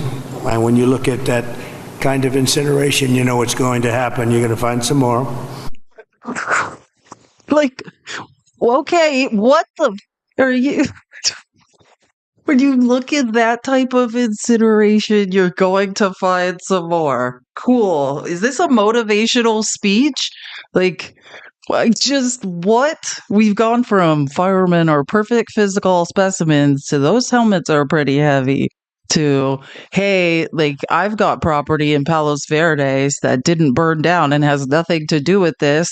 Like, to there's doom and gloom, people, doom and gloom. I was supposed to be here to talk about hope, but doom and gloom. How dare Biden say he had a great grandchild? Like, make it make sense. But MAGA's like, he's doing a perfect job, the perfect visit to California. You guys, we're way behind on the tapping. We should be at 300K. It's 301, so we should be at 300K. Keep tapping. You guys are doing an amazing job. Tapping is clapping. I so appreciate you guys. Oh, Hazy is Tanya. It's me, Tanya, and I love you. Thank you for the super chat. Okay, I'm going to go back through tomorrow because I have a list I can look at of, I just figured that out right now, of all the super chats. And I'll go back through and follow everyone and try to figure out who everyone is. I just figured out how to do super chats today. I love them. I think this is the beginning of something awesome. Okay, what am I doing? It's really great. So I'm signing an executive order to open up the pumps and valves in the north. We want to get that water pouring. Hey, I flew here to talk about something that will not help you at all. You guys have lost everything, and I am here to tell you that I don't care. I'm here to talk about that imaginary pump that does not exist and definitely will never bring water to Southern California. Cool. Well, yeah, can you do a press conference of you at that giant valve and then we can watch it flow down into the Elaine subscribed. Thank you, Chrissy. Chrissy said I have subscriptions on YouTube. I want to make sure I don't miss TikTok subscriptions. I got Wicked Bliss. It's hard for me in TikTok Studio. I need to figure out how to look up subscription. Oh wait, never mind. I think I do know. Sorry. I could probably check. There's something I never check. Oh my god. Sub-marathon timer. Send subscriptions to others. Oh, I don't know. I'm so confused. I'll look it up later. But again, making no sense. Still talking about the faucet that won't help these people that lost their houses, right? Like, there's real problems in California that he could be addressing. He doesn't know what any of them are. Down here as quickly as possible. Let hundreds of millions of gallons of water flow down into Southern California. And that'll be a big benefit to you. If you don't want it, you're going to tell me, but I can't imagine it. I tell you who does like it is the fire department. When I said that, they were very happy with that. They didn't mind hearing that. But we have a lot of water that is available. This man is rambling about stuff that's not real. These people, one of the biggest disasters in California history, Minimum there, like, and I'm just talking about the private insurance claims estimates I was reading. I think it was from State Farm, and State Farm has largely pulled out of not all of California, but where these fires are most, where the areas that are most vulnerable to these fires. And they're estimating $200 billion of damage. And this guy's like, hey, I'm still talking about some water that's not going to help. We have enough water, and this spigot doesn't exist, and I'm still talking about it. I think this will show that we have to have that water. We have to have that. Can you imagine? Yeah, Melania's just like a statue. Imagine having to listen to this and be like, this motherfucker, like... I would be so mad if I had to sit there in silence, like he knew what he was talking about. Water. You're talking about unlimited water coming up from the Pacific Northwest. No, Newsom is not here. Newsom's not allowed at this press conference. Like, that's why Newsom showed up on the tarmac and forced Trump to face him. Trump never wanted to see Gavin Newsom. Never wanted to see Adam Schiff. He wanted to just corner Karen Bass, the mayor of Los Angeles, at this place, but they were ready for him. Thank God. This guy from Congress, the California State Legislature, is my new hero, Brad Sherman. Oh yeah, she renegotiated her prenup. She's making money upon money. She got $40 million to license her non-existent, non-interesting life to Jeff Bezos as a bribe for Trump. Even coming up from parts of Canada, and it pours down naturally. It has for a million years. For a million years, it pours down. You'll never run out. You'll never have shortages, and you won't have things. Hey, no water comes down from Canada. I'm just going to repeat this for the 100th time. What Trump has no, because he might have. We don't know. I'm not here to diagnose Trump, but this man is one of the least. He has no idea what's going on, right? There is the Central Valley Water Project, right? There is water that flows from Northern California to the Central Valley farmers, which is all still nowhere near Southern California. So just, right? It has to do with the Central Valley farmlands, which is still on the northern half of the state. And occasionally, they have to shut that water off when there's a fish called the smelt that is spawning, and they turn that water off. That's what Trump is referring to, but never will any of that water come down to Southern California. It has nothing to do with that, and no water is coming down from Canada to anywhere.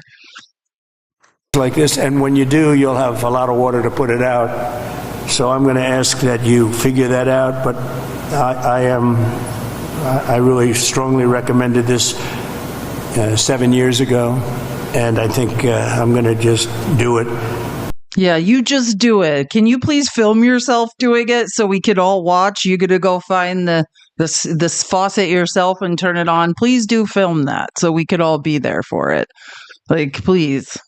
I can't even believe that we have to live in this reality. People have nothing, and he's like, I'm a weirdo who is rambling. I serve no purpose here and am not helping.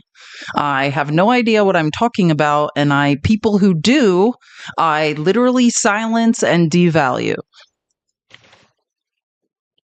Oh, I forgot. Yeah, because when I hear these clips, I just get angry. So if anyone wants to, this is Rupert Murdoch. This is the Wall Street Journal. The Wall Street Journal wrote this like a couple of days ago. Like, even they are tired of Trump lying about the giant faucets. Like, the Wall Street Journal wrote like a 6-page article on like, there's no damn faucet. Stop. But if you wanted to, like, it talks about all of it and California's water management system, right?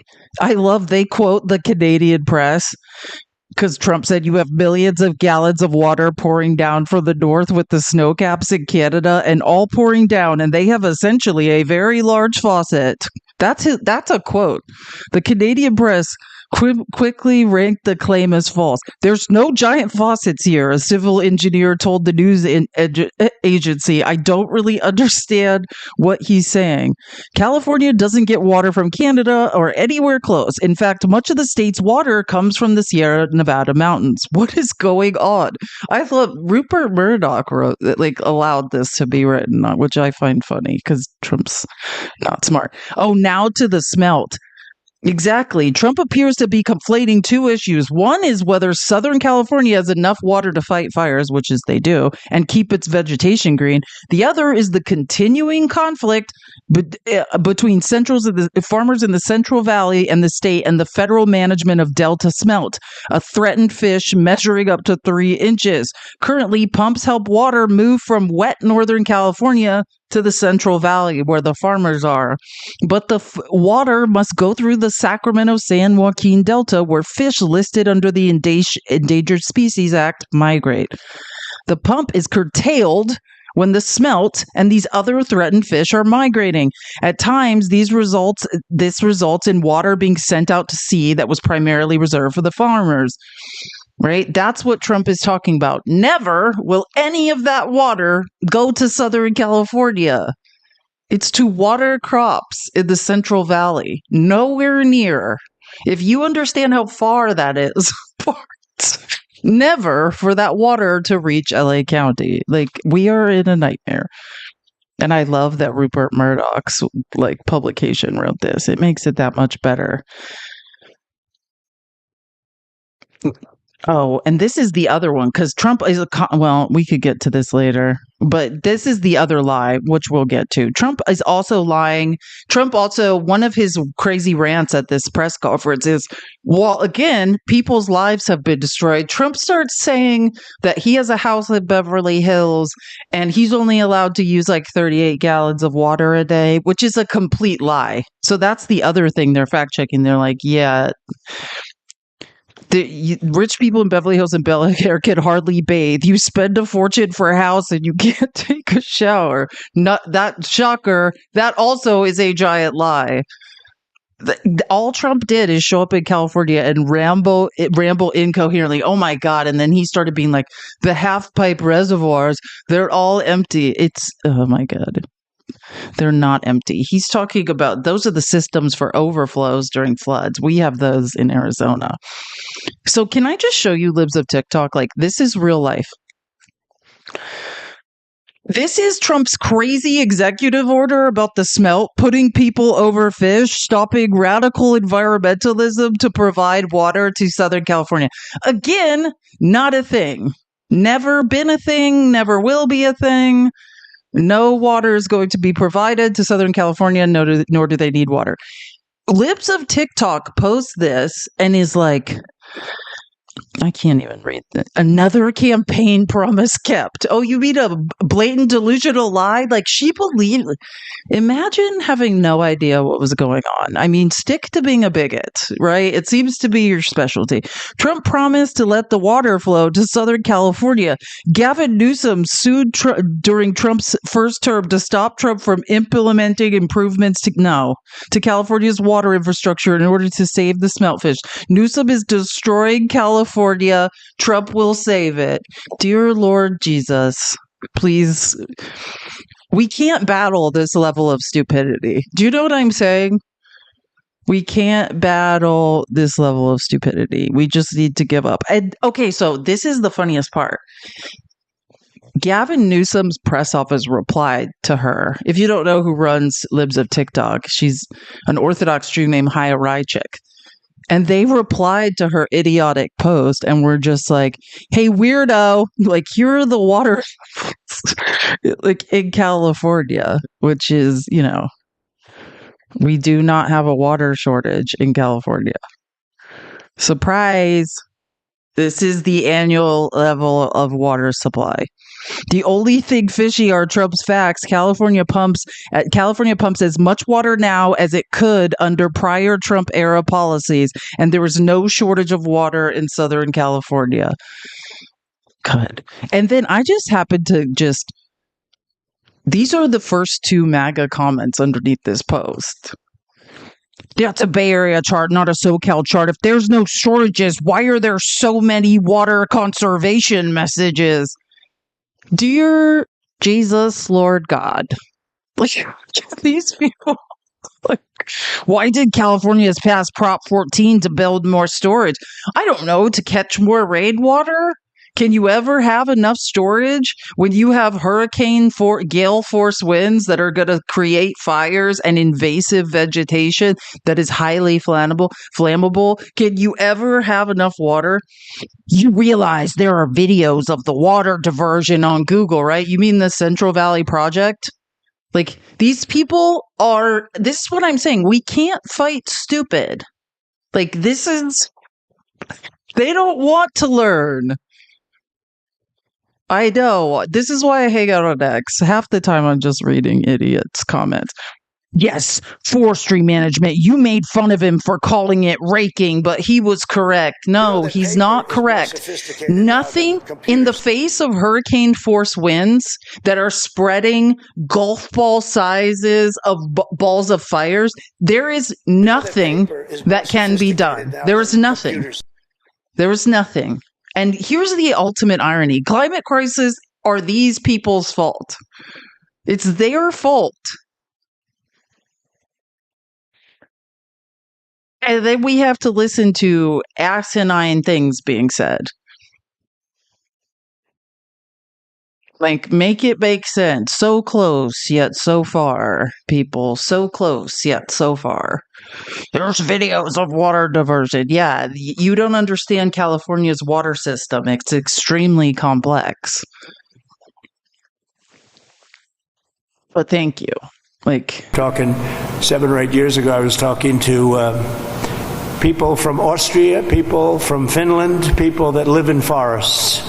And one of the gentlemen, one of the top great leaders of Austria, said, "We don't have forest fires, and we have trees that are actually far more flammable than they have in California, but they literally rake their forest. They take down, if a tree comes down, they take it down. They say you have 18 months. After that, it's like a matchstick." And I know environmentally, some environmental groups like the trees to just melt into the ground, but when they do melt into the ground, they become an inferno. So I think you're going to have to change your ways in terms of that. You have 30 years of leaves, and those leaves are dry as a bone, and they burn. Guys, there's 30 years of leaves. Get everyone in California a rake. You guys need to get to raking. There's 30 years of leaves piling up. You guys heard it. 30 years. Those hurricane force winds didn't blow any of those 30 years of leaves away. They must be real heavy. They're just sticking to the ground. 30 years of leaves. Like, learn something about vegetation. Like, I come from Arizona. I went to university in Idaho where, like, I took all these survival classes I talk about, and part of those survival classes and learning to survive in the Idaho forest was learning about, there's a huge, the Center for Northwest Forest Fires, and learning to fight them. Like, that's where they train smoke jumpers and things. So we had to take these training courses in like forest fire safety and things. And he knows nothing about fighting a fire. He knows nothing about local vegetation. He doesn't understand. Like, in Arizona, yeah, we have the same thing happening that California has. We have these invasive species of dry brush and other types of vegetation invading places and making the ground more flammable. They're not leaves, weirdo. You need to rake.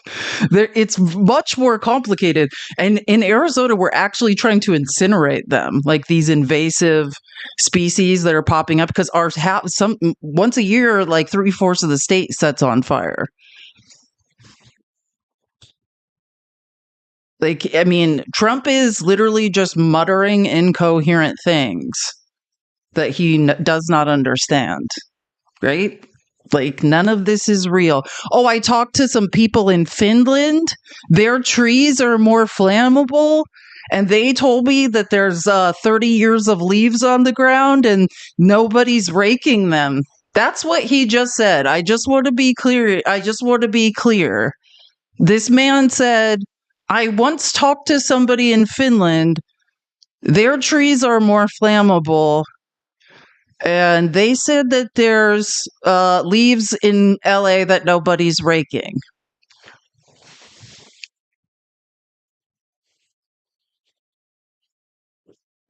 I know. And who let Trump in Finland? I doubt they wanted him there. I don't think he was in Finland. So I think they have to do it. It's called management of the floor. And when the gentleman from Austria and also Finland and other countries, they said we manage the forest floor very, very carefully, and we don't have forest fires in it. They just don't have them. So I'm sure you're going to do this. I can't. Like, I really physically cannot. First of all, if you don't understand that Finland is, partially in the Arctic Circle and also near the, it's tundra. I can't do it. I can't. If you don't understand that LA is different, that Southern California is different topography, different vegetation, different winds, right? Then Finland, I can't help you, sir, if you don't understand the water table is different. Everything is different. You spoke to someone in Finland, they said there was never a fire. I have a feeling that's not true.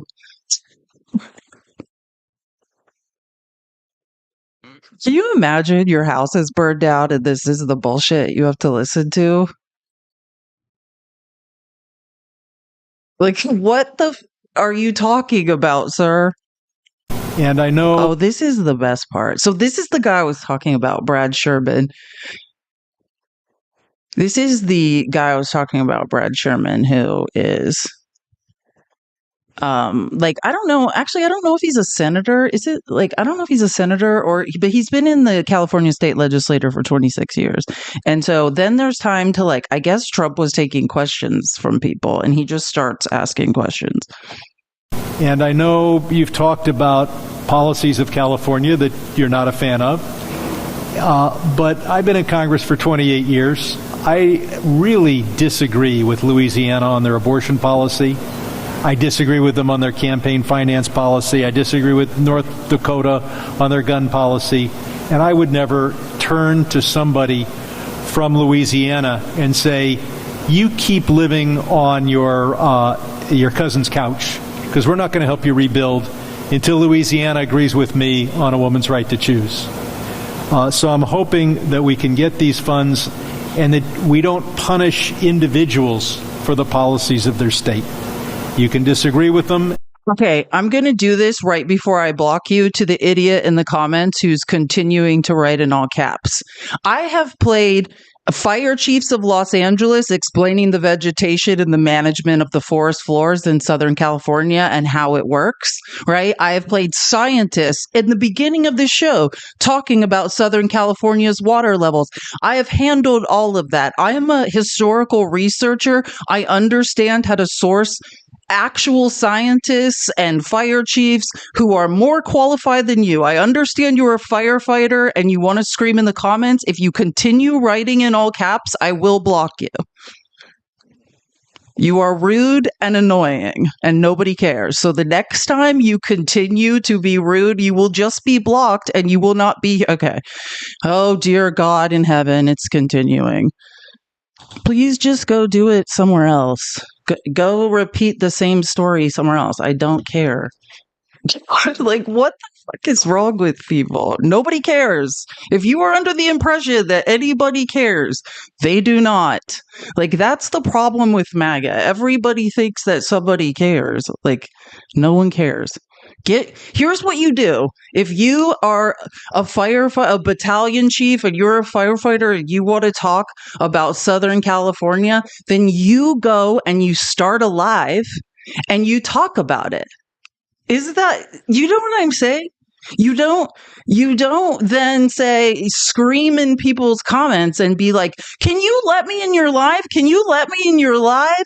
I'm a really annoying man who likes to overtalk people who've done hours of research on a subject. No, you cannot. come and bother us. Like, nobody cares.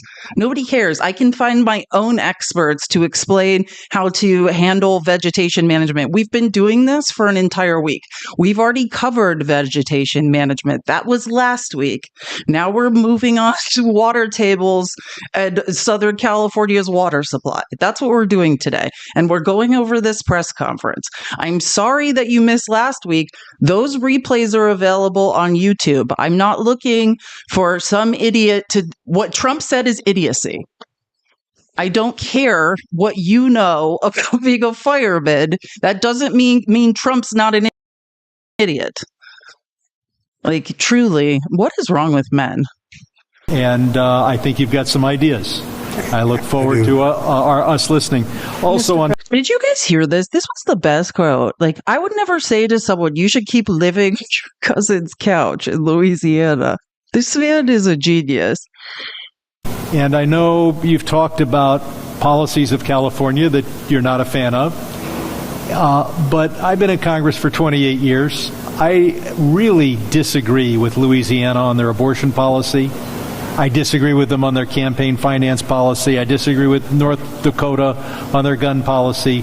And I would never turn to somebody from Louisiana and say, you keep living on your cousin's couch, because we're not going to help you rebuild until Louisiana agrees with me on a woman's right to choose. Yeah, someone said, where can we start listening? What's wrong with men? I know, that's another live. We're going to have another live on that. Tomorrow, on Tuesdays, I don't do the People's Receipts. I do the broadcast where we talk about conservative policy and how it's unaliving women and children. 10 a.m. Pacific time, 1 p.m. Eastern. If you haven't met the doctor I work with, Danielle, she's absolutely fabulous. Come there. I mean, that's a good space for just a general disdain for men and their idiocy. It's somebody, Chrissy in the comments at YouTube, it's like, the fish started the fires. That's the next step, is for Trump to accuse the fish of being arsonists. That is probably the next step in where we're going with Trump. But isn't that true? Has California ever said California pays more into federal taxes than any other state? If you don't know, red states, the majority of you, except for Texas, Florida, but the majority of red states, you're all on welfare, if you didn't know that. And you're on welfare from California. Has California ever said, you're not getting aid from us, we're not paying federal taxes to support you guys because you guys can't support yourself or balance your state budgets? No, they have not. They continue supporting red welfare states. I would consider Arizona like a purple state, but we're supported by California too. Yes, maybe you should. That's what I'm saying, Linda. I'm not in California. I'm in a state you guys are supporting. So don't take money from us. Like, I'm defending you guys. But yeah, I mean, maybe you should. That's this idiocy. Like, this is your money, and now Trump's trying to hold it hostage unless you gerrymander your own state so Trump can win. That's what he's saying. Like, all the shit about the faucets and the smell, that's all bullshit that doesn't make any sense. But he's saying, I want you to gerrymander your own state so that I could win. Like, delusional. I think you've got some ideas. I look forward to us listening. Also, on tariffs, I often agree with you on tariffs. But how about no tariffs on building materials for the next 3 years? We'll take a look at that, actually. Mr. President. That's actually a good idea. We'll take a look at that. Yeah, that's a great idea. I do like this guy. He is very good. Great idea.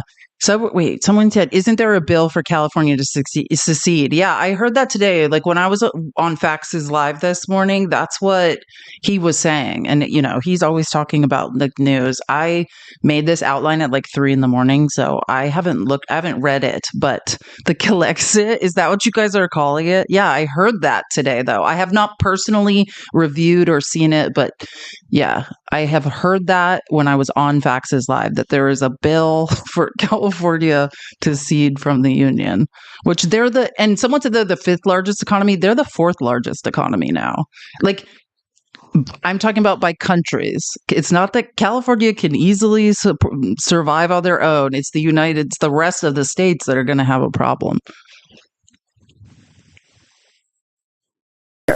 And we are 100% committed to getting this neighborhood rebuilt again.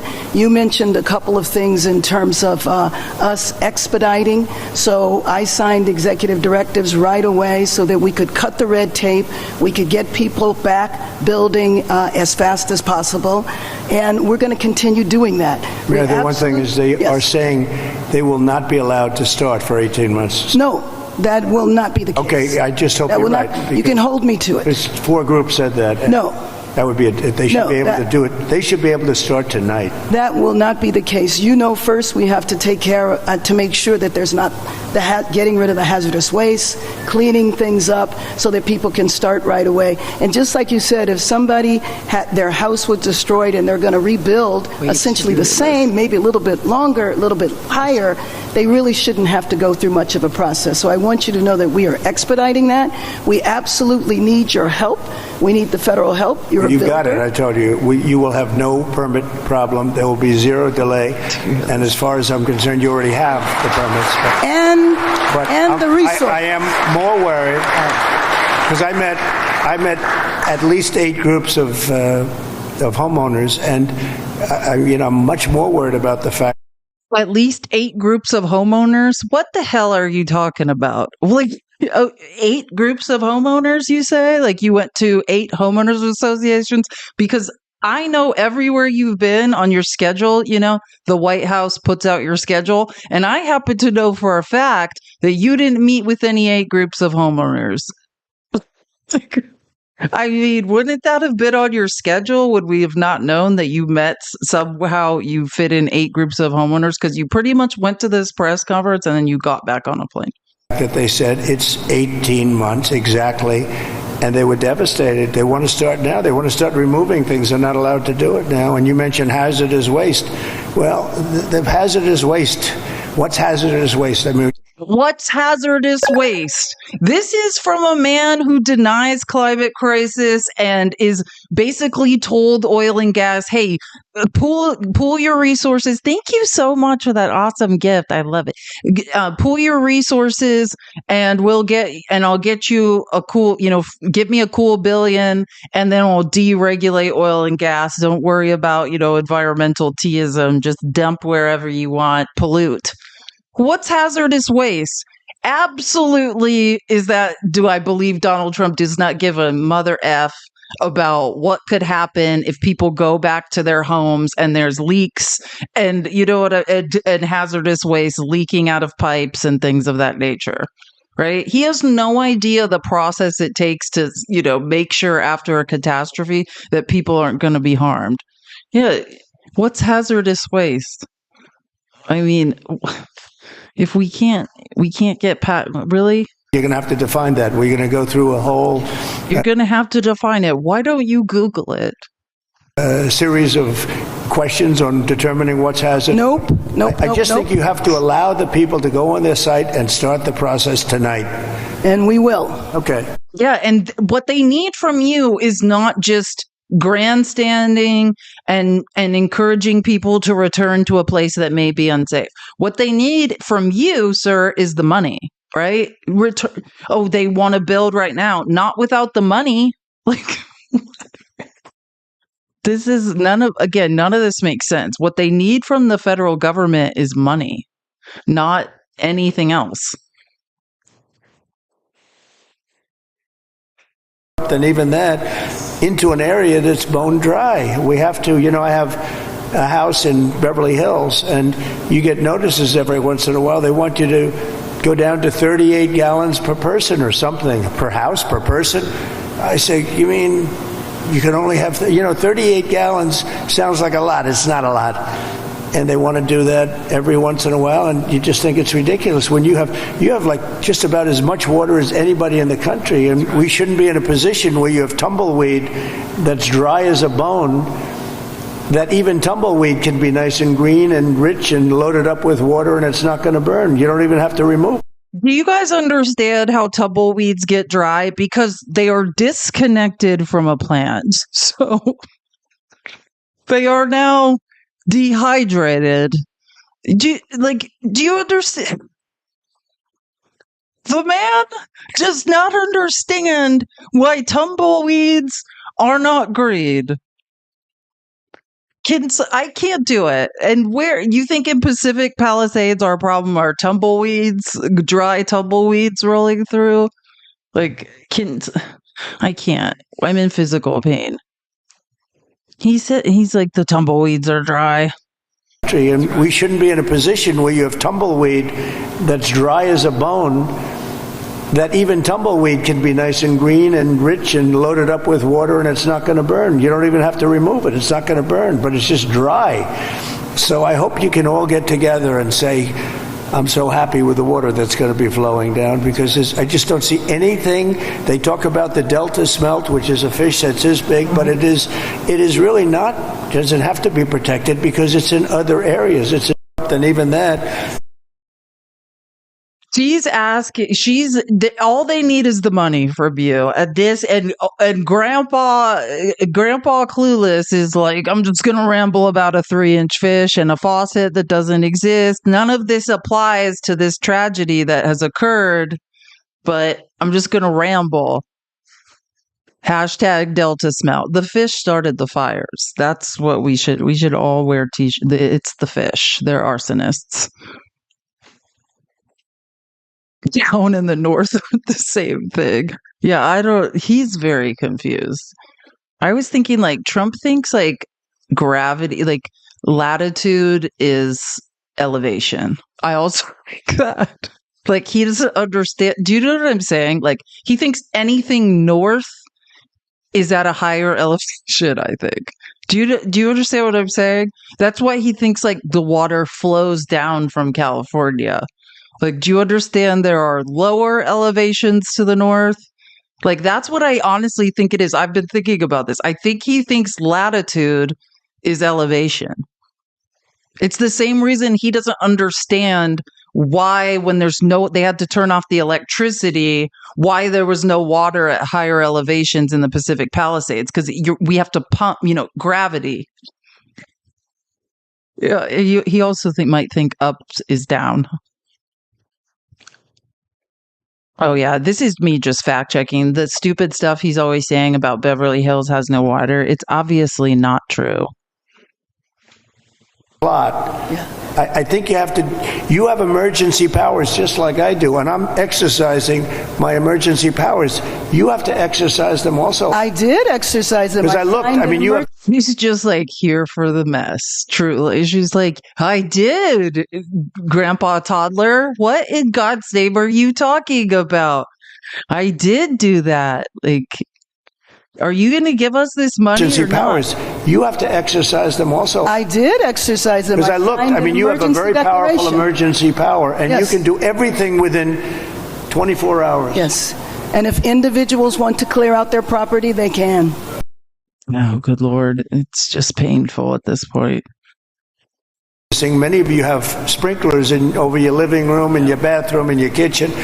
I mean, if those sprinklers worked with some pressure, you would have had a much different outcome. So we're going to work on that. I think in terms of that, Rick Grinnell would be good, or Rick, you'll. This man thinks that when a blazing inferno with hurricane force winds is going on, that sprinklers inside a house is going to put out the fire.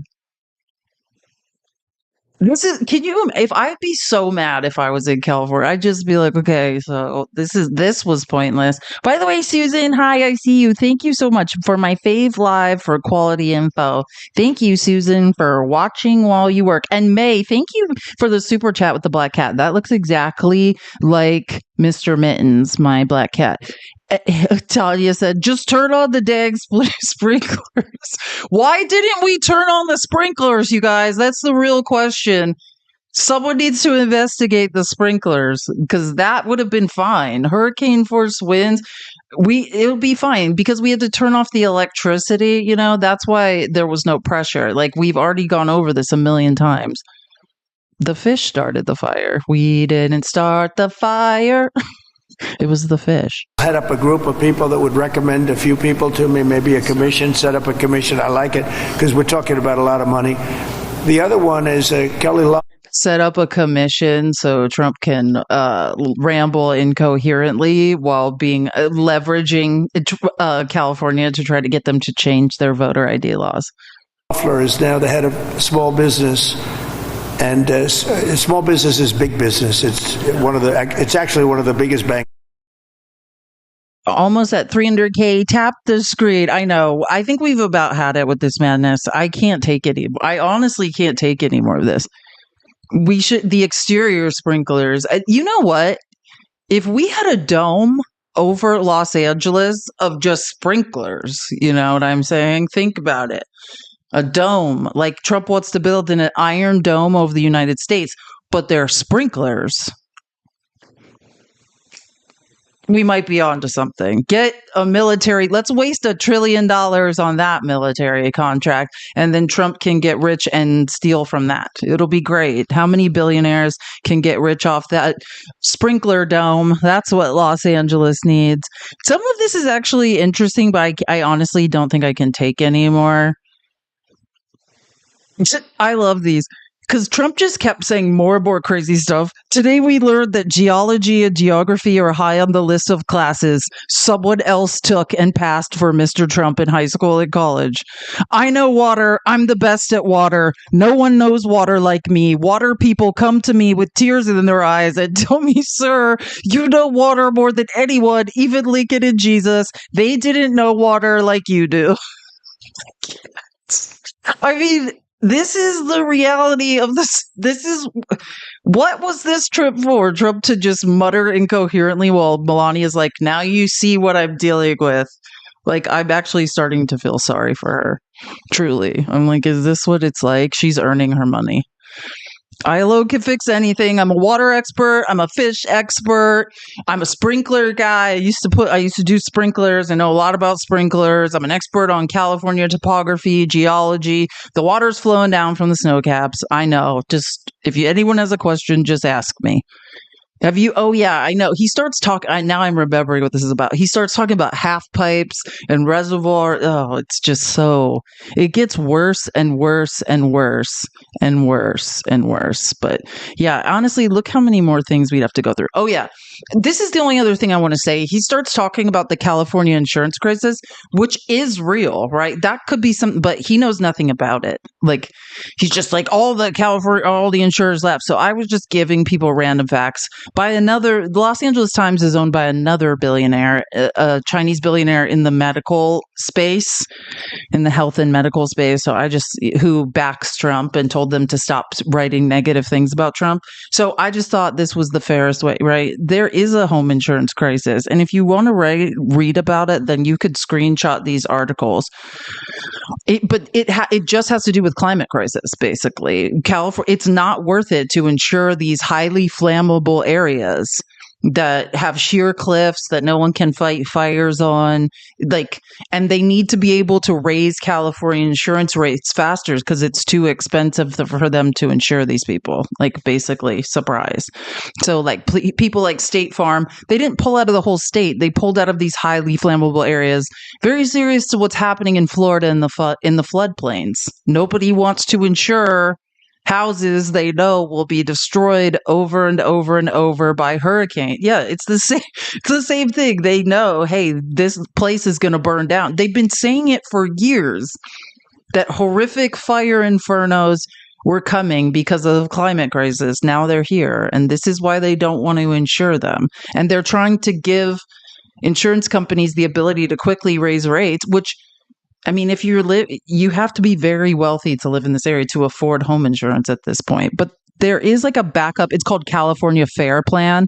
And it's like this bare minimum insurance, like if you're uninsurable in these areas, which there's also problems with that, right? This happened back in March. Like they were trying to fix this problem. Ricardo Lara, he's the insurance commissioner. They were trying to fix this. And in March of 2024, it pretty much all fell through.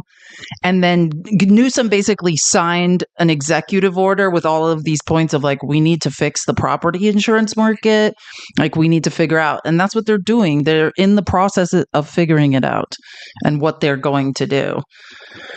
And yeah, I mean, I just was screenshotting like all the points. This is the actual executive order of what's been going on. And then in response, because the executive order, Newsom basically signed that executive order. And in response, the insurance commissioner basically said, here's our strategy to improve the state's market conditions so that insurers will return. So if anybody's interested in this, I would just look up Ricardo Lara. If you're in California, you probably already know about this stuff, but I learned a lot.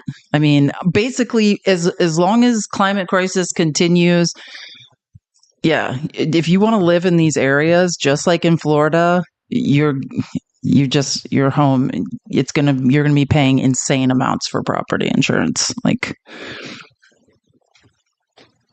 And this is State Farm. This is like last March, like I'm saying. State Farm basically announced they weren't going to renew 72,000 insurance policies in California. They're having a similar crisis with auto insurance as well.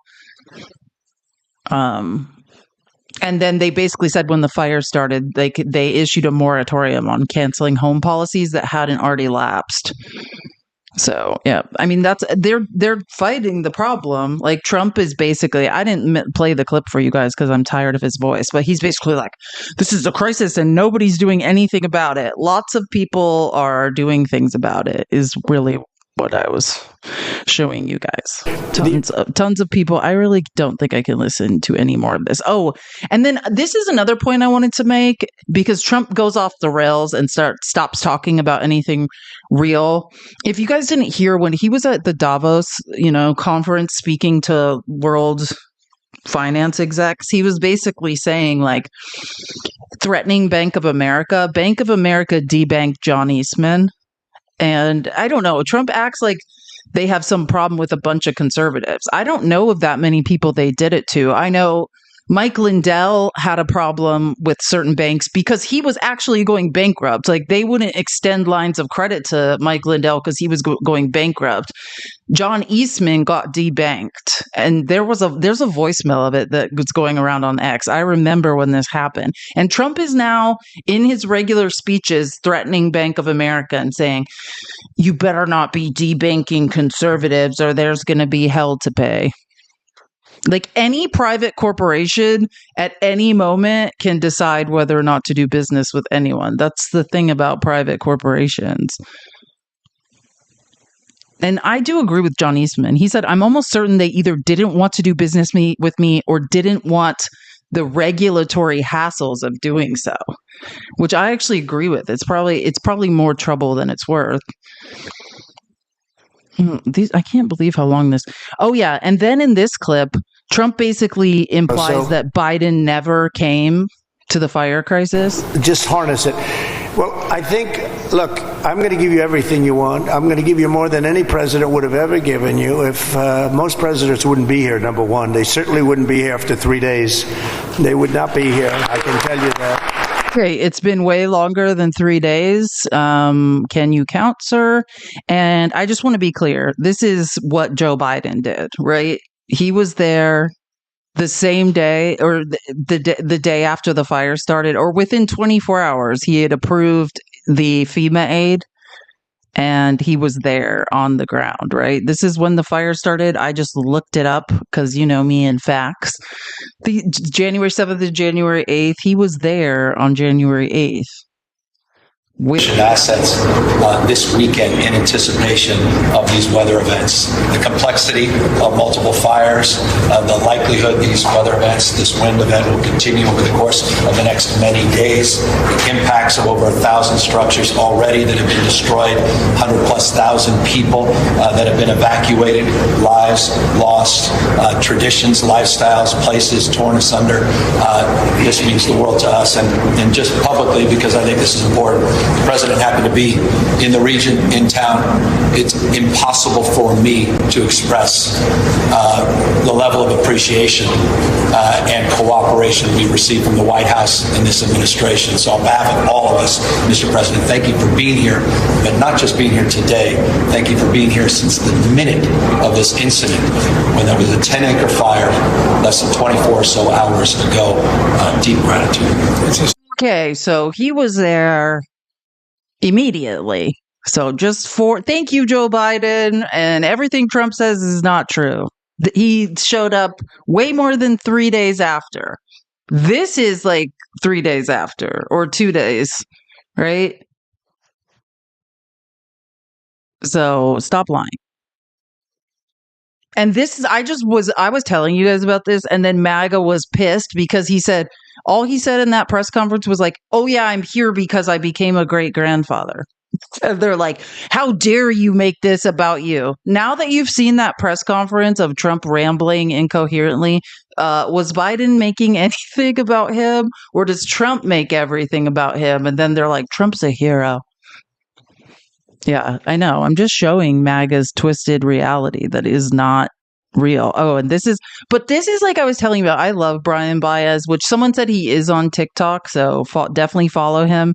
On X, he's at Mentally Divine. I don't know what he is on TikTok. His name is Brian, Brian Baez, Baez. So, but he's at Mentally Divine on X. And this is his summary of this press conference, which I just love. Living for the motherfucking mess. A punk and a mother. Oh wait, sorry, I gotta rewind. Living for the motherfucking mess. A punk and a mother. Oh, sorry. A narcissist, his clone wife, a black woman living for the motherfucking mess, a punk, and a motherfucker with balls walk into a room. This is a story of U.S. Representative Brad Sherman from California's 32nd Congressional District calling Trump out to the motherfucking mat in front of the press, in front of his motherfucking face. You've talked about policies of California that you're not a fan of, but I've been in Congress for 28 years. I really disagree with Louisiana on their abortion policy.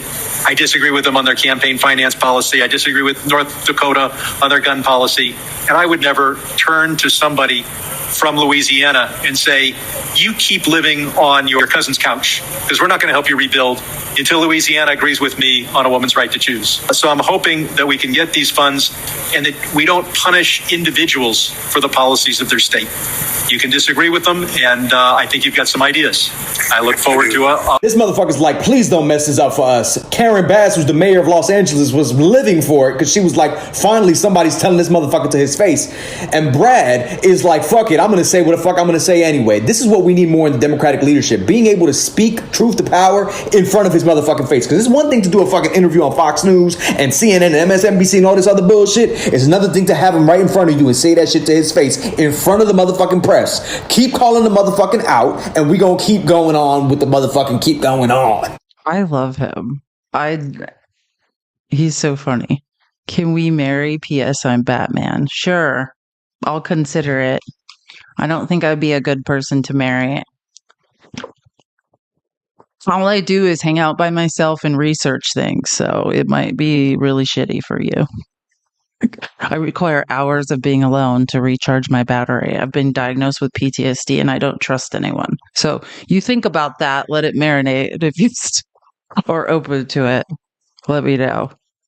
Yeah, I love him. I suggest everyone. His name's Brian Baez, Baez, and I don't know what people in the chat were saying he's definitely on TikTok. I know on X his name is at Mentally Divine. Like, I don't know.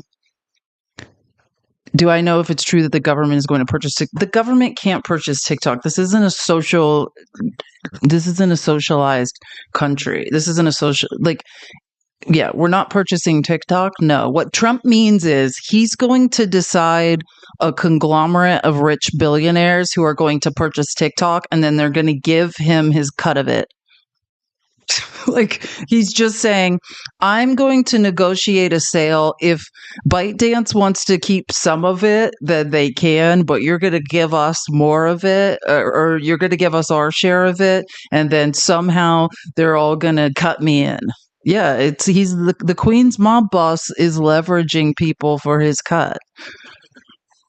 Like, for sure, for sure.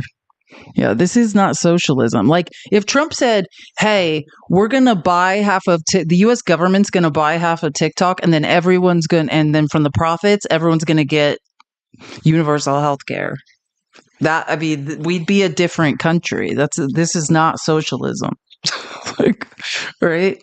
It's the same way Trump's like, it'd be great for the U.S. to take over Greenland. No, Trump means it will be great for billionaires and private corporations to steal the natural resources that are melting when the ice melts, right? Greenland is mineral rich. And we want to drill and we want to take all of the natural resources underneath the ice. We're not getting anything. The average person isn't getting anything. Our tax dollars build up the U.S. military that Trump wants to use to go take over the Panama Canal and take over Greenland. We get nothing out of any of that. We fund it with our tax dollars and we get nothing.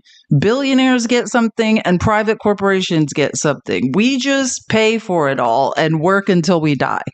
And we still don't have health insurance. Oh, yeah. And this is Brett Meiselas, which you guys probably all know, but he also describes, I think he did a good job describing what I was describing about Gavin Newsom. Governor Gavin Newsom just completely emasculated Donald Trump in the most brilliant way. Let me explain. So for the past week, Donald Trump has been saying that he was going to visit California in order to check out the fires for himself. Now, here's the thing. Governor Gavin Newsom has constantly been trying to call Donald Trump so that they could arrange the visit, so that they could look at the situation together, so that Newsom could explain what is really going on in California. But what does Donald Trump, the baby, the person who is actually terrified of confrontation and terrified of Gavin Newsom, do? Donald Trump ignored all of Gavin Newsom's phone calls. So Newsom said, screw it, I'm just going to go to the airport anyway. I'm going to greet him at the airport. I'm going to look him in the eye, face to face, and I'm going to say, let's work together for the people, Donald. Let's do it. Because, the second that Trump touched down, he was planning on attacking Governor Gavin Newsom, attacking the state of California, but Governor Newsom stopped that in its tracks. Now let me show you a few photos and videos of how Governor Newsom was the one who was fully in control of the situation, while Donald Trump looked weak, meek, and pathetic. That is what Trump was going to do. He was going to get off that plane, walk up to the reporters. Gavin wasn't going to be there, and he was going to be like, Gavin Newsom has mismanaged this situation. And he got off the plane, and Gavin Newsom's just like, hey, what's going on? Let's hang out. Here's Governor Newsom with Trump, giving him a little fist bump on the chest. By the way, Trump did not pass the green line test. Look at Gavin over here, standing strong. You got Trump over here with that signature lean, which also many people say is a sign of dementia. Or maybe he's just a big fan of Michael Jackson. I don't know. Donnie, are you okay? Are you okay? Are you okay, Donnie? Get it? And then, of course, there was the kiss. We all remember a few days ago during the inauguration when Trump tried to give his wife, Melania, a kiss and was blocked by her hat and had to give her an air kiss. Well, Gavin Newsom didn't seem to have that problem, so he made this side by side. She's like, happy damned, I'm going to kiss him. And I just want to point out the weirdness that, like, Gavin Newsom, I mean, for all intents and purposes, Kimberly Gargoyle was Trump's daughter-in-law. It's like, Gavin Newsom has been with your daughter-in-law and kissed your wife. It's just a little, like, just saying things that have occurred to me since I watched this video. Just saying random things. Oh, and this is I do like this moment. So at the end of the night when Trump's like leaving California, he's about to get on his plane to leave California, and they tell him that Mitch McConnell voted against Pete Hegseth. Are you disappointed that McConnell voted no? I didn't even know that. No, I don't know that. I just heard that we won. Winning is what matters, right? So thank you very much, everybody. Yeah, I love that Mitch McConnell said no. Which, by the way, yeah, let's segue into that. I mean, the most important parts about this are, right, Lisa Murkowski, Susan Collins, so much winning in California. Trump went to California and muttered incoherently for like 3 hours. It should not be a situation where you feel that you can't exercise your conscience, your judgment, because of fear of retribution or retaliation. This is still America, as best I know. Trump said he was surprised by your vote. I didn't talk to him. He didn't talk to me about it. Whether it's the president or the majority leader or the minority leader, I think they've all come to recognize that Lisa Murkowski does her homework and does what she thinks is right for her constituents and for the right reasons.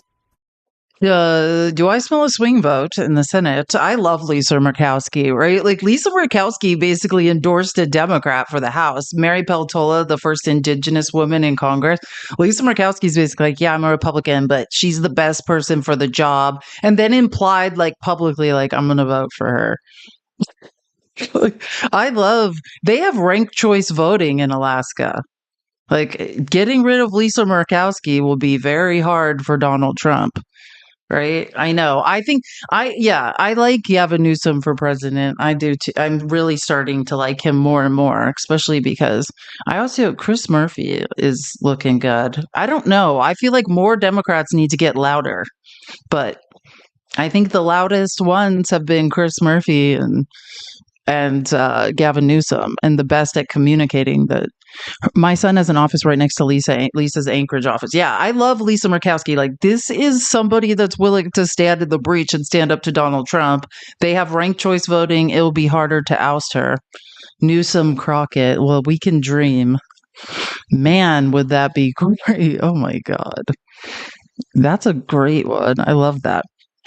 Lisa Murkowski is one of the only independent-minded Republican senators out there. She still largely votes with the GOP, but won't sacrifice her values at the altar of Emperor Trump.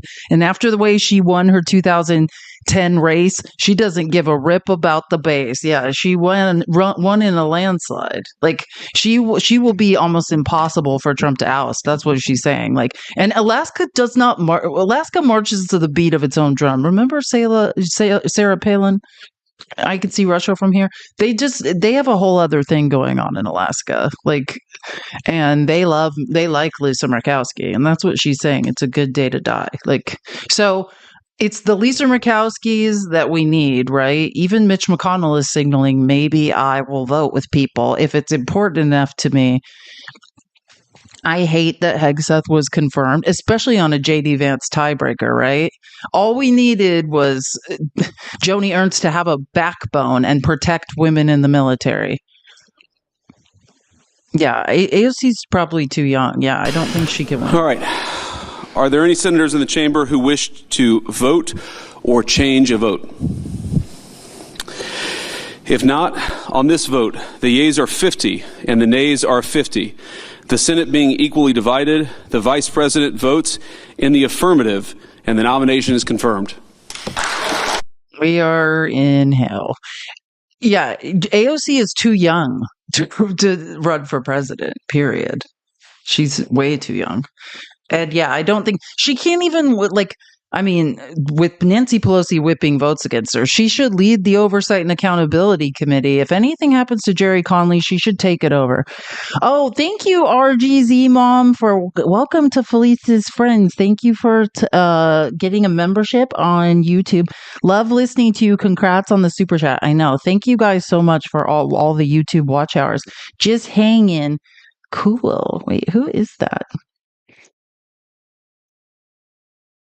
Just hanging hippo. Oh, that is your name. I was like, is that the message? No, that's your name. Got it. I was like, is that your message? You wrote it twice. Thank you so much, you guys, for the super chats. You guys are amazing.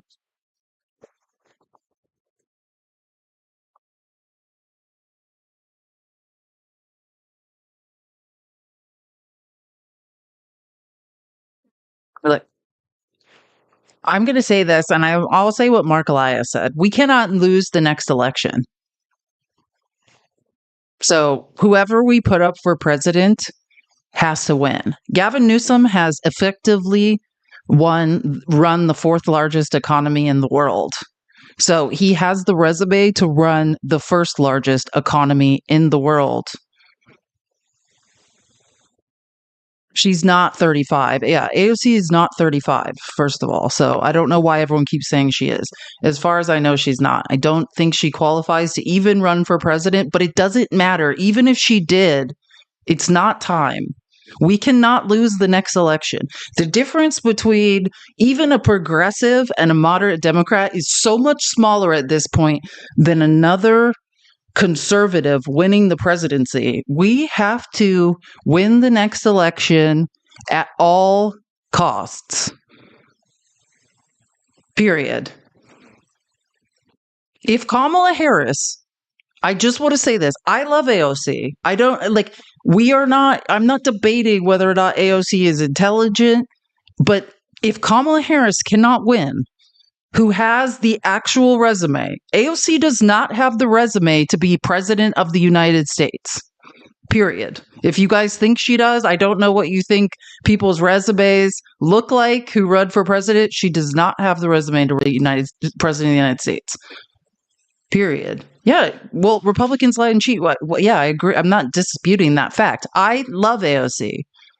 I am saying it doesn't matter what we think, what the far right, highly intelligent, progressive fringe of a party thinks. We have to have somebody that moderate Republicans will vote for. This is not about us. You have to think. We cannot lose the next election. We will lose the country. So, I mean, that's what I'm saying. Nobody wants a progressive more than me, period. Nobody wants a progressive more than me. But what I know is we cannot lose the next election. Like, I am sure of that. And what I'm saying is Gavin Newsom has the resume. He has run the fourth largest economy of the world effectively.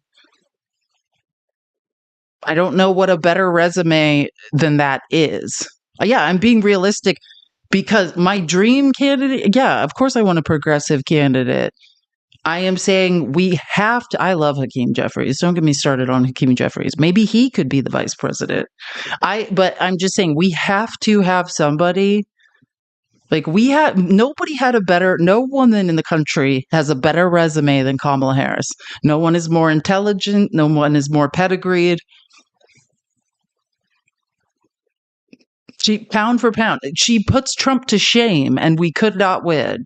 You know what I'm saying? Like, so at this point, all I'm saying is we have to win. So that's what we have to think about. Who can win this race?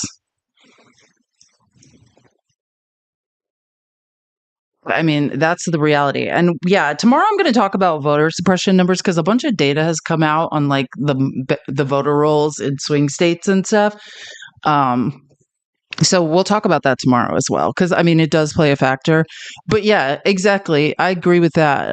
JP lag or JPL. I'm not sure exactly. It went by so fast. But yeah, we need to focus first and foremost on the midterms, right? Like that will be very telling. Based on how the midterms goes, then we'll know more about like what position we're in and who will be a better candidate. Like we have to pull the midterms. And the truth is we have a good chance in the midterms because actually a lot of people that voted for Trump in the presidential race, and this is true of MAGA, they don't give a shit about anyone else. They love Donald Trump and they wanted to let him rob the country. We don't know why. And that's why he's in there, right? They're obsessed with him. He's not on the ballot. He's not on the ballot in 2026. Oh yeah, Newsom's great at campaigning. Newsom has the personality, right? He could drag people in. I don't know. We just have to see. But then again, I think we should definitely run on universal health. We need healthcare in this country. It's going to be hard for me to stomach any candidate from the left that is not. Oh yeah. Someone said Newsom's a fact machine. As someone who has an almost eidetic memory, he puts mine to shame. Like Newsom has almost total recall. Like Newsom could look at a spreadsheet and commit it to memory. Yeah, he's one of the most difficult people to debate because he is a fact sheet. He's a data machine. I agree though. I like Jasmine Crockett is fabulous. And if you don't know about Jasmine Crockett, like I'm not saying AOC is absolutely as intelligent. I'm just saying if you don't know who Jasmine Crockett is and where she comes from and all the boards she sat on and like her time in the Texas State House and she's a legislator. I mean, she's a lawyer. I mean, that woman has a resume. And I've seen Jasmine Crockett. I've met her in person and seen her speak live. She is a force. Like when you see her on the campaign trail, everybody listens. It doesn't matter who you are. You know what I'm saying? So yeah, like do I think she can be the top of the ticket in 2020? Probably not, but could she definitely be vice president? Yeah, we could 100%. She is a force, and we need someone like that. Or Hakeem Jeffries. I also met him in person, and Hakeem Jeffries is, I mean, we've all seen it. We've seen Hakeem Jeffries, and when you meet him in person, it's like hypnotizing. We need excellent communicators, right? And that's what Gavin Newsom does so well. He takes complex spreadsheets of data and he can explain it simply, right? He takes complex, nuanced problems and he makes it so people can understand it easily. So does Hakeem Jeffries. So does Jasmine Crockett. Like we need communicators. I think a lot of times we have people as Democrats who are too smart for their own good. They understand policy. They're extremely intelligent, but when they talk, people stop listening, right? When Jasmine Crockett speaks, everybody is listening, right? You can't stop listening. So yeah, I think, don't get me started on, Pete is the pound for pound, one of the probably top two politicians we have. I love Pete Buttigieg too. But it's a risk. Yeah, Jasmine commands the room, truly. Jasmine's the best. But anyways, we digress. Like I said, we have to worry about the midterms first. We need to take back the damn Congress so that we can stop ourselves from being robbed. Like, that's the most important thing. We need to stop ourselves from being robbed by Trump. Julie, thanks for doing all the homework and research to inform us. Thank you, Julie. You're amazing. I super appreciate the $10. You're awesome. Make Trump impotent. Exactly. We need Operation Cut Trump Off at the Knees 2026. That's what oh my God. Do you know how Trump made creepy John Voight, who's Angelina Jolie's dad, if you don't know, and creepy anti-Semite Mel Gibson, and what's the third creep? Trump made them honorary ambassadors of Hollywood to like keep an eye on things, or what? I don't even like. It's Sylvester. Thank you, creepy Sylvester. My face is frozen in place. I've had all my share of fillers and everyone else's in the free world. The filler couldn't be dissolved from my face if my life depended on it. Sylvester Stallone. Yeah. Those three are allegedly supposed to be keeping an eye on Hollywood in case they get to, liberal. Well, I just want to tell you, this is, how many times have we heard this? MAGA has some weird thing for Trump. Like and I'm talking about the men. I'm not talking about the women. Well, maybe some of the women, but like the weird way all of these men keep calling Trump daddy and talking about like getting spanked by him is the creepiest thing why are all these men on Fox News being like, daddy's home and he's going to pull down our pants and spank us? This is the creepiest shit I've ever heard in my life. After Pete Hegseth was confirmed, Mel Gibson was on Hannity just being like, daddy's home and he's going to spank us all. They're a good bunch out here. I'm glad Trump's here at the moment. It's like daddy arrived and he's taking his belt off, So I think they're I don't. What, Mel, we don't want to know about what you dream about. You know what I'm saying? That's disturbing stuff. Nobody Ew. And do you know who else said this the other day? Byron Donalds, the black representative from Florida, he said something. He was like, "Daddy's home, your daddy's home," or something. It's just like, you guys are weird. This is you guys projecting your weird shit onto the rest of us. Yeah, it's okay, Mel. Weird, very weird. Because of rules and regulations and high taxes, like so many other liberal democratic states. How bad has it been? You've been living through these wildfires. You read about hydrants that don't have water. You read about cutting firefighters' budgets. You read about reservoirs that are empty. I mean, it's got to be frustrating. Well, it is. And this confluence of events coming together, there are those who say, hey, they must have done it on purpose. I won't go that far. But if they didn't do it on purpose, I think they certainly facilitated it. And who in the hell is they? They must have done it on purpose is where we're at now with Crazy Mal. And Hannity is a liar. Like, Hannity, is this what it's got? Not one word out of Hannity's mouth is even partially true anymore. He's just like, hey, I'm going to just yell. I'm just going to say a series of lies here. And then, Mel, you come in with the weird conspiracy theory that a group of arsonists burned down LA, which by a group of arsonists, I think he means leftists. Like, what are you people talking about? I know. Mel Gibson is right where he belongs, isn't he? Who said that? Somebody said something I'm not going to repeat. Electric Girl could not agree more. Yeah, Mel's right where he belongs. He's home. Him and Elmo can hang out together and have great conversations, I'm sure. You know when I knew, like, this is another narcissist with a God complex?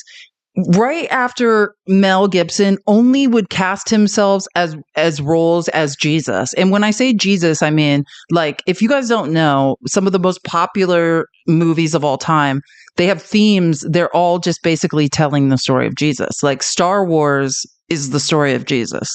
It's the same freaking plot. It's Jesus in space, right? Braveheart is Jesus in Scotland. Then he's like, if you think about Mel Gibson, he is always this protagonist, Jesus-like hero who is sacrificing himself, the patriot, apocalypto. He is always Jesus. And that's what a space Jesus that is. That's Luke Skywalker's space Jesus.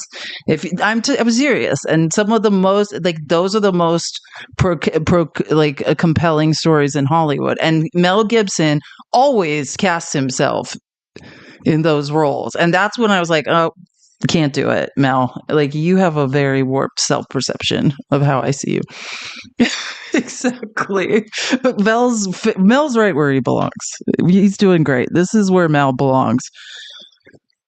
Trump is the only president in the United... Oh, I thought this was interesting. Trump is the only president in the United States history to ever need his vice president to break a tie for his cabinet picks. I didn't know that. Mike Pence broke the tie to confirm Betsy DeVos, you know, like the billionaire who was like in charge of education and has no idea anything about education. And then J.D. Vance just broke the tie to confirm Pete Hegseth. I did not know that. But yeah. Even like Lloyd Austin, the guy who they were like, oh, he's a DEI hire. I mean, yeah, he was confirmed almost unanimously.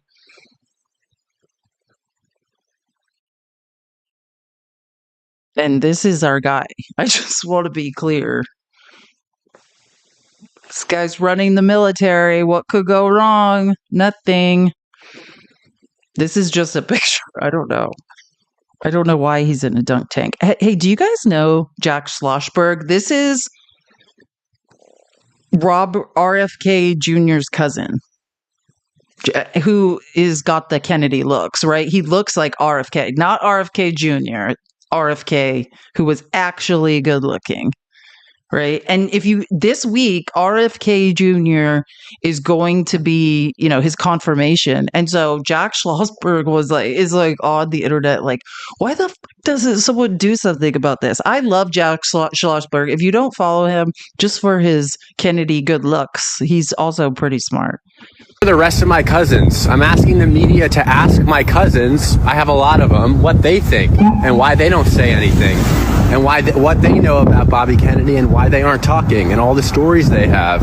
The guy's about to be in charge of public health for the United States of America. How about you ask my cousin some real questions? How come I'm the only one who's talking out?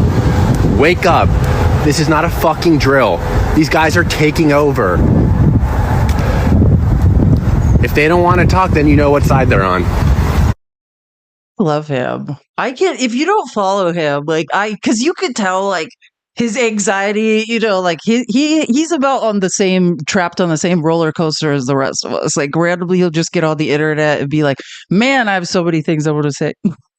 I love him. Follow Jack Schlossberg. I'm not sure whose son is he. Carolyn's son? I'm not sure who. He's who's Jack Schlossberg's mommy? Carol. It is Carolyn. It is Carolyn. God, is that what she looks like now? What the? Oh, there's not a great picture of her on Google. What in the? Oh my God. Carolyn looks like she's melting. Good Lord. What is happening to the Kennedys? This curse. Jack, you look great. Let's take care of your skin. Like, what is going on with these people? Like, anyways, RFK's hearing is this week, and Tulsi Gabbard. I am so stressed. I don't even want to think about it at this point. Anyway, so Trump also showed up in Vegas this weekend. Trump was just on like he was from North Carolina, then he went to California, then he went to Nevada to do this like, no tax on tips BS, which is just another way for rich people to restructure their commissions so they don't have to pay taxes. I don't understand, like, who is going to pay? The tariffs. Our lives are about to get really, really, really, really miserable. I don't know. And I'm still not clear. I listened to this whole speech and I have no idea what the no tax on tip proposal is. I know that, what's his name? Ted Cruz, who also, and the co-sponsor of it is Jackie Rosen. So I assume that's the bill that's behind this propaganda, because Trump just rambled incoherently the entire time. But Ted Cruz introduced a bill that Jackie Rosen, who's the senator from Nevada, right? And she handles, which the Nevada is a union that primarily works on tips. So that's why she's backing the no tax on tips. And she's really smart. She's a really interesting person to listen to speak, right? Like it's very hard for a Democrat to hold that office. Why is he still doing all these speeches? He's a populist. This is Mustache Man. He's touring the country just saying shit. You know what I mean? He's doing the populist thing. This is the rise of 1930s Germany. Do you know what I mean? Like, this is the populist propaganda tour. He's just rambling incoherently and saying things, and everyone's like, oh, he's amazing. Makes perfect sense. None of this made any sense.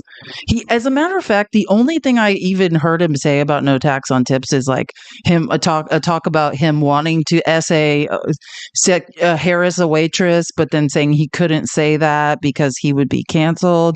Like, it was the most confusing speech I've ever heard. The United States. You guys, populist propaganda. This is what. You know who did? Mustache Man. This is the largest amount of oil and gas of any country on earth, and we may be a very substantially enlarged country in the not too distant. Isn't it nice to see, for years, for decades, we're the same size to the square foot. Probably got smaller, actually. But no, the country did not get smaller, Trump. What in the world? We might be an enlarged country pretty soon. And one of the things we're going to be doing is drill, baby, drill. No, we can't do that because you want OPEC to flood the market with product and drive the price per barrel of oil down. So no, they can't tap new wells in the United States unless we stay above $60. And no, our country did not get smaller. Like, it's very painful to listen to this. Up to the border. Yeah. She said no tax on it. How about just no tax? How about no tax, you guys? How about no tax? You can't. You could do that. You know, if the tariffs work out like I think, a thing like that could happen if you want to know the truth. You know, tariffs are taxes. I can't do it. Years ago, 1870 to 1913, we didn't have an income tax. We had. He's tried to get rid of the IRS. Do you know who's in charge? Oh my God, his name escapes me. The man in charge of the IRS. Did you know he's an accountant? Oh wait, no, he's not. Is he a finance expert? No, never been in finance. He did own a putt-putt golf place, and he was in Congress for a few years, and he repeatedly Billy Long. Thank you. God, I love crowdsourcing information. I don't have to remember as much.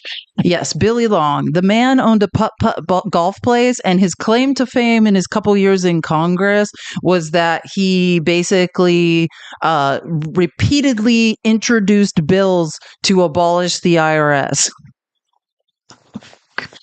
Yes, Trump has tried to destroy the IRS so he doesn't have to pay taxes. And then, like, when Trump hates people, right, they will pay taxes. Or he wants us to just pay tariffs so he never has to pay taxes.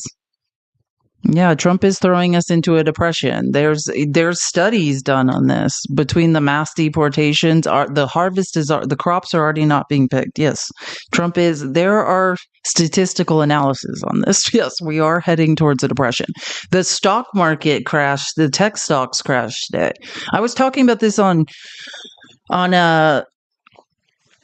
sorry, Fax is live. My brain is shutting down because I only slept like 3 hours last night. But I was talking about this on Fax is live. Like, oh my God, I have the research paper up on my phone and I need to pull it up because I can't think.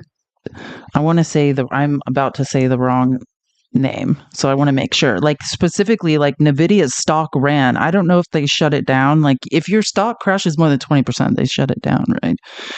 But Nvidia's stock was running today. Which is our largest chip maker, because basically a research paper came out a week ago. It's 17% down. Yeah. Ugh. Oh, I thought it was almost at 20. Well, that's better than 20. Yeah, we're in trouble. All this shit that Trump did about Stargate and these data centers basically tried us just like, oh, hey, like, and they quietly released a research paper. And then, like, for about a week, oh, sorry, someone just said 17, who I trust, but I also believe Kristen. So I don't know, somewhere between 14 and 17 is what's being reported. But I don't know. Tootle is rarely ever wrong. So it's hard for me to say. Somewhere DeepSeek, thank you. And I have the research paper on my phone, and I was reading it this morning. Yeah, the tech stocks, right? All of this shit Trump's trying to do and form this tech oligarchy. And while they're all, giving each other Andrew Jacksons at the inauguration, China just basically circumvented and outdid all of our technology. Basically, what DeepSeek is AI technology that works with way fewer computer chips, right? It basically has invalidated what NVIDIA does. More than 10, less than 20. Thank you, Ryan. Technically down 16.97%. Thank you. Is that after hours trading? It's already 4:26. Thank you. I know I could trust you, Doodle. You are rare. You like to be precise about things. But yes, that's horrific to have NVIDIA's. That is our number one chip maker in this country, which is already being phased out of the market in Asia, being pushed out of the market by China because Xi Jinping is pissed at the United States, and the stock dropped. And DeepSeek, I've only gotten through half the abstract, but yeah, it's not looking good for us. Like the Stargate stuff, all of this nonsense is pretty much obsolete at this point. Why would anybody pay for this energy heavy like waste when basically all of these chatbots can run for considerably less and do considerably more? There's quite honestly no point. in our technology anymore. China has ran circles around us. Well, Trump's like, the greatest people, the greatest minds.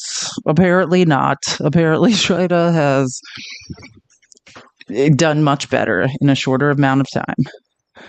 And this is why, but hey, let's defund education. There's no reason to do STEM, no reason for science, technology, engineering, and math. Like, this is exactly why we need to invest in education. Stargate, of course, is going to go ahead anyways. We're going to waste a bunch of money and create energy suck on the Texas power grid. The Texas power grid cannot even survive. I'm very confused about how that Abilene, Texas Stargate plant is even going to operate. Yeah. DeepSeek only costs $6 million, while OpenAI over $100 million. Imagine that, and Stargate is exorbitantly more expensive. So this is, it's not looking good for United States tech stocks. But I've said it once. I don't think this is necessarily a bad thing for curbing Trump's power. Like, we need checks and balances on the tech oligarchs, truly, at this point. And if it has to be China, then fine. Yeah, I know. Exactly. That's what it is, Abbott's Bitcoin buddies. Yeah, like Stargates and these data centers that Stargate's building is like 80,000 people mining stealing energy from the grid for free at once, like in one place. Just stealing all the. But in fairness, like stealing energy from the grid, it's actually the grids are wasting energy, and then people are picking up wasted energy. It's not exactly like they're not. It's not. It's more complicated than that. They're not just like draining energy that could be used. Like, oh yeah, energy. They're very corrupt. But yeah, I mean, everyone should watch the tech stocks and what happens this week. Because this is going to shake the tech industry. I have no idea what will happen next. We should all probably just move to China and get $15,000 electric vehicles. They don't want us, though. We can all go to Trump University. That's a great point. Let's just all do that. Trump knows everything. Trump's going to save us, you guys. It'll be fine. Trump's got this. And, they used to do numbers, and then we went to a tariff system, and the tariff system made so much money. It was when we were the richest from 1870 to 1913. Then we brilliantly came in with an income tax. No, we don't want others to pay. Let's have our people pay. And then you had the Depression in 1928, 1929. I call it 1929. That was a bad time, but, you didn't have tariffs, and you had tariffs that ended in 1913. But it was the richest our country ever was. That was President McKinley. In fact... Yeah, I can't even let this lie. So that's not true. Also, that's why, right? This is why the freaking the Great Depression happened. Like, that's where the lie of trickle down economics comes from, is the 30s. It was a joke that had to do with the richest people in the Gilded Age robbing everyone, and they were joking about trickle-down economics, and then Reagan's like, oh, it's a real thing. It never was. But anyways, this person rightly fact-checked Trump. Let's see now. Does 1870, and this is trillions of inflation-adjusted, right, international dollars.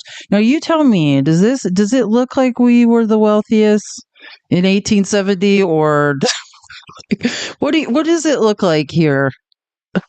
I don't know. I'm not an expert, but I do not think we were the wealthiest in 1870. Trump has no idea. Trump is just muttering weird things that make no sense. Oh, and this is like what I really want to talk. Like, it's so important to know. First of all, China's running circles around us in AI, which is the future. And this is why it's making more sense now why Biden was so serious about cutting China out of everything. They probably knew this technology was coming down the pipe and feared it. It explains a lot about why we've been sanctioning and trying to push China, and so has Europe, out of all technology spaces because of what they have developed. But the reality is, if we keep fighting with China, I mean, if we keep fighting with Canada, if we keep fighting with Mexico, if we keep fighting with places like Colombia, they will all end up in China's very wealthy arms, who now has the most powerful AI technology in the world that costs them nothing to develop. That costs them literally $6 million is nothing. Like, these people just developed the most profitable technology. I mean, the return on investment is going to be immense. And all of these people are going to diversify their trade with China. This is, this morning I said Prime Minister. This is the premier of British Columbia. I'm pretty sure. If I'm wrong, just someone correct me. That we don't stay in this position of being so dependent on the United States. As I said, what President Trump has done has let us know that a partner that we've had for many, many years, that we trust, that we rely on, that's like family for us, can no longer be relied on. And I, for one, will not allow British Columbia to stay in a position of being dependent on a partner that we can't count on. Which leads me to our third part of our response, which is diversification. We're going to be working with the federal government, as well as on our own account, to ensure that we're deepening and expanding our trade relationships with other countries around the world. Countries that are also facing tariff threats and other threats from the United States. It gives us all the more reason to work together, to deepen our relationships, and to diversify away from the United States. Between this and DeepSeek, the most powerful AI technology ever developed for no money, I could hear the US dollar crashing. I can literally hear the value of the US dollar crashing. Thanks, MAGA. You don't understand the economy. You don't understand how anything works. You guys are just like, oh, I just want this orange guy to have a chance. He seems like a man to me. He is going to send us into the worst recession of all time. All of our trading partners are now like, hey, that you guys pushed us to do it. We're going to go find other trading partners. We're all going to form an alliance against you. Great. Right? Like, this is not great. This is the reality of what tariffs do. Why would anyone want to work with Donald Trump? Why? When you could just go to China, who has access to better technology and doesn't shit on people publicly. Why would you want to work with us? I would never want to work with Donald Trump. Look how he treats people. Oh yeah, way cheaper goods, by the way. I mean, we're not exporting anything. We're just the consumers. I mean, people want to bring goods here to be consumed, but if it's going to be a hellscape here and there's going to be tariffs and people won't buy the goods here because of the tariffs, because we have to pay for them, then there's no demand to bring goods here anymore. Oh my God. I was very proud to pardon the J6 hostages. Okay, yeah, let's get into some of You this. nim-witted fucks never want to read, never want to educate yourselves, and only want to listen to Fox News and Joe Rogan and Charlie Kirk. Let me educate you for a second. There was never a possibility that the Colombian government was not going to accept these undocumented immigrants. The problem was the Colombian president wanted them to be treated with some semblance of respect. The Trump administration and ICE did not do that. They just started chartering them on planes and treating them like they weren't human beings. So he sent his personal plane so that they could be treated with the slightest bit of respect returning to their home country. Stop trying to misconstrue the events and change the events to try to make Donald Trump seem like somebody he's not. You guys need to put on this narrative that he's this big bad guy who the whole world is afraid of, when they're laughing at him and treating him like the person he is, a person who has the mental maturity of a 12-year-old. Stop. Since you nim-witted fucks never want to read, never want to educate yourselves, and only want to listen to Fox. It's true. Someone asked you this. Here, wait. Let me wait till the watermark comes up and I'll enlarge it. Because I can't remember. It's like talks with Javi.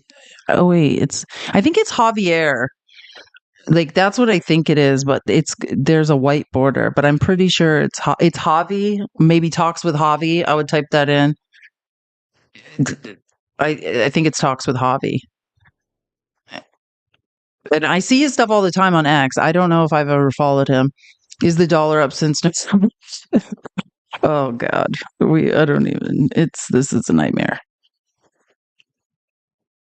Pardoned hundreds of political prisoners who had been viciously persecuted by the Biden regime. Hundreds of people were persecuted, including Christians, pro-life activists, 2 Washington, D.C. police officers just yesterday, whose lives were destroyed from chasing down a dangerous illegal alien criminal. And of course, I was very proud to pardon the J6 hostages. What a God. Meanwhile, the tech stocks are crashing. Cool. You went from being a real estate developer to the president. That's a pretty bad. Never thought of it that way. I guess I'm the most upwardly mobile politician in history. You inherited hundreds of millions of dollars, you weirdo Nepo baby. Like, we are in hell. No, I agree. I really don't want to listen to his voice anymore either. But I do want to. Yeah, this is a really interesting poll that people should dive more into. People do not like Elon Musk, right? Trump spent the end of that. Like, he started talking about Elon Musk and being like, oh, Elon Musk is great. Like, this new AP news poll came out. People are not pleased, not just with Elon Musk, but billionaires advising the president. Nobody likes it. Nobody. Like, it's 60% bad, 12% good. Trump is forming an oligarchy, and it seems like, I know, I'm so tired of polls, but this one actually has some very interesting data. Right? It's quite interesting. So it's the new AP North poll. 6 in 10 believe that the president relying on billionaires or family members for policy advice is a bad thing. Like, it's what you would think. It's good for the midterms. That's what I'm trying to say. All of this looks very good for the midterms. This is what we want. Trump to show who he is. Trump to cancel birthright citizenship. Maybe the Hispanic vote will wake up, right? Like I said, I have family members who voted to deport themselves. Truly. Like, make sense of that. You guys voted to deport yourselves. Oh, actually, and I am tired of Trump, so let's get more. Wait, what? Oh no! Another oh my Trump God, this is cultist so awesome. You guys will love this. Yeah, I'm so tired of hearing Trump's voice. We've heard it too much today, but too many more. 3 Trump speeches is more that I could bear in one day. I can't. And I've already listened to these. So I've been up all night listening to these clips. Have you seen this? Oh my God. This will cheer you up after listening to Trump mutter incoherently. We're almost to 400K. I feel like we've stopped tapping. My brain is shutting down, so I don't blame you guys. But let's tap the screen. Let's get to 400K. We could do it. And this will cheer you up. If you haven't seen this video, get ready to smile. I love this guy too. What is his name? The Romano Report. So again, this is hilarious. So this guy basically is, because these are popping up. I've seen them on X, and people are dead serious. Like, MAGA doesn't, because they're so delusional. They don't understand. They still are in cognitive dissonance, and they don't understand that, like, when Trump's executive orders are hurting them, that he doesn't care. So these MAGA people are like, I know you didn't mean for this executive order to negatively affect my life. Like, writing letters and posting them on X, like Trump is going to see them and be like, oh, Billy and his wife, she took a job with the VA and she lost her job because I'm not hiring people anymore. Oh, well, that changes everything for me. And listening to this guy, like, sarcastically talk, I could listen to this. Oh, I have listened to this like 3 times. Oh no! Another Trump cultist just got screwed over by his orange God King. I just came across a tweet posted by a Trump cultist, and he is just whining and freaking out and panicked because he and his wife just found out that Donald Trump screwed them over. Let me read what he wrote. All caps. Attention! Please help! President Trump and Ted Cruz. My wife is a nurse and was recently hired by the VA. Our home is packed up. We have a new home. We spent thousands to move our family from Fort Worth to Waco. Following Trump's hiring freeze executive order, the VA rescinded her job offer. Oh, no. My wife is in tears and inconsolable, and my family is devastated. It has been my wife's dream to work with needy disabled veterans. I'm a disabled vet. Now our home is lost with no clear path of what to do. Her job was to start in 2 weeks. We are all huge Trump supporters, and I know this was an unintended consequence. I'm sure veterans medical care professionals were not the target of this executive order. Please help get this message to the White House so that President Trump can fix this error. Veterans need not be affected because of out-of-control government spending elsewhere. Please help retweet this so Donald Trump is made aware. We need your help. Aww, that's so sad. I can't, my cheeks hurt. Like, the finding out. It's what's the concepts of thoughts, concepts of thoughts and prayers to this person. I'm really trying to muster the nerve to care. I'm finding it. I believe I said that this was all written in Project 2025. I believe we all said that. And you said, Trump said he knew nothing about it. Trump would never do something to hurt me. I love watching these people find out. Oh, I love it. I love watching MAGA being like, my cancer trial was paused. Yeah, Trump doesn't care. Surprise. Oh, you thought Trump cared about your cancer treatment? No, he does not care. You can join the Discord. There's a link. There's a forever link in my link tree to join the Discord. All of this outline is in the live sources section, but also here, his name is Romano Report. So also, I would suggest probably his page. So if you want to just look, that is his, and screenshot this is his TikTok name.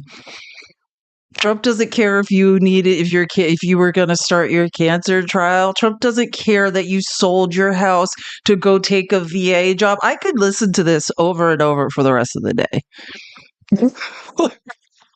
I could we need this guy to just read videos, to read messages like this on TikTok. Just an open letter.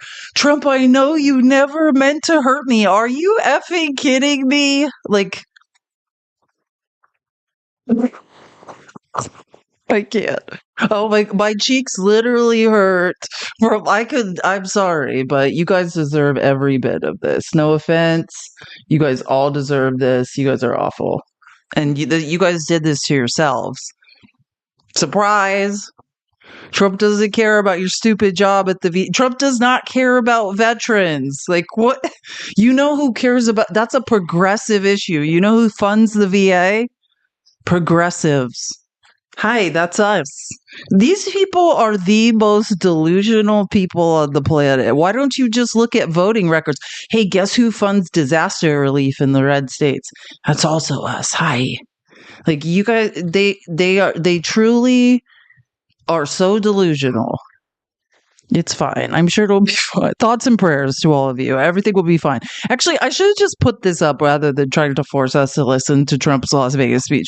Bed by Celis is Trump spoke in Las Vegas today and the following happened. He invited the leader of the Oath Keepers he just pardoned as his VIP guest. He said America was at its wealthiest in the late 1800s.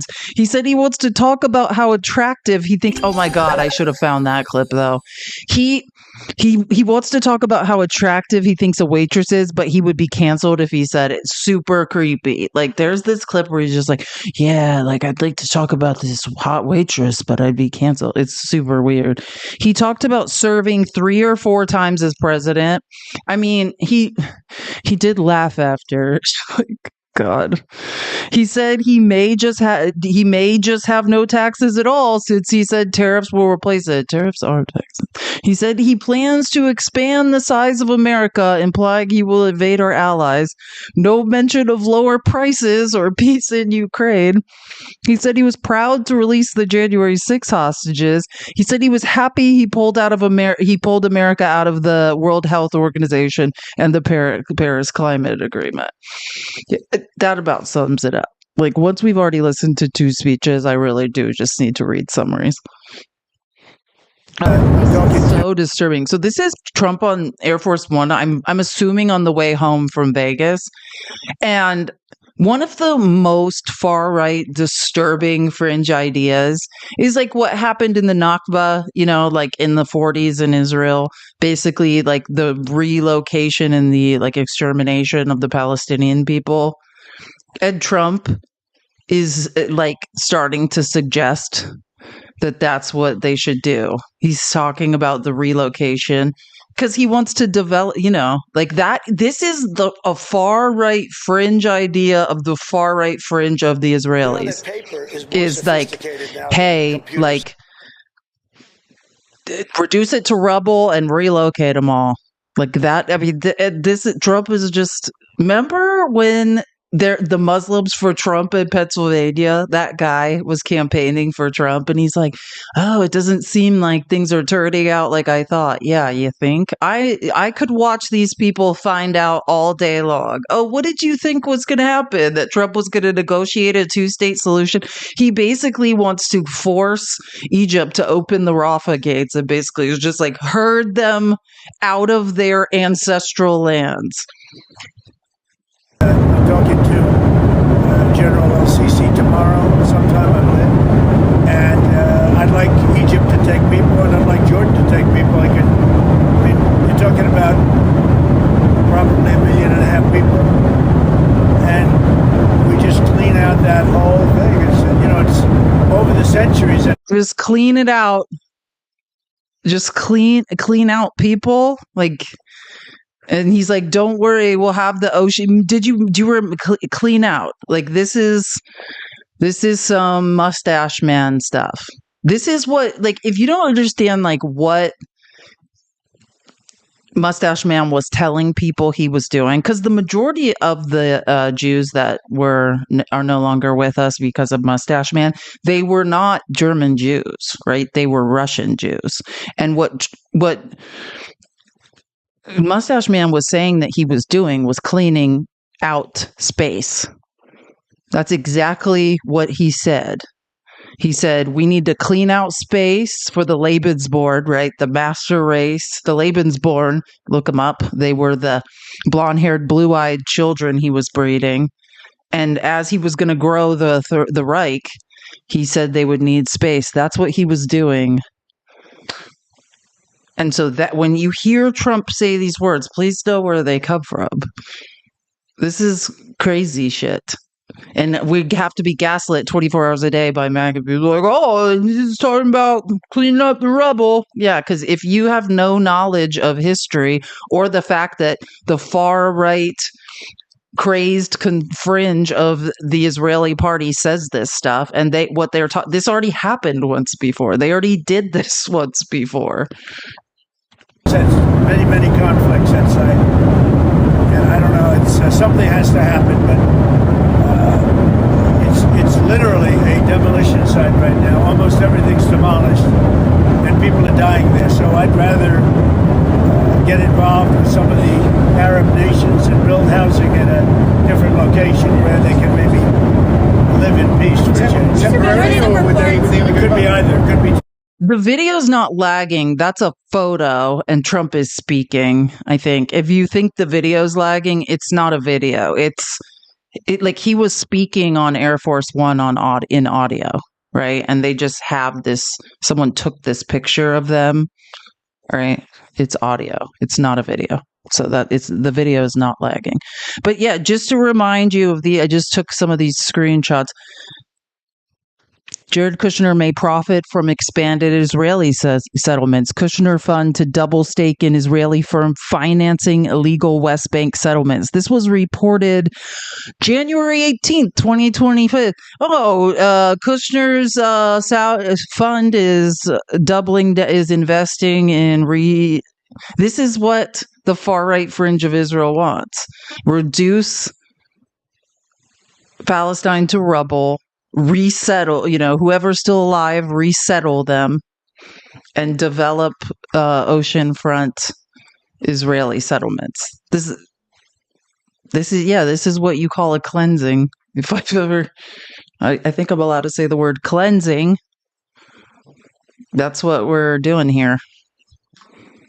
Someone should pay me to do this. People do pay me. You guys do. That's why I do this. I used to work in the tech industry. I used to make money. Like, truly. I was a teacher. I used to make no money. I was a Division I athlete. Then I was a teacher and I made no money.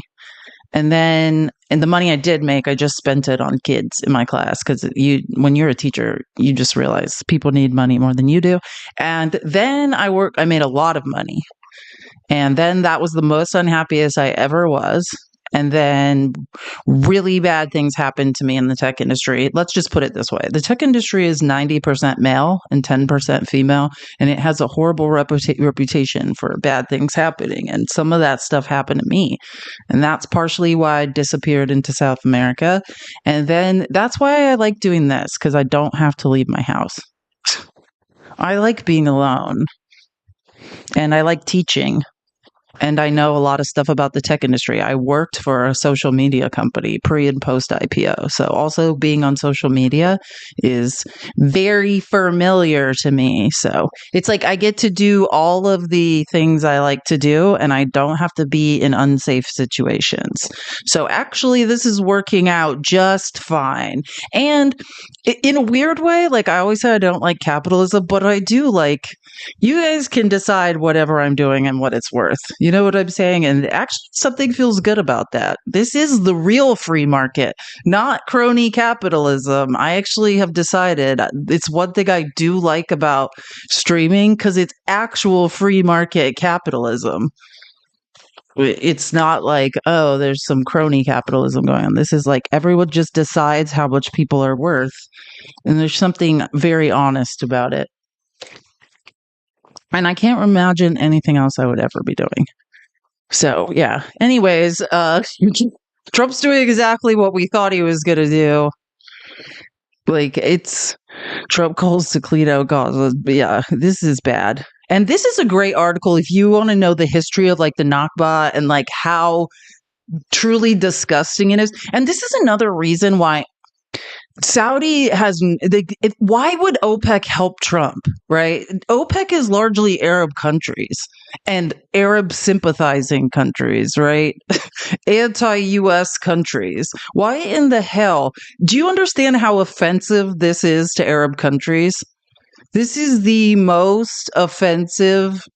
This is like slapping Saudi Arabia in the face. And then he's like, hey, I'm going to need you to flood the market with your product so I don't look embarrassed and I can end the Ukraine war. Like, why in the F would they help him at this point? You're talking about doing a cleansing on Arab people. You know, that's what I'm saying. Trump has himself in a very complicated situation. Yeah, we are repeating 2018. This is like it's like Trump's first term on steroids. You know, it's just I can't stand when they say, "Well, the guardrails of democracy hold." If I hear one more person saying that, I'm gonna throw up. No, they're not holding. I'm looking around here. Around the time Trump's meme coin became worth billions while he's sitting in the White House, I think it's not working. I'm not an expert, but I don't think it's working. And also, the guardrails of democracy, right? Like, this is the other thing I was thinking, like, okay, yeah, we have these three branches of government that are meant to check the power of the other branches.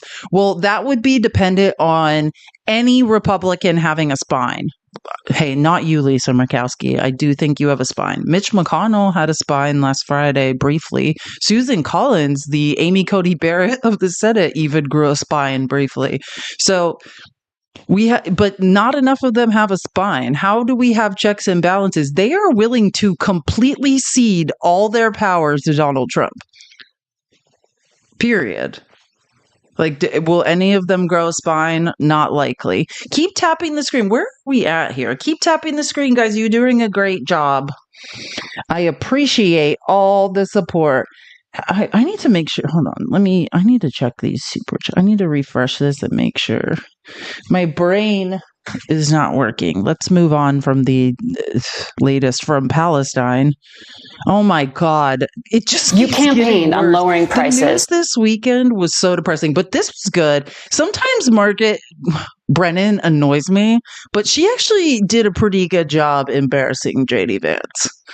And he's a great interviewer. I will say, when I was watching him run for vice president, I was quite honestly annoyed by how amazing, he's great at pivoting. He's great at Sunday morning interviews. And she basically is like, hey, what about prices going down? She did a good job. You campaigned on lowering prices for consumers. We've seen all of these executive orders. Which one lowers prices? We have done a lot, and there have been a number of executive orders that have caused already jobs to start coming back into our country.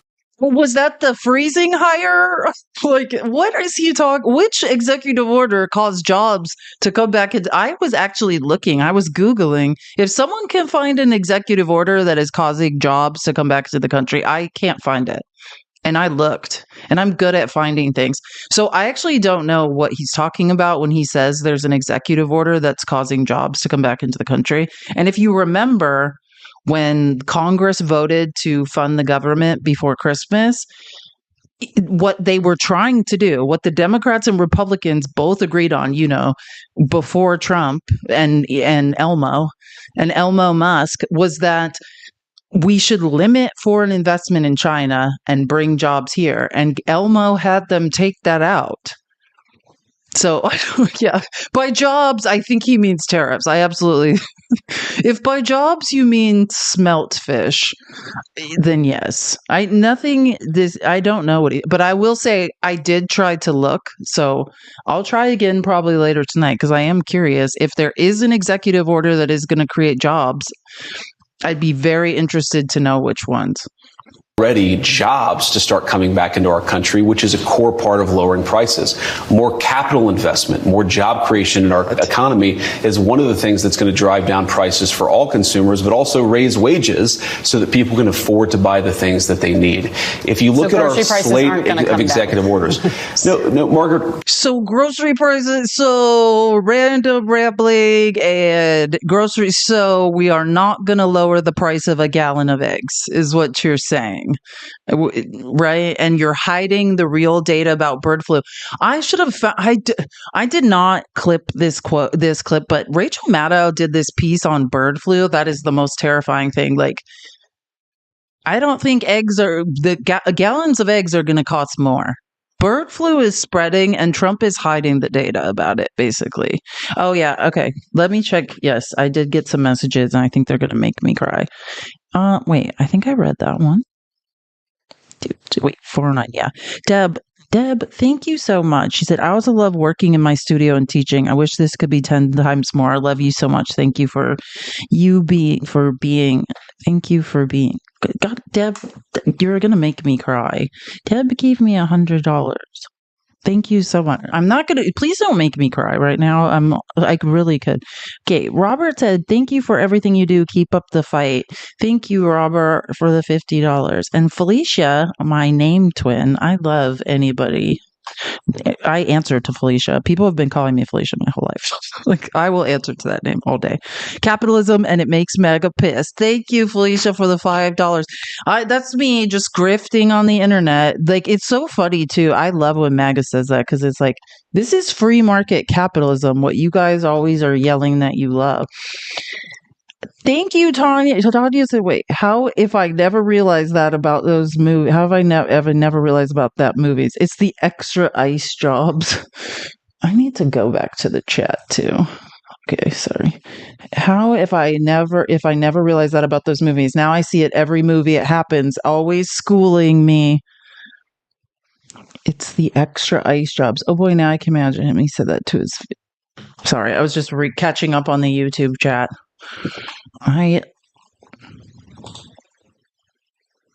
JD will be a force to be reckoned with. Oh yeah, especially backed by. I'm not as scared of JD Vance. I think, well, here's the thing. There was a time when JD Vance had ethics. Like, right? I've seen the emails and stuff of when he was at Yale. He used to have ethics. What scares me most about JD Vance is Peter Thiel, right? Like, his opinions are being shaped by someone else, and he has the way he is, and the Heritage Foundation, yeah. And yeah, his opinions, he did not used to be this person, but like in the interest of power, he moved so far right. Like, if you want to rise in politics and you're intelligent, you can, the fastest path is moving right. Look at Elise Stefanik. Like, I mean, if you have no ethics or morals, just move right and lie. Be a professional liar. Prices are going to come down, but it's going to take a little bit of time, right? The president has been president for all of 5 days. I think that in those 5 days, he's accomplished more than Joe Biden did in 4 years. It's been an incredible. Do you see what I'm saying? This man is a pathological liar. Joe Biden just handed off the strongest economy in history. Joe Biden saved Trump's giant mess while apparently being tied up in the basement and Obama wearing his skin suit. That's what half of Max believes. So, yeah, like, recovered the best of the G7 from the pandemic. Don't ever come for Biden's stats. The numbers speak for themselves. Like, what has Trump done? Enrich himself? Grift off a meme coin? What has Trump done? And by the way, I didn't say lower prices on day one. Trump said he was going to lower prices on day one. Trump said before day one, oh, don't worry, a very specific thing. I just need to say, I'm going to say it to Zelensky and I'm going to say it to Putin. And then all we know is he put out a Truth Social post about tariffs and Putin laughed at him. He had Dmitry Medvedev basically laugh in Trump's face, who, if you know who that is, like, if Medvedev's laughing in your face on X, that's a no. It's going to be a no from Putin. And now we've moved on to effing over U.S. oil by flooding the market with Saudi oil to make it too expensive for Putin to afford his war, which still may not work if China backs Russia. Like, he said it. Breakneck pace of activity. We're going to work with Congress. We're, of course, going to have more executive orders, and we're going to try the way that you lower prices is that you encourage more capital investment into our country. And yeah, what? No, that's not the way you lower prices. But nice try. And here, let me tell you another way you don't lower prices: by starting trade wars. That's how you don't lower prices. Let me give you another way you don't lower prices: by mass deportations, and not just mass deportations, but the threat of mass deportations. So the harvest isn't picked. That's not going to lower prices. Not one goddamn thing. Anyone with a basic, I took macro and microeconomics. And I read an exorbitant amount. Oh, and I also read Kamala Harris's Marxist dad's book. He's not a Marxist. I'm just kidding. He talks more about supply side economics than anything else. But yeah, I mean, I've read some stuff on economics. Like, I'm not an economist, and I know that nothing Trump is doing is going to lower prices. Also, hiding the data about bird flu is not going to lower prices. Nothing. We are not going to lower prices. Just say it, JD. You know it's true. Trump's just going to rob us. The U.S. Conference of Catholic Bishops this week condemned some of the executive orders signed by President Trump, specifically those allowing immigration and customs enforcement to enter churches and to enter schools. Do you personally support the idea of conducting a raid or enforcement action in a church service, at a school? Well, let me address this. Of course, if you have a person who is convicted of a violent crime, whether they're an illegal immigrant or a non-illegal immigrant, you have to go and get that person to protect the public safety. That's not unique to immigration. But let me just address this particular issue, Margaret, because we got child murderers running around in schools. We got to do something about it. As a practicing Catholic, I was actually heartbroken by that statement. And I think that the U.S. Conference of Catholic Bishops needs to actually look in the mirror a little bit and recognize that when they receive over $100 million to help resettle illegal immigrants, are they worried about humanitarian concerns, or are they actually worried about their bottom line? Whoa. You know what's crazy about this? Have you noticed this? This is the party of Jesus, right? That's what I thought. I think there's plenty of people on the left who are actually real Christians, but this is allegedly the party of religion. Unless you say anything along the lines of Jesus's teachings, like, hey, like churches, are sanctuaries and they shouldn't be interrupted with ICE raids, and like, hey, like, let's protect children in schools, and hey, let's have some mercy on like the LGBTQIA.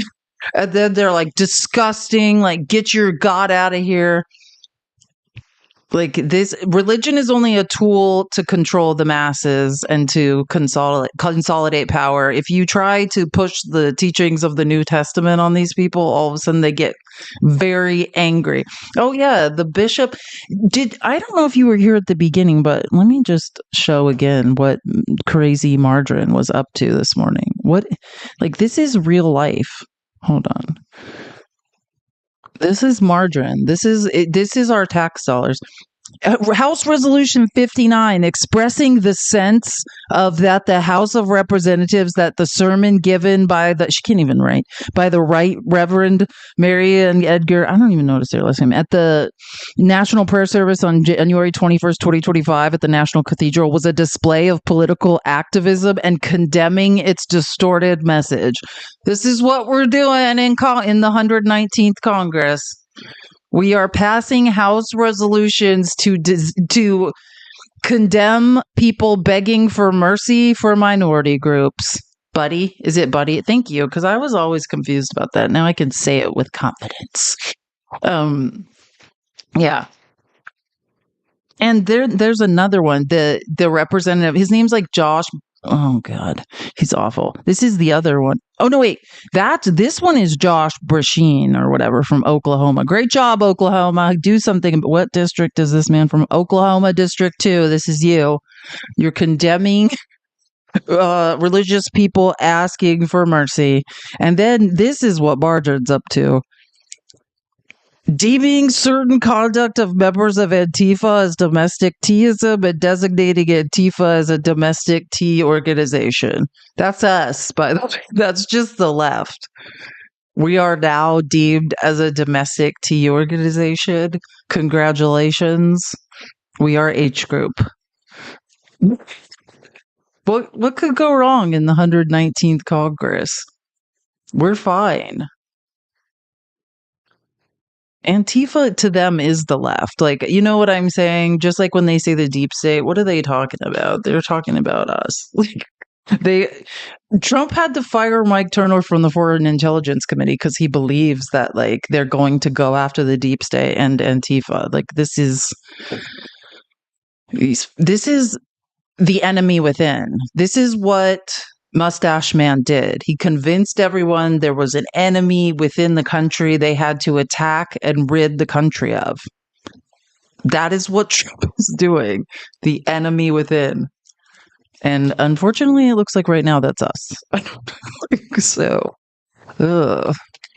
Margarine, Trader, Gangrene. I know there's so many good names for Margarine, but Margarine is the best name for her because truly, how did that work out for who? It's not going to work out well for any of us, but some of us won't be able to see it work out badly for Trump. Trump will end up in a bunker somewhere. Get your camp Crocs now. I know. Amen. Can't wait. I don't know which camp I'm going to go to. Am I going to go to the camp for the gays, or am I going to go to the camp for the browns?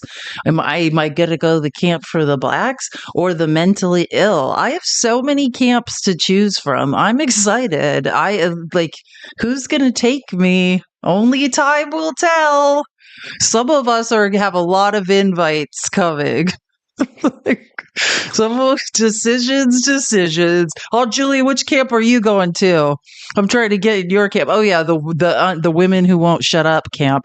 That's definitely going to be a camp. Women that didn't procreate, had the nerves to not procreate. We'll all be in a camp. I keep hoping that, but we can't count on Trump on the fast food to catch up to him. He seems to be just holding strong. Childless cat lady camp for the win. That will be the best camp for sure.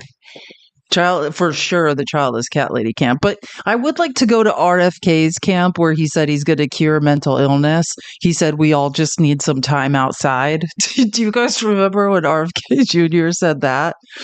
We all just mental illness isn't a thing if we all just you can to the childless cat lady camp. Everyone gets a cat, or as I like to call them, a familiar, because we're all witches.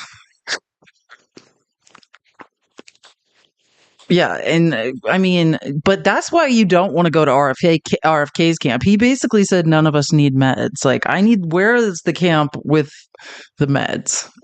I don't want to be at RFK's fresh air will cure everyone camp. That sounds absolutely awful. I'm not surviving. Who was it that said this? Oh, it was SNL, the guy that does the weekend update or whatever. God, why can't I can't remember anything right now. I'm going to end the live after saying this, or maybe I think I have I have a really funny video to show you guys. Then I'll end the live. But he basically was I'm done even pretending, he's after this week of news, I'm done pretending that I'm doing dry January or something. I can't even remember, but it was hilarious. It's true. Phil, everyone, imagine not, yeah, none of us need to be in reality. I'll say it again. Everyone read A Brave New World. Their authoritarian takeover, they just drugged it. They were nice enough to just give everyone drugs. That's what we need. Wait, I have the funniest video to show you guys. Oh, and actually, this is good. I should say this really quick. Do you guys know Michael Bloomberg is going to pay Here, actually, this Michael Bloomberg occasionally does non-annoying stuff, and this is one of them. He's going to pay our the climate fees. Michael Bloomberg will help fund the UN climate body after Trump withdrew from the Paris Climate Agreement. Bloomberg Philanthropies, along with other U.S. climate funders, will, quote, ensure the U.S. meets its global climate obligations, which the organization's statement says includes, quote, covering the funding gap left by the United States to UN climate change and upholding the country's reporting commitments. Bloomberg, the former mayor of New York City, co-founder of Bloomberg Media and special envoy to the UN, also helped cover the U.S.'s portions of its climate commitments to the UN from 2017 to 2020 after Trump withdrew from the Paris Agreement for the first time. When Donald Trump withdrew, he said it was in order to, quote, put the interests of the United States and the American people first in the development and negotiations of any international agreements with the potential to damage or stifle the American economy, end quote. Read more. How sad is this? But at least there's some billionaire using their money for a good purpose. Oh man, this video is going to be awesome. Do you guys remember last Friday when I was showing you guys that huge pro-life rally was going on in DC, and then the schmutzies were marching, Patriot Front was marching around DC, and it looked like they had a police escort?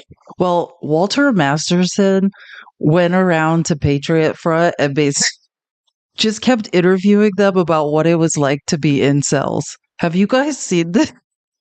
He just repeatedly just is so what's it like to be an incel? I love this man.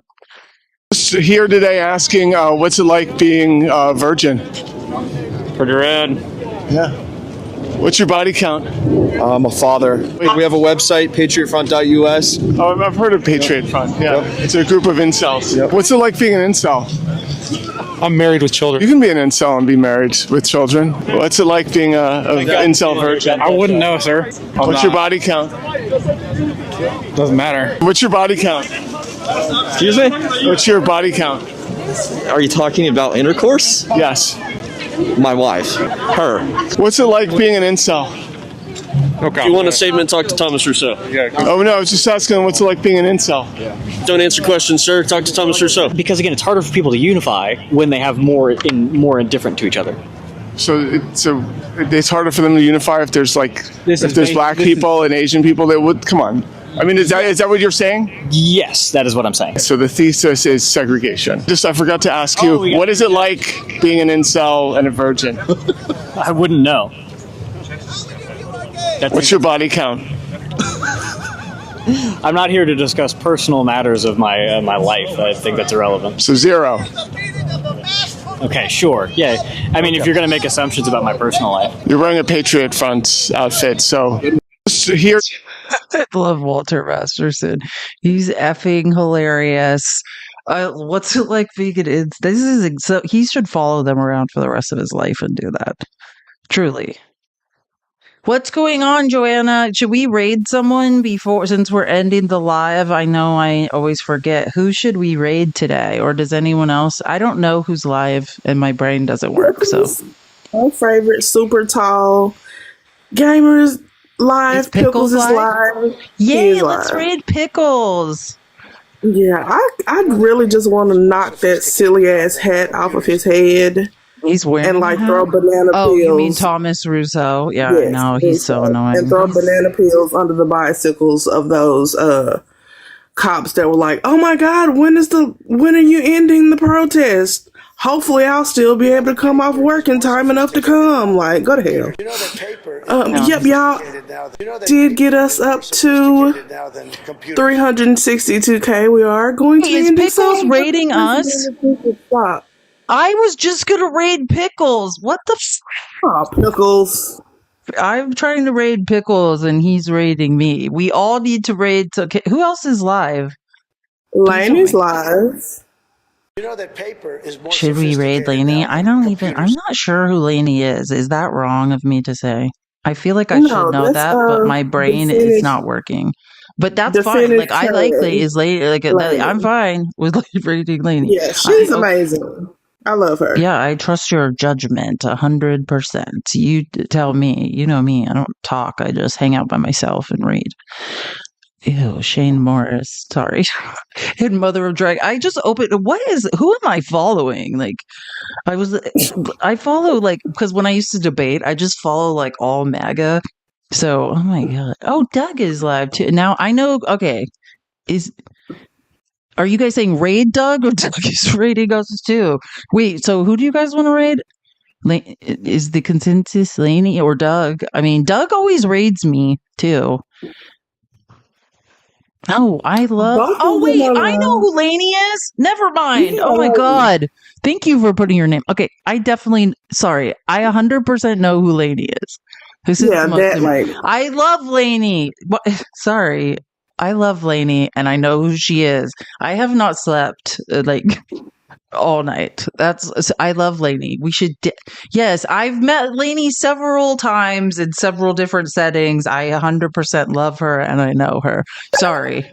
I think I just know people sometimes by their screen name. Good night, Bronze. Have a great night. Let's go. It's defense. Someone did drop her at. It's, oh my God, I'm going to spell it wrong. It's Defense Trans, right? Is that what it is? DEFENES. Trans. DEF. Oh, good. Yeah. DEF. Yes. ES. I'm gonna drop so I can pin it. ES. Is that it?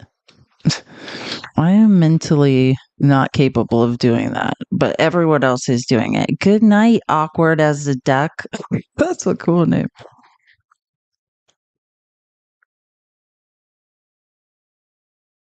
Yeah. I feel like we all know who we're talking about. Everyone has spelled it. I'm not writing it because I think I spelled it wrong over and over. Yay, our first raid. This is our first raid. All right, let's go raid Lainey and tell her I love her. She's amazingly intelligent. I love her. She's the best. Bye, Lexi. Thank you so much, Joanna. Thank you to all my mods. Thank you guys. I'm gonna go get some sleep and then I'll see you guys tomorrow when my brain is working again. Love you all. You guys are absolutely amazing. Later, Gators. Okay, cool. If I'll text Pickles. I need to text people. I haven't talked to people in a while. Bye, guys.